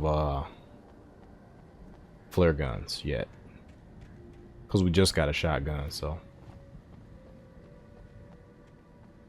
Okay, just curious, just curious. That goes back into the dark forest. If I'm not careful, I'm gonna summon enemies. Okay.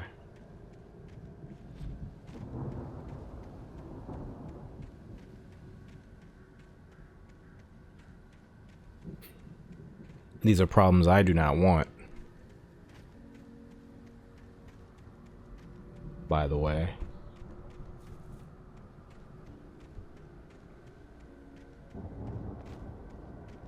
Okay, there's more stuff up there.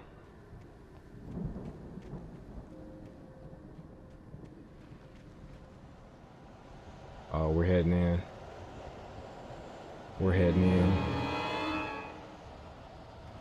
I wonder, can they get caught on these?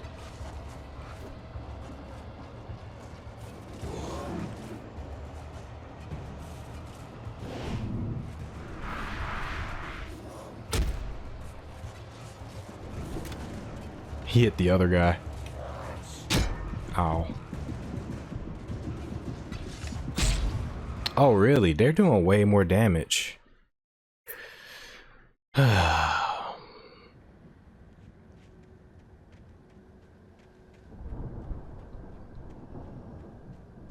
Yeah, actively don't really care to fight these guys anymore.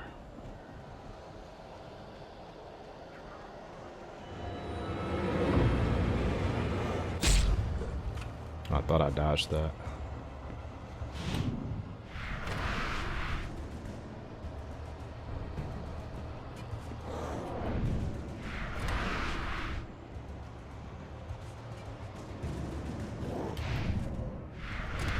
Cool, I figured dodging out.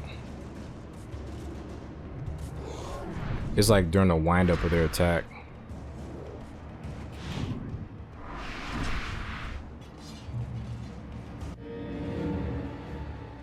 Y'all come over here if y'all want to. I'm down with it. I could see the car, but there was no sight of the driver.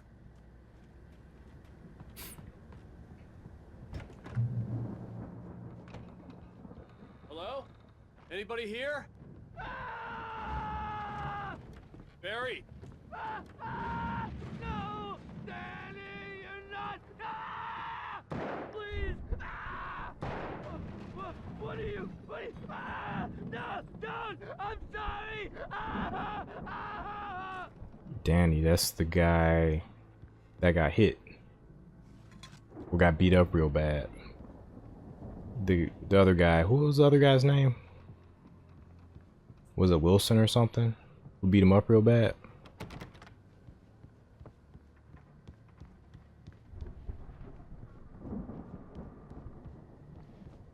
Push. I can't see shit.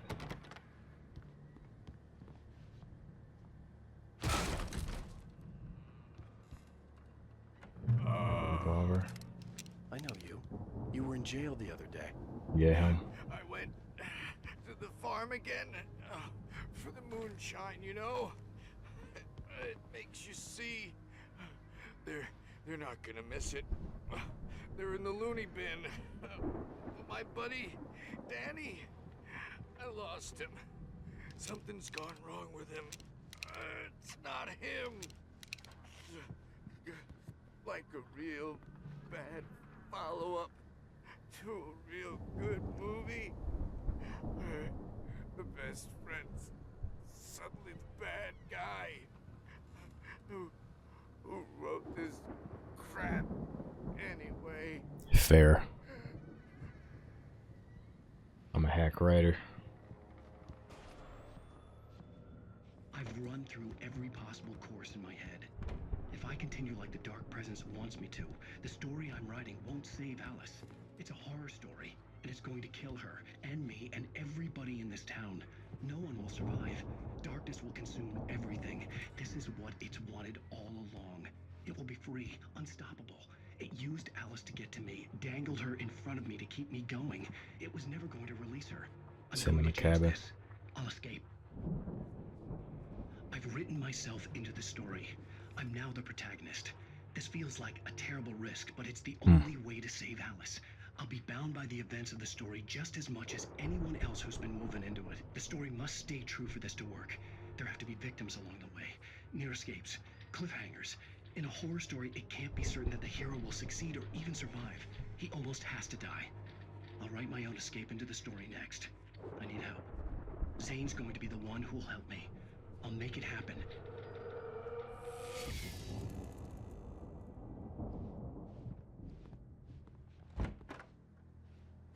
I feel like I'm gonna get ambushed. This door is locked. Oh nope, no it's not.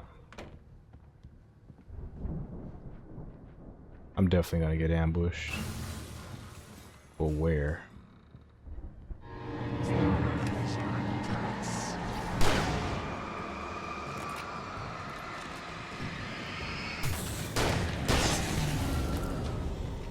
Let me guess. Danny, huh? The front door was locked.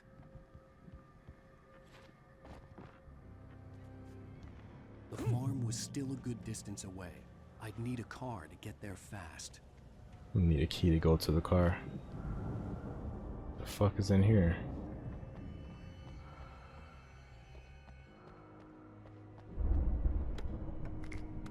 Got a flare gun, yes, baby. And a flashbang. How many flashbangs I got? Just one. That'll be a get out of jail free card. I mean, flare gun is pretty good get out of jail free card too. 2 flare gun bullets. I'm feeling pretty good about that. Pretty good about that.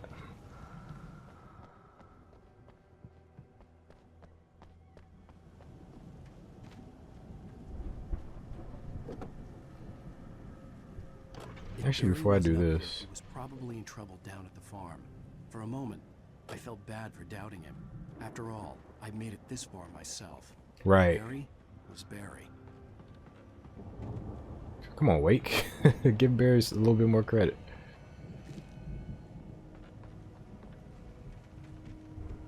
He's basically saying exactly what I said earlier.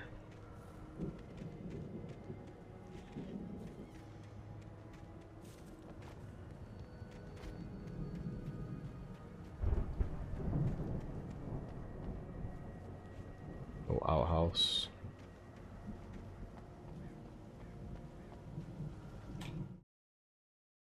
Got a bunch of new. The storm raged on as the Anderson brothers walked unsteadily away from the clinic with the other patients in tow, knowing that this time they wouldn't return. The darkness around them seethed with horrors, but Tor and Odin were unafraid. Their eyes glinted with guile. They knew every secret path, and there was blood on their hands. They had fought these shades before.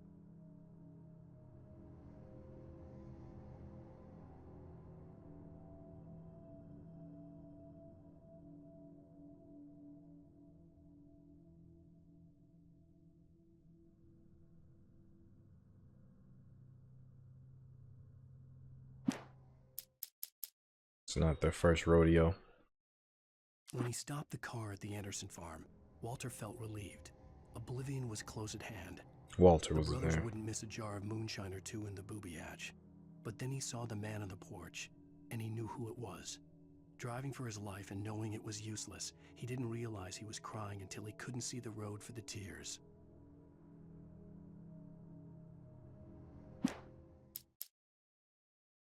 For a moment, Hartman considered strangling the idiot.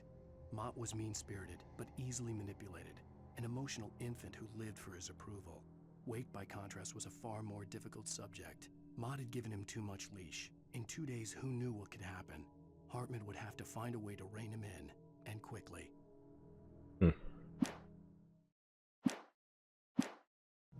I like the plot around the powers and the presence. Like the fact that the presence isn't just operating by itself. It can only function as well as it has thanks to the intervention of influential humans. Maybe I shouldn't stop to get this.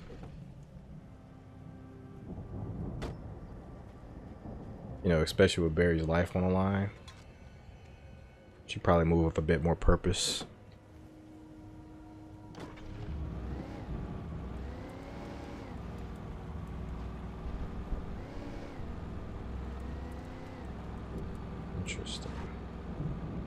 farm is over here. What's over here?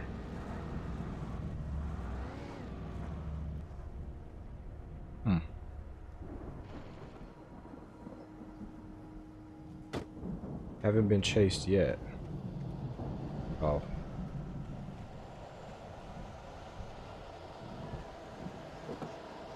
Well, that's gonna change soon.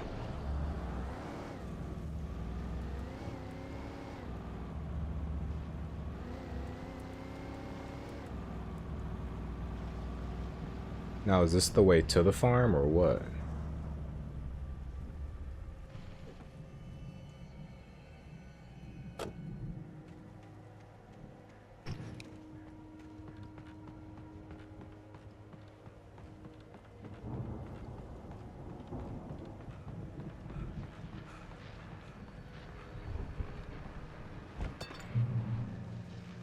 Ooh, switch for the hunting rifle. Oh, are you kidding me? Oh. Well, as I'm sure everyone's noticed, that storm we all felt coming is finally here. The boys at the Weather Service reckon it'll last until morning at the very least. Pertaining to that, let me read that missing persons alert again. The Sheriff's Department's still looking for a Caucasian woman, 30 years old, slim and blonde with blue eyes. She may be lost in the woods, and it's possible she's been injured in a car accident. If you see her, please make sure you get her indoors and call the sheriff. It's bad weather to be caught out in, so if you see someone in the area who maybe looks a little confused, give him a hand, all right? This is Pat Maine on KBF FM. Hoping you're all safe and warm tonight. Interesting. Okay, before we proceed, I'm gonna go back to that house to see if there's anything of note in there.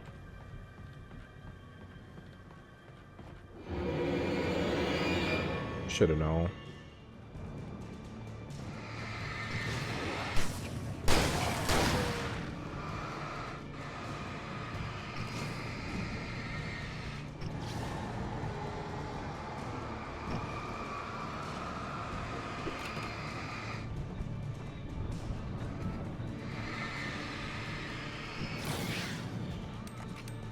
Better reload, Ella.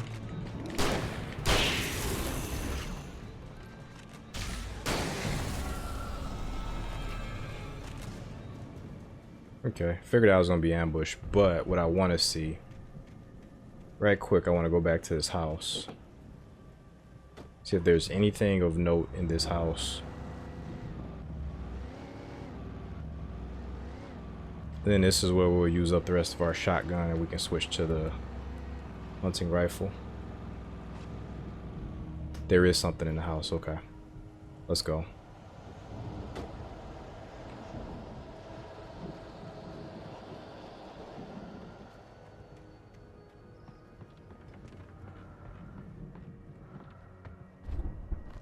Batteries, revolver. We're gonna for sure meet some enemies.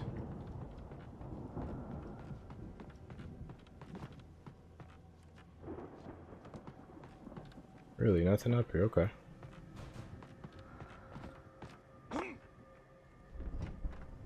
We're stuck. Oh.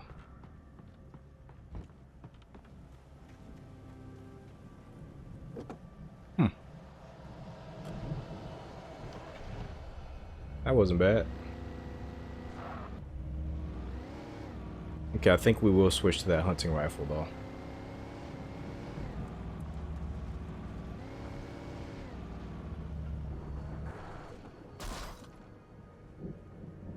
Is this stuck now? This might be stuck now.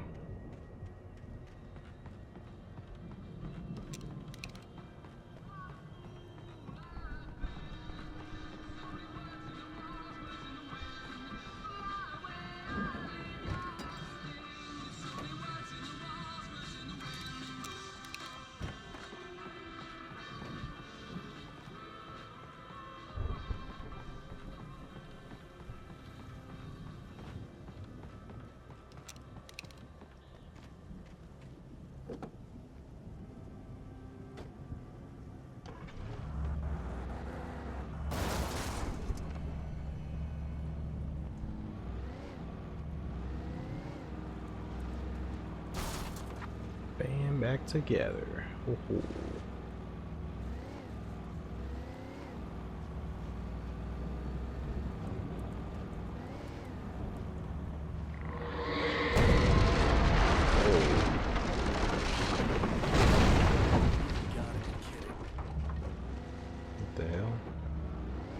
I'm a little bit curious because this area is a little bit open-ended. So I'm curious to see what else is around here. That's where we came from. We could have additionally went this way.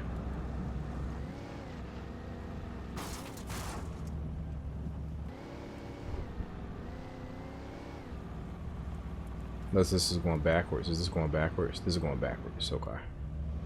I was just curious. We could legit cut through there, I think. I think we could. Probably wouldn't be smart though.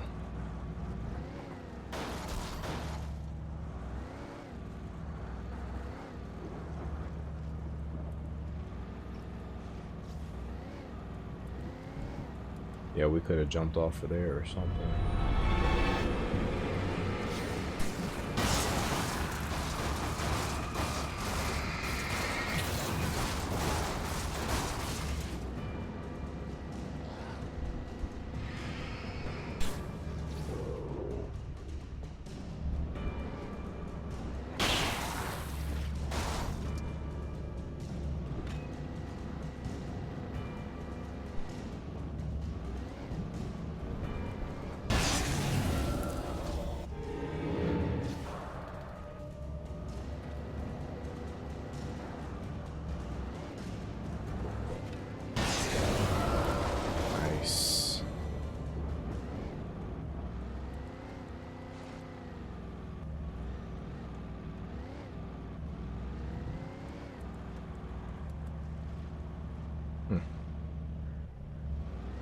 I'm just curious to see if there's any more enemies out here. Doesn't look like it.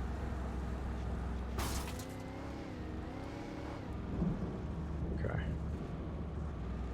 Alright, well, we're getting out. And we're hoofing it.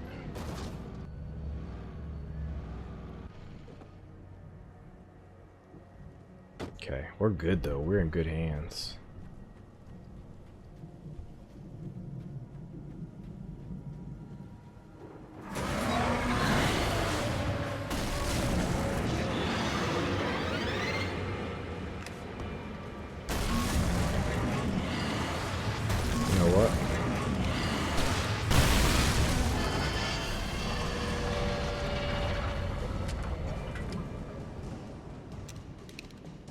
I ain't got time for other bullshit.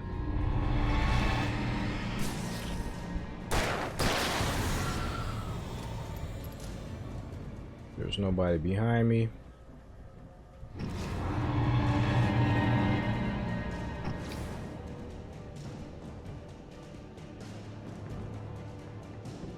What are you doing? Can you get through there?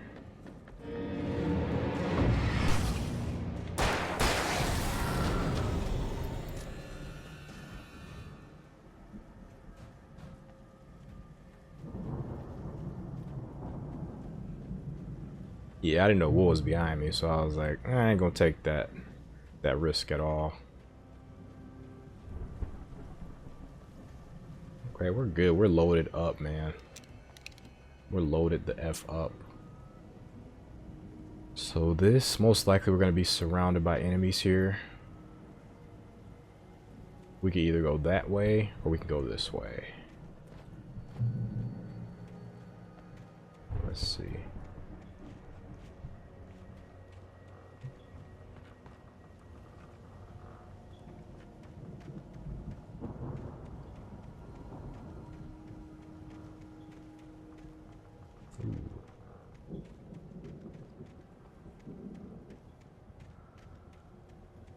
Okay, this looks like extra shit over here. I love extra shit. Okay. It's probably a little bit dangerous, most likely. We're gonna whip out this rifle.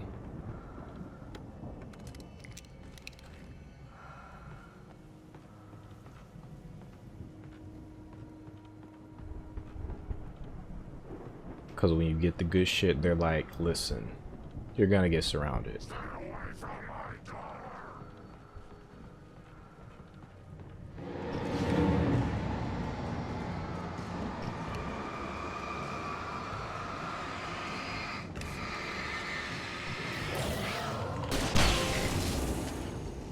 Wait, was that a flare?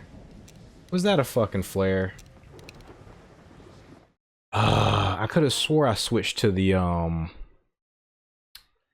could have swore I switched to the rifle. I must have switched to it like slightly before I got the flare gun ammo. That's why I hate that. I knew that was gonna mess me up as I played this game. As I'm trying to conserve resources. What was that trophy? It is east and the flare gun is to the sun. 50 taken, okay. Damn, that's a... It's not necessarily a waste. Sorry for the car, by the way. It's not necessarily a waste, but... I think, for me, it's a waste because I used a flare and the flare gun together. I definitely don't want to waste 2 resources that could be used to... you know, kind of hurt everything around me. That's okay. We still got a lot of resources here. Okay, we got 4 flare bullets, so that's okay. The thing is, I wouldn't have used the flare if I was gonna use the flare gun. That's the only thing I'm like disappointed by. But heck, I think we got 3 flare gun bullets for that visit. Flare gun bullets. We got 3 flares for the flare gun with that visit. I'd known the brothers used to be some kind of rock stars, but it hadn't really sunk in until I saw the stage.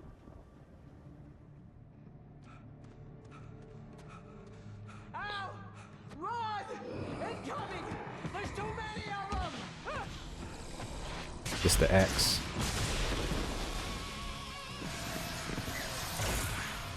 God damn. Nice. His whole world was I'm so glad you decided to go it alone, Mr. Bronson. Hold on. Before I do that, which chapter was that? Barry gets attacked. His whole world exploded. Nice. Shut up and shoot! Ow! We have to fight them all!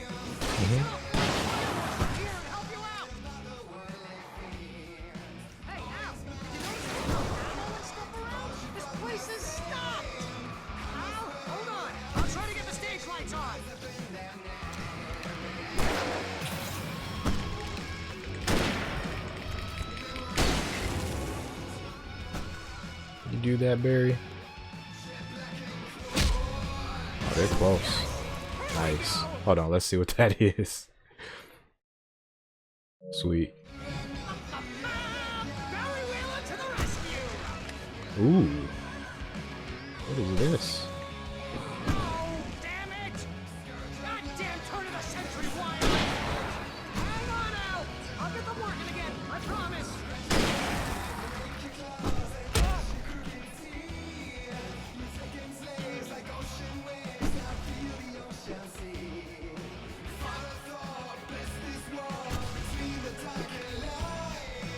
Way up here.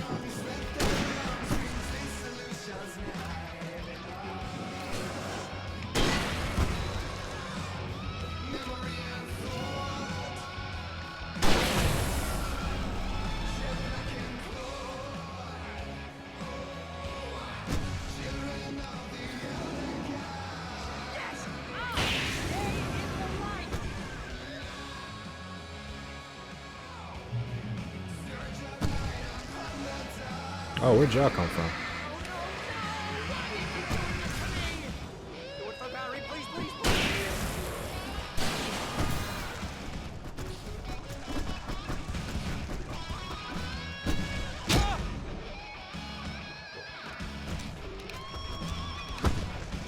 Do the switch, please.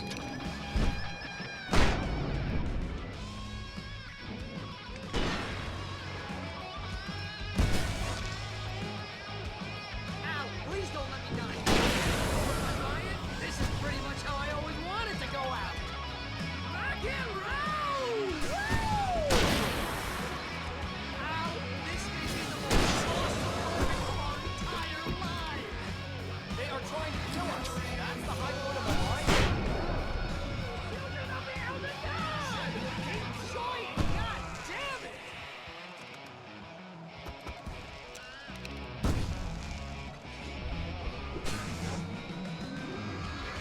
There! Back in the game! Yes!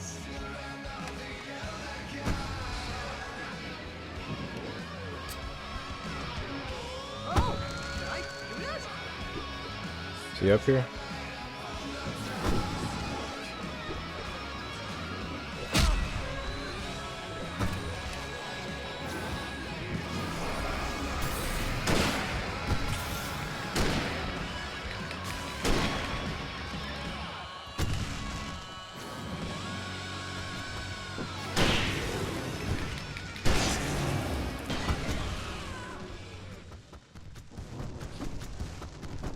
Nice.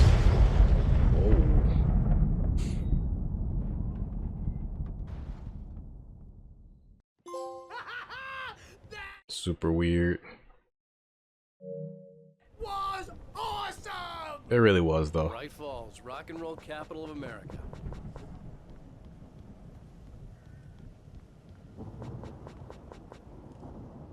Can you get the other stuff? I know the batteries are good, but can we get this revolver ammo?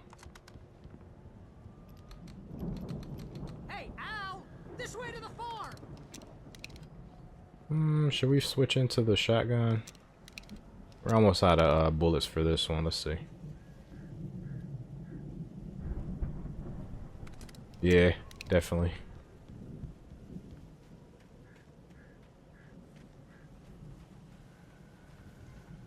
We still got 3 of those.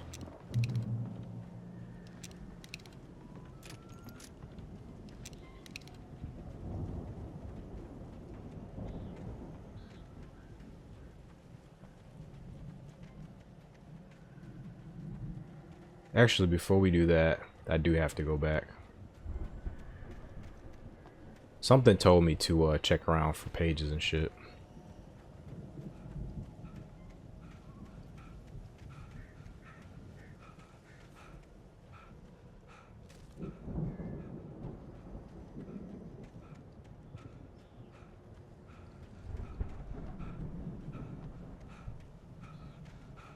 Man, Wake is so...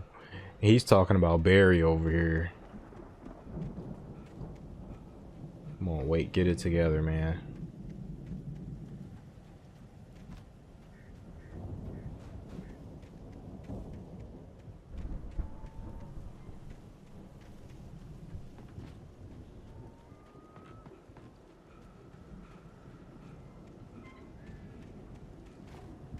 Did we check all this stuff out over here?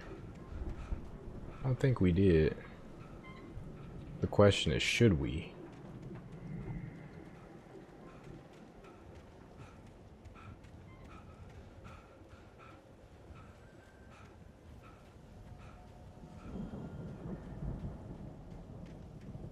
See, bestseller? No reason to worry. Your cutout's good as new, right where I left it. I'll come back for it once we have the place secured.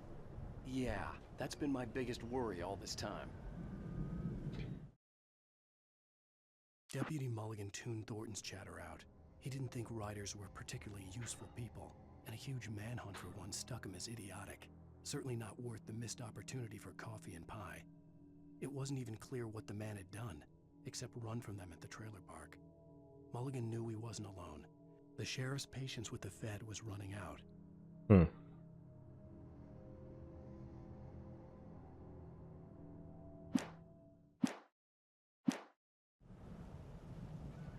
Okay, I'm a little curious. I'm gonna go see, because I think if we go around, we can explore that stuff over there. Or at least I can. I think Barry's gonna stick tight over here. but I am going to check out this additional stuff here. Because we explored all that over there, but all this stuff here is new. Looks like we can't get over here. Unless there's an opening over here. Which I almost thought there was one. Okay. So we have to go through there to get here. Good to know. I assumed that, but it looked like I saw an opening over here.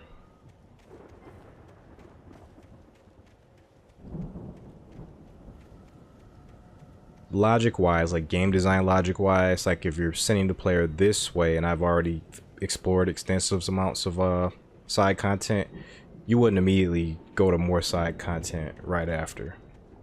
So that won't open until we do whatever we got to do over here, which is probably go through here. We need to get this thing moved out of the way. This is as far as I got before they ambushed me. Okay. So we have, this is where we're supposed to go. We have extensive farm over here. Maybe some extras.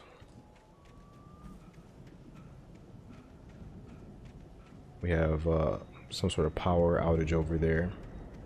Power fluctuation. Maybe some bad wiring.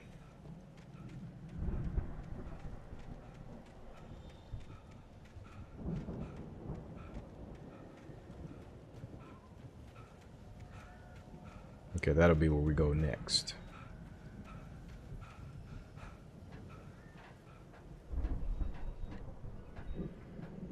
Love this heavy-duty clicker here. Oh, I defy physics. Hey, I think Alan Wake here has something to say. What's that, Al? Ooh, I'm Alan Wake. I'm always right about everything. And if I don't get my way, I'll sulk all day long. I'm always intense and moody. It makes me very attractive and mysterious. Right now, I'm just standing here because I need my best friend Barry to carry me. But that's okay. I can just take him for granted. I think I see what you did there. Yeah, it was pretty good.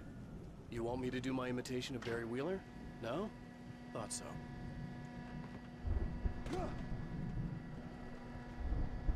Why is he still carrying that cutout? Barry's a nut, man. Absolute nut. This is dangerous. I don't trust this at all. Man, careful, Barry. This is weird. Wow! You look at that thing, Al! They really went all out with this Viking crap, didn't they? We got a boat. Look at all this stuff. They must have done okay for themselves, so how come I never heard of these guys before? And this from the guy who learned about Ozzy Osbourne through reality TV?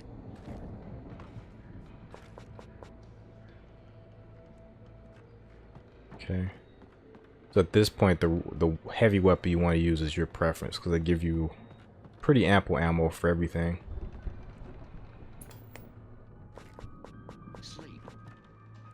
We all spend a third of our dreams in its soft embrace, somewhere between fantasy and Hey, remember when I got you that gig? Your first real writing job. What got you started? Was this one of your episodes?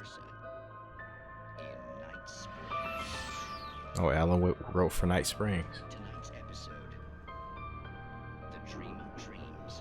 That's by someone else. We join Mr. Jones as he explores the endless dreamscape, only to be brought to a sudden stop by a decidedly mundane situation. A long line of people. Hey, Jones, right? Listen, we're gonna have to wait until his finest over there is good and ready. Oh, wow. Who's that? You don't know him? What are you, new? He's the guy dreaming us. Well, not just us. He dreams everything. All of this. But wait, no. I'm the one who's dreaming. I'm asleep. Isn't this my dream? Oh, yeah. Sure. Get real, pal. You're just another dream. I'm a dream. You're a dream. The weirdo in the diving suit is a dream. And the girl made of smiles and sunshine is definitely a dream.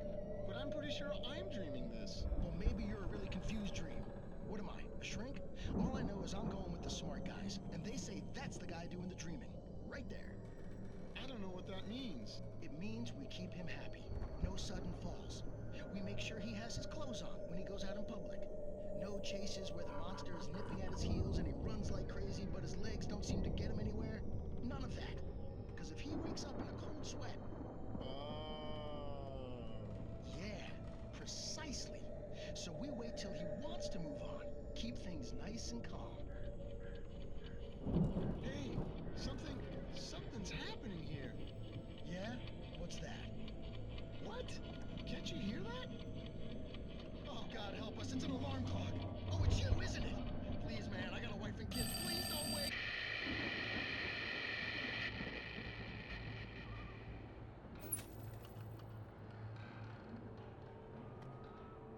Interesting, a little bit of Inception. That one was weird because we didn't get the outro. Normally for Night Springs we get an outro.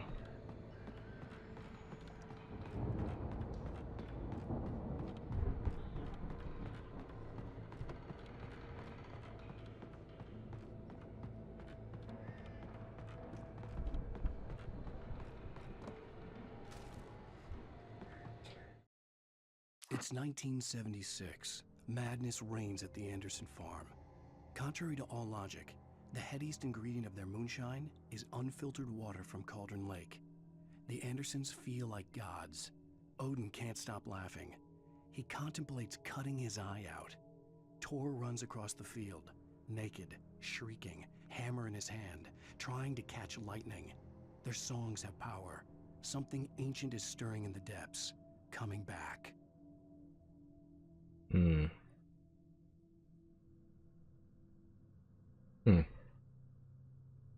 Wow, lake water.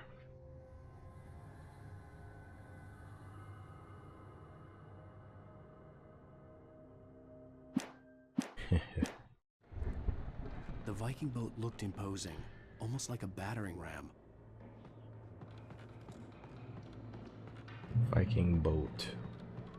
I believe the Viking boats are called something specific.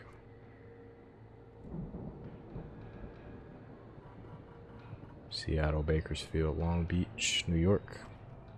Newark, Detroit, April 22nd. Woo woo, Detroit in the house. Jacksonville, Tampa, New Orleans, and Baton Rouge. All the major cities. Most of the major cities. No Chicago. Chicago is a classically major city as well.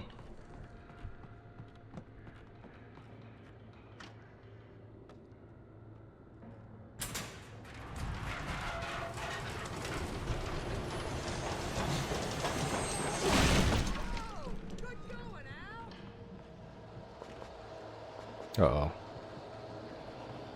I forget what the Viking warboats are called. What else we got in here? I'm surrounded. Let you guys get to one side. Let you guys get to one side.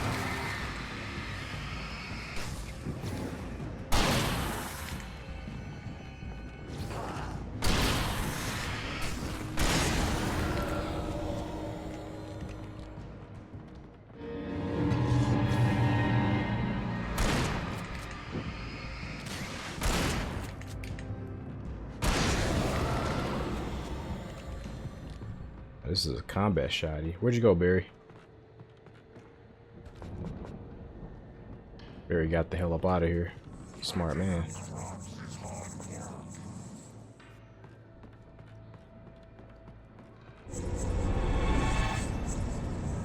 think we can make it through here, Al.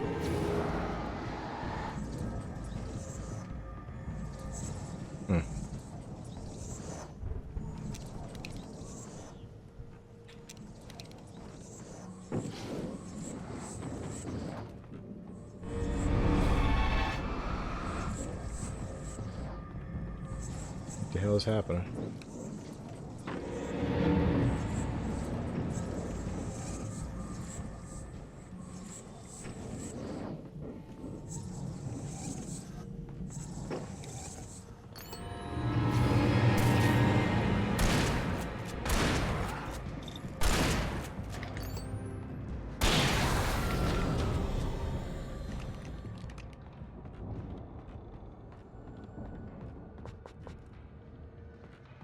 no revolver ammo. Alright, all good. We should probably switch to the revolver for a bit. This guy was teleporting everywhere.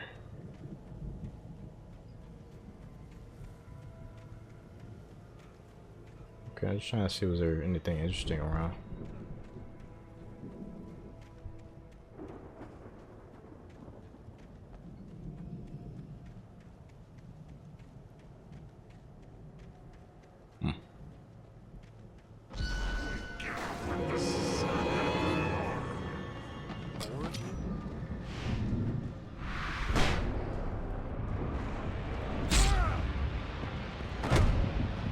The fuck?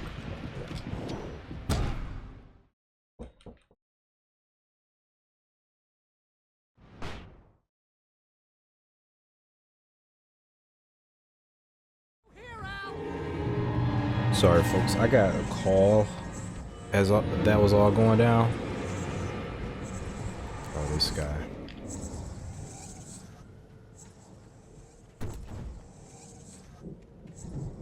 Okay, this guy, I don't think we need to worry about this dude. Maybe we can get him to smack into this.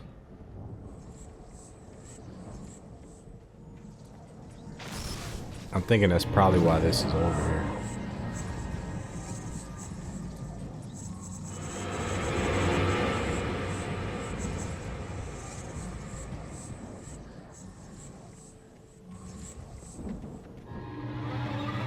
Yeah, but I had got a call and a knock at the door, and it was like a lot going on.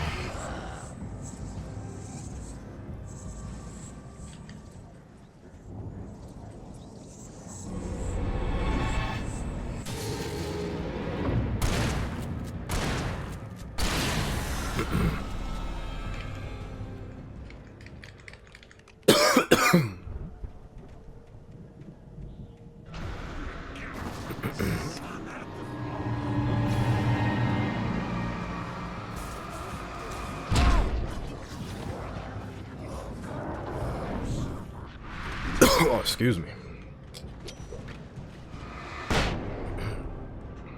Hi guys. Hi guys.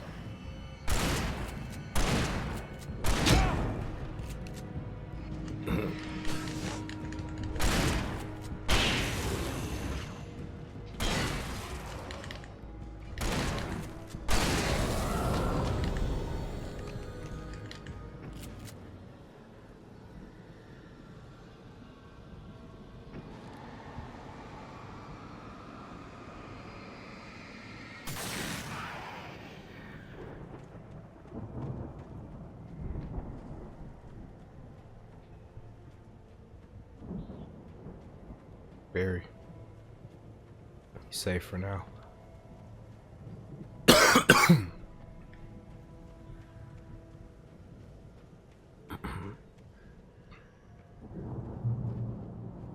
Is this Barry? He looks looking weird. It's not Barry.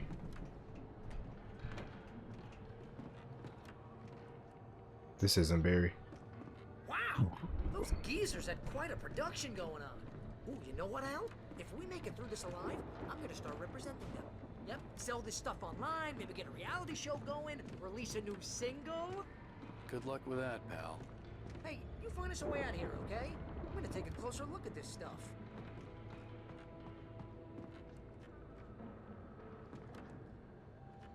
Okay, that is Barry. For some reason, I don't know if that was a glitch or what, but he just wasn't talking right there.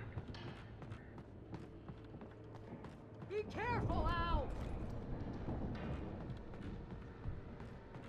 Looks like that's a... I think I saw a grenade or something over here. Maybe that was just the light playing off of stuff.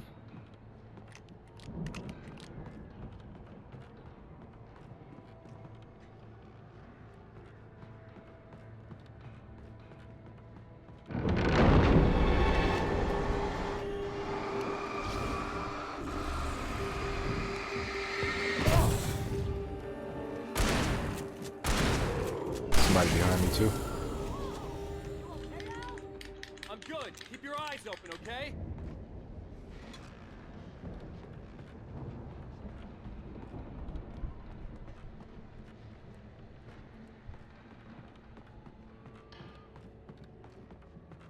I'm gonna go back down and regenerate. Although you do regenerate naturally.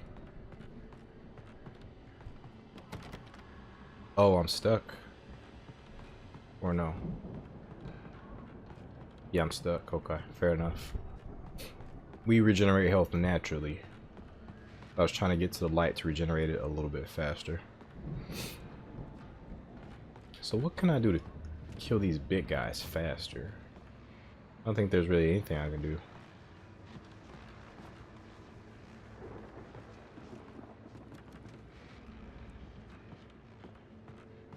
I think I hear birds or a TV. Must be a TV.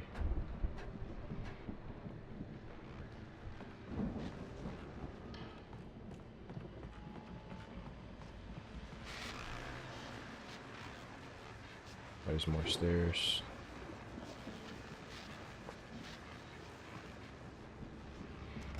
I don't think you can like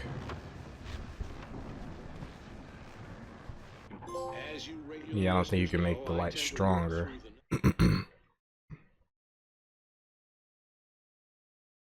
on 1 second, let's see what that trophy is. Really? We've caught all the radio shows? Huh. Taking a couple of moments off their busy schedule to join me here in the studio. Boys, how busy are you now? Deerfest is almost here, isn't it? I bet that keeps you in business. Pretty busy, yeah. Actually, Pat, we've been real busy with other stuff, which concerns an ongoing investigation. We can't talk about that, Thornton. I wasn't gonna say anything. I was just saying we got, you know, other irons to fry. And how would you compare your workload to last year's? Things have seemed relatively peaceful to me, but people do tend to get a little wild this time of year. Oh, it's wild, Pat. It's pretty wild. There's been all sorts of trouble this year. Vandalism, fighting, public disturbances. A lot of people gone missing, too. Yeah, it's pretty much the usual stuff, Pat. Just, you know, a lot more of it. Now, is it just me, or does Deerfest get wilder every year? People seem to be more drunk, at least, or they start earlier and younger. Oh, it's definitely not just you, Pat, but... Definitely, Pat. Hey, I'm talking here, Thornton. Oh, shoot, I lost my train of thought. Not just me.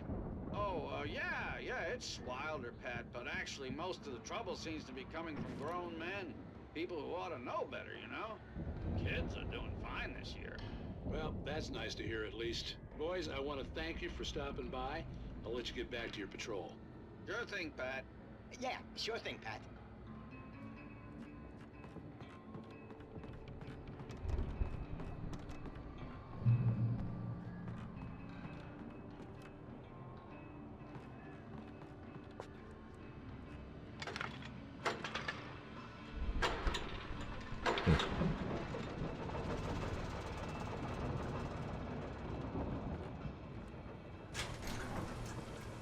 I could see the building that had to be the Andersons' home on the other side of the field. It wasn't far now. I wasn't worried about trusting the ramblings of two burned-out geriatric wrecks. They had the goods.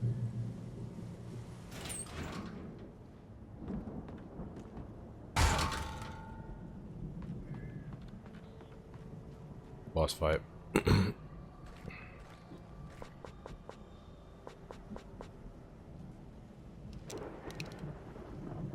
Ooh. Yeah, we can get the... Oh, these are regular flares. Okay. I thought they were flare gun flares. I'm like, man. Okay. There's a big boss fight coming up.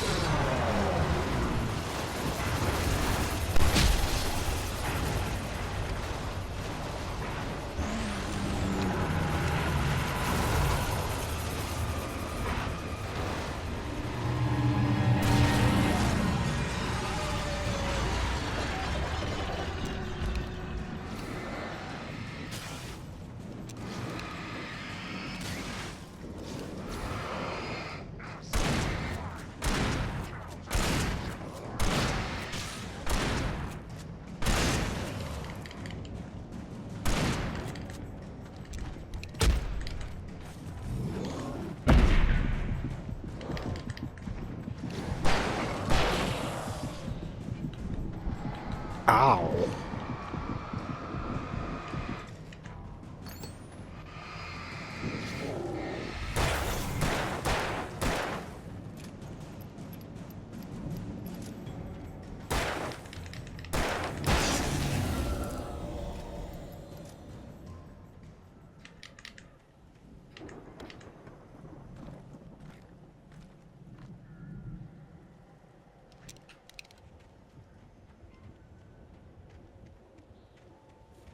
Cool. That felt like I used too many resources. But that's just kind of, at this point, just counting pennies, I guess. Because we made it, so that's really all that matters.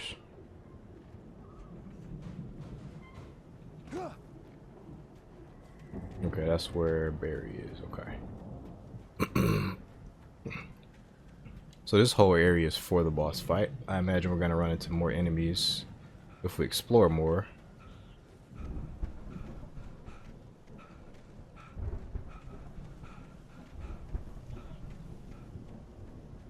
Yeah, big machines aren't much of a problem when you have a flare gun and this heavy duty battery. Now if they just give me like some flares, a revolver,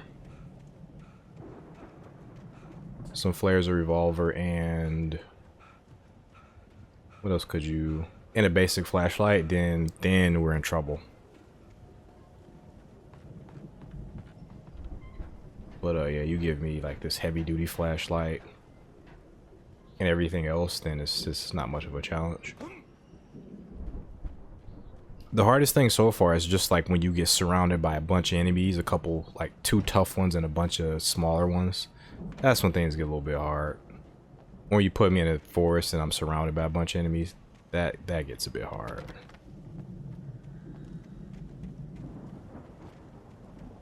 So is this where I came from? Is that you out there, buddy? I think so. Yeah, it's me. Hang on. I had to find a key to get Barry This out. is the Trying chain. to find a key to get the door open.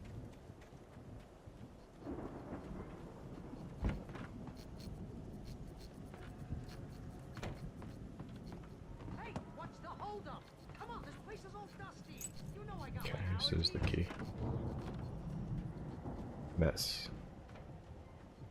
explosion.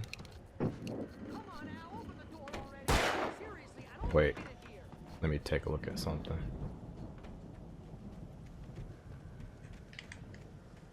Nothing.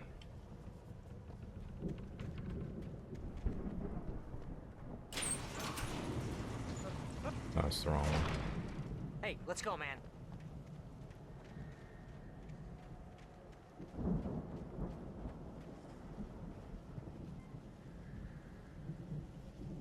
I think we're gonna have to work together to open this gate, Al. Looks pretty heavy.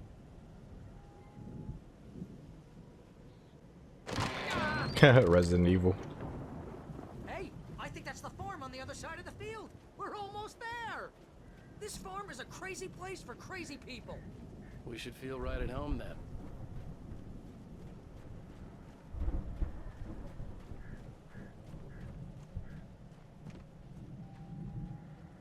Come on, one more gate. Let's do this thing.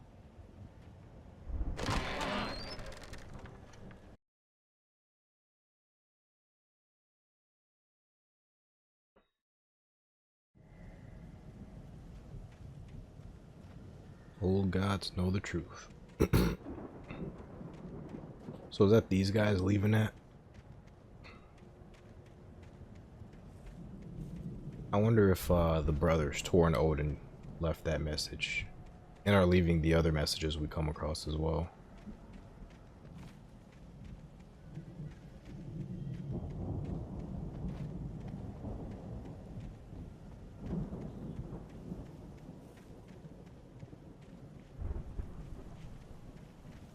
I'm just a little bit curious. We got Barry here too. Let's explore just a little bit. Just a wee bit.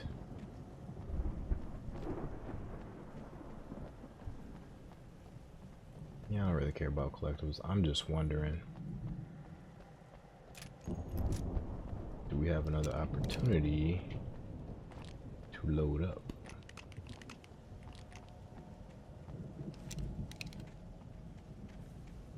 think we got pretty much all we need to last us until the end of this level, because I think the end of the level is coming quick anyway. Once we get in this house, we're probably going to be done.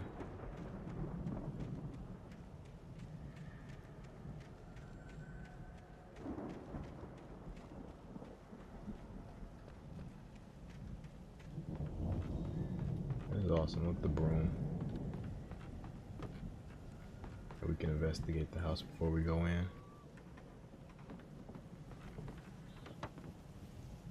Oh, there's the coffee.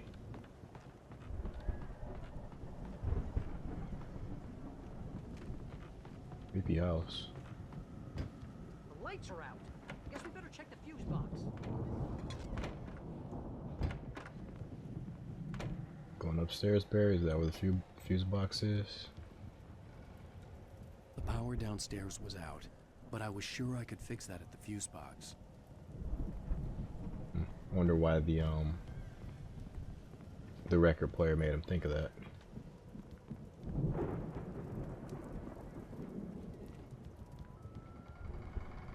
The power downstairs was out, but I was sure I could fix that at the fuse box.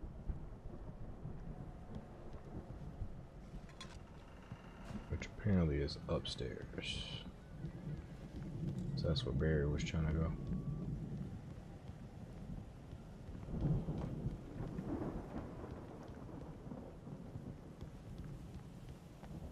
You know, this place looks kind of lived in. I thought the Andersons were in the booby hatch.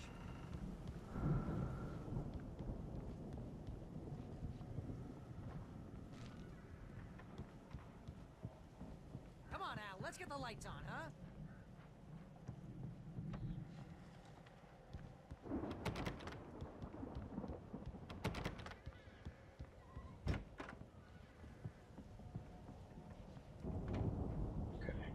I think I'm gonna go ahead and read those two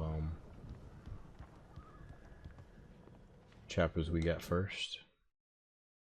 Again, Alice's screams rang in the stillness of the night. I saw myself run toward the cabin, flashlight in my hand.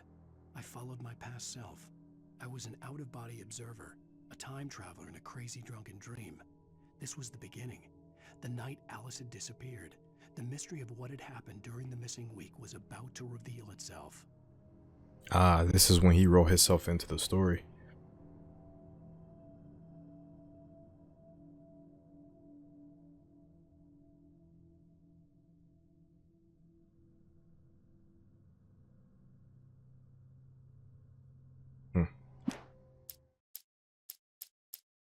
Oh, thought I picked up a couple of pages.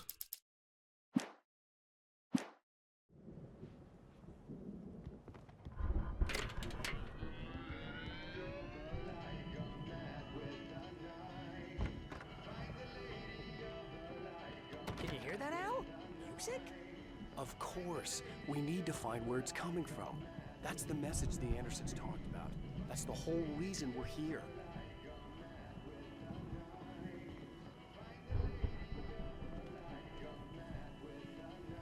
Lady of the Light or Lady of the Lake? Lady of the Light? Lady of the Light. That's gotta be, what's her face, the crazy lamp lady from the town. Cynthia Weaver. Right. Must be.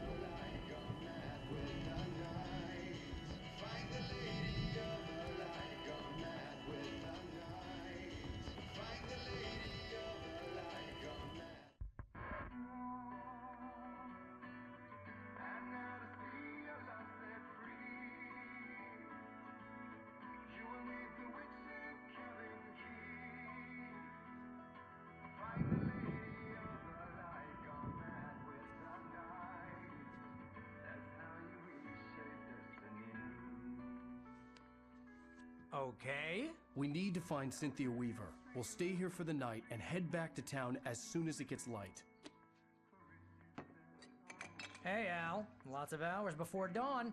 Might as well get some rest. And by rest, I mean drunk. Come on, Barry, this is... Yeah, what the hell? Oh, they don't know. The moonshine has river water in it. Lake water.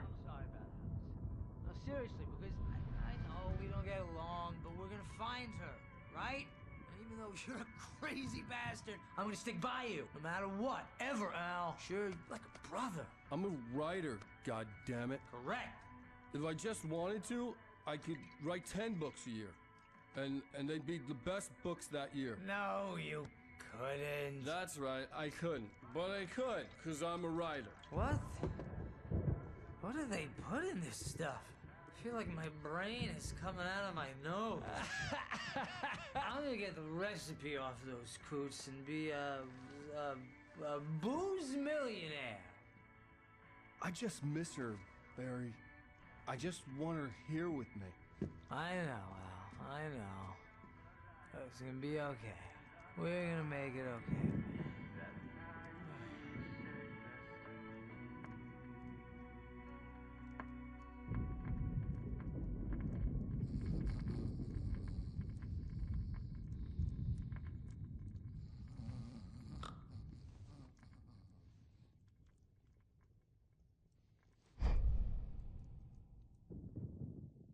I was about to say, they didn't really fortify the place.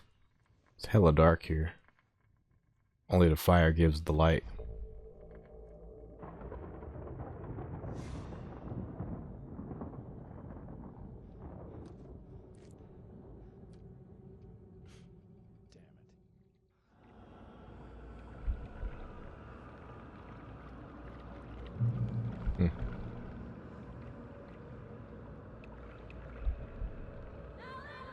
First person.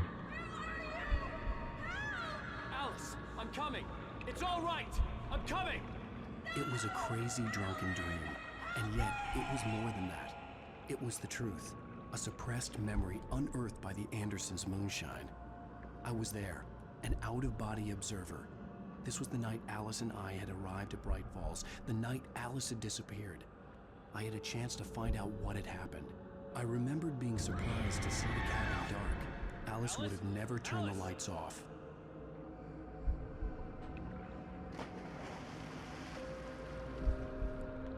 I remembered thinking I caught a glimpse of her form underwater, sinking into the darkness. Diving after her was the last vague memory I had of that night. After that, the next thing I could remember was waking up behind the wheel of the crash car and finding the first pages of the manuscript.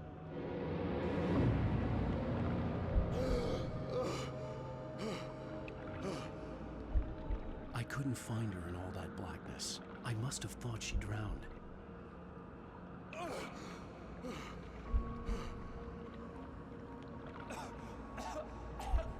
Alice! Jagger had Alice, and so she had me. Alice!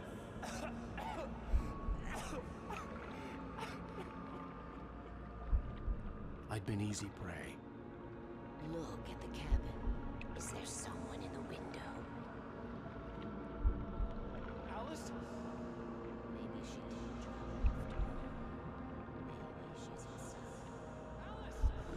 Yes. The dark presence had touched me.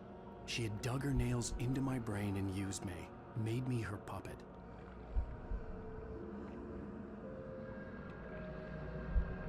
She must be here somewhere. Maybe upstairs in the study. Alice! Yes, that's where she is. You can apologize. Alice! You'll laugh at the whole thing together and put it Alice! behind you. She's not here. You were foolish to think so. No, she's dead. She drowned. No, no, no! It's your fault your wife is dead. You are guilty. All she wanted was to help you right. You killed her. Oh, hush. There's still hope. Cauldron Lake is a special place. Here, you have the power to change things. She wanted you to write. I will tell you what to do.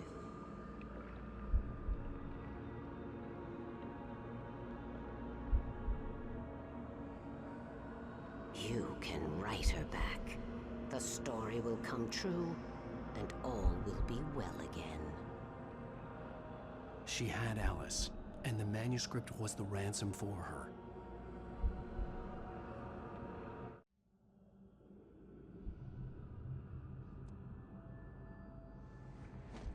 Yes, All right. I'll fix it. I'll bring her back.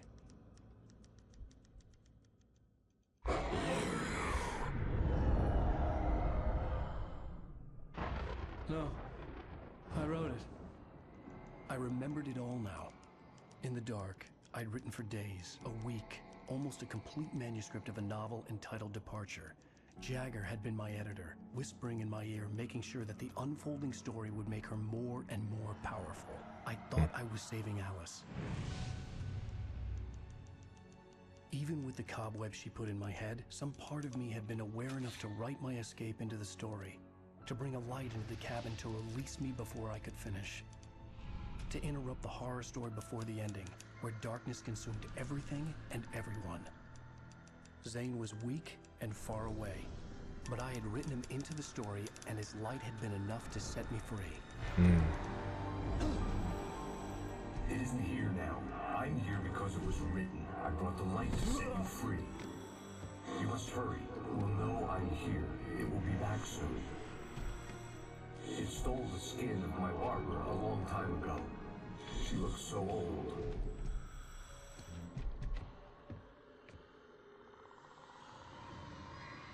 So the guy who plays Max Payne also voices Thomas Zane. I'd woken up, confused and groggy, my mind consumed by darkness and fear. All I could do was to escape.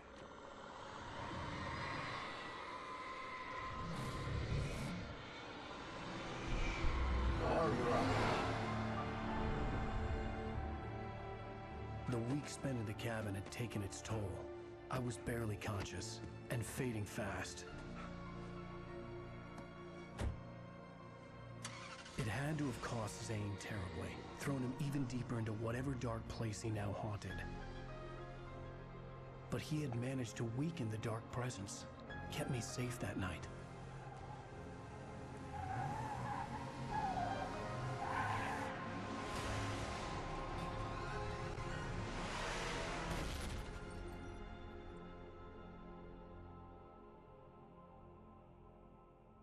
I wrote it.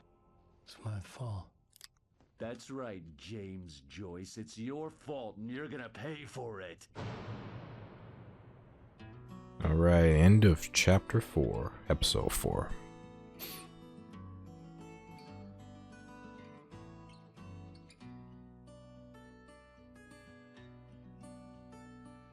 There's an old town road with mystery of Tom the poet and his muse, and a magic lake which gave a light to the words the poet used. Now the muse she was is happy. Appreciate you guys for joining me today. Hopefully you guys have enjoyed episode 4. If you guys have, go ahead and leave a like, subscribe to the channel. Those sorts of things helps out the channel greatly, and I will be much obliged, much appreciated. Let me know what you guys think of Alan Wake. If you guys have already played it, you must really like it if you're watching somebody else play through it again. But I'm having a damn good time with it. There's some things I would like to see improved. Oh, hold on a sec. This song sounds like this song sounds like Poets of the Fall. I think this is Poets of the Fall. Let me check that out right quick. Yep. They have a song in Alan Wake called War.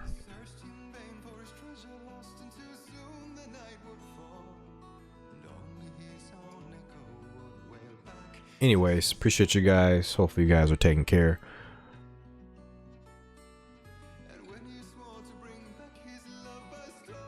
Hopefully you guys are taking care of not just yourselves, but your loved ones as well. But till next time, everybody, peace.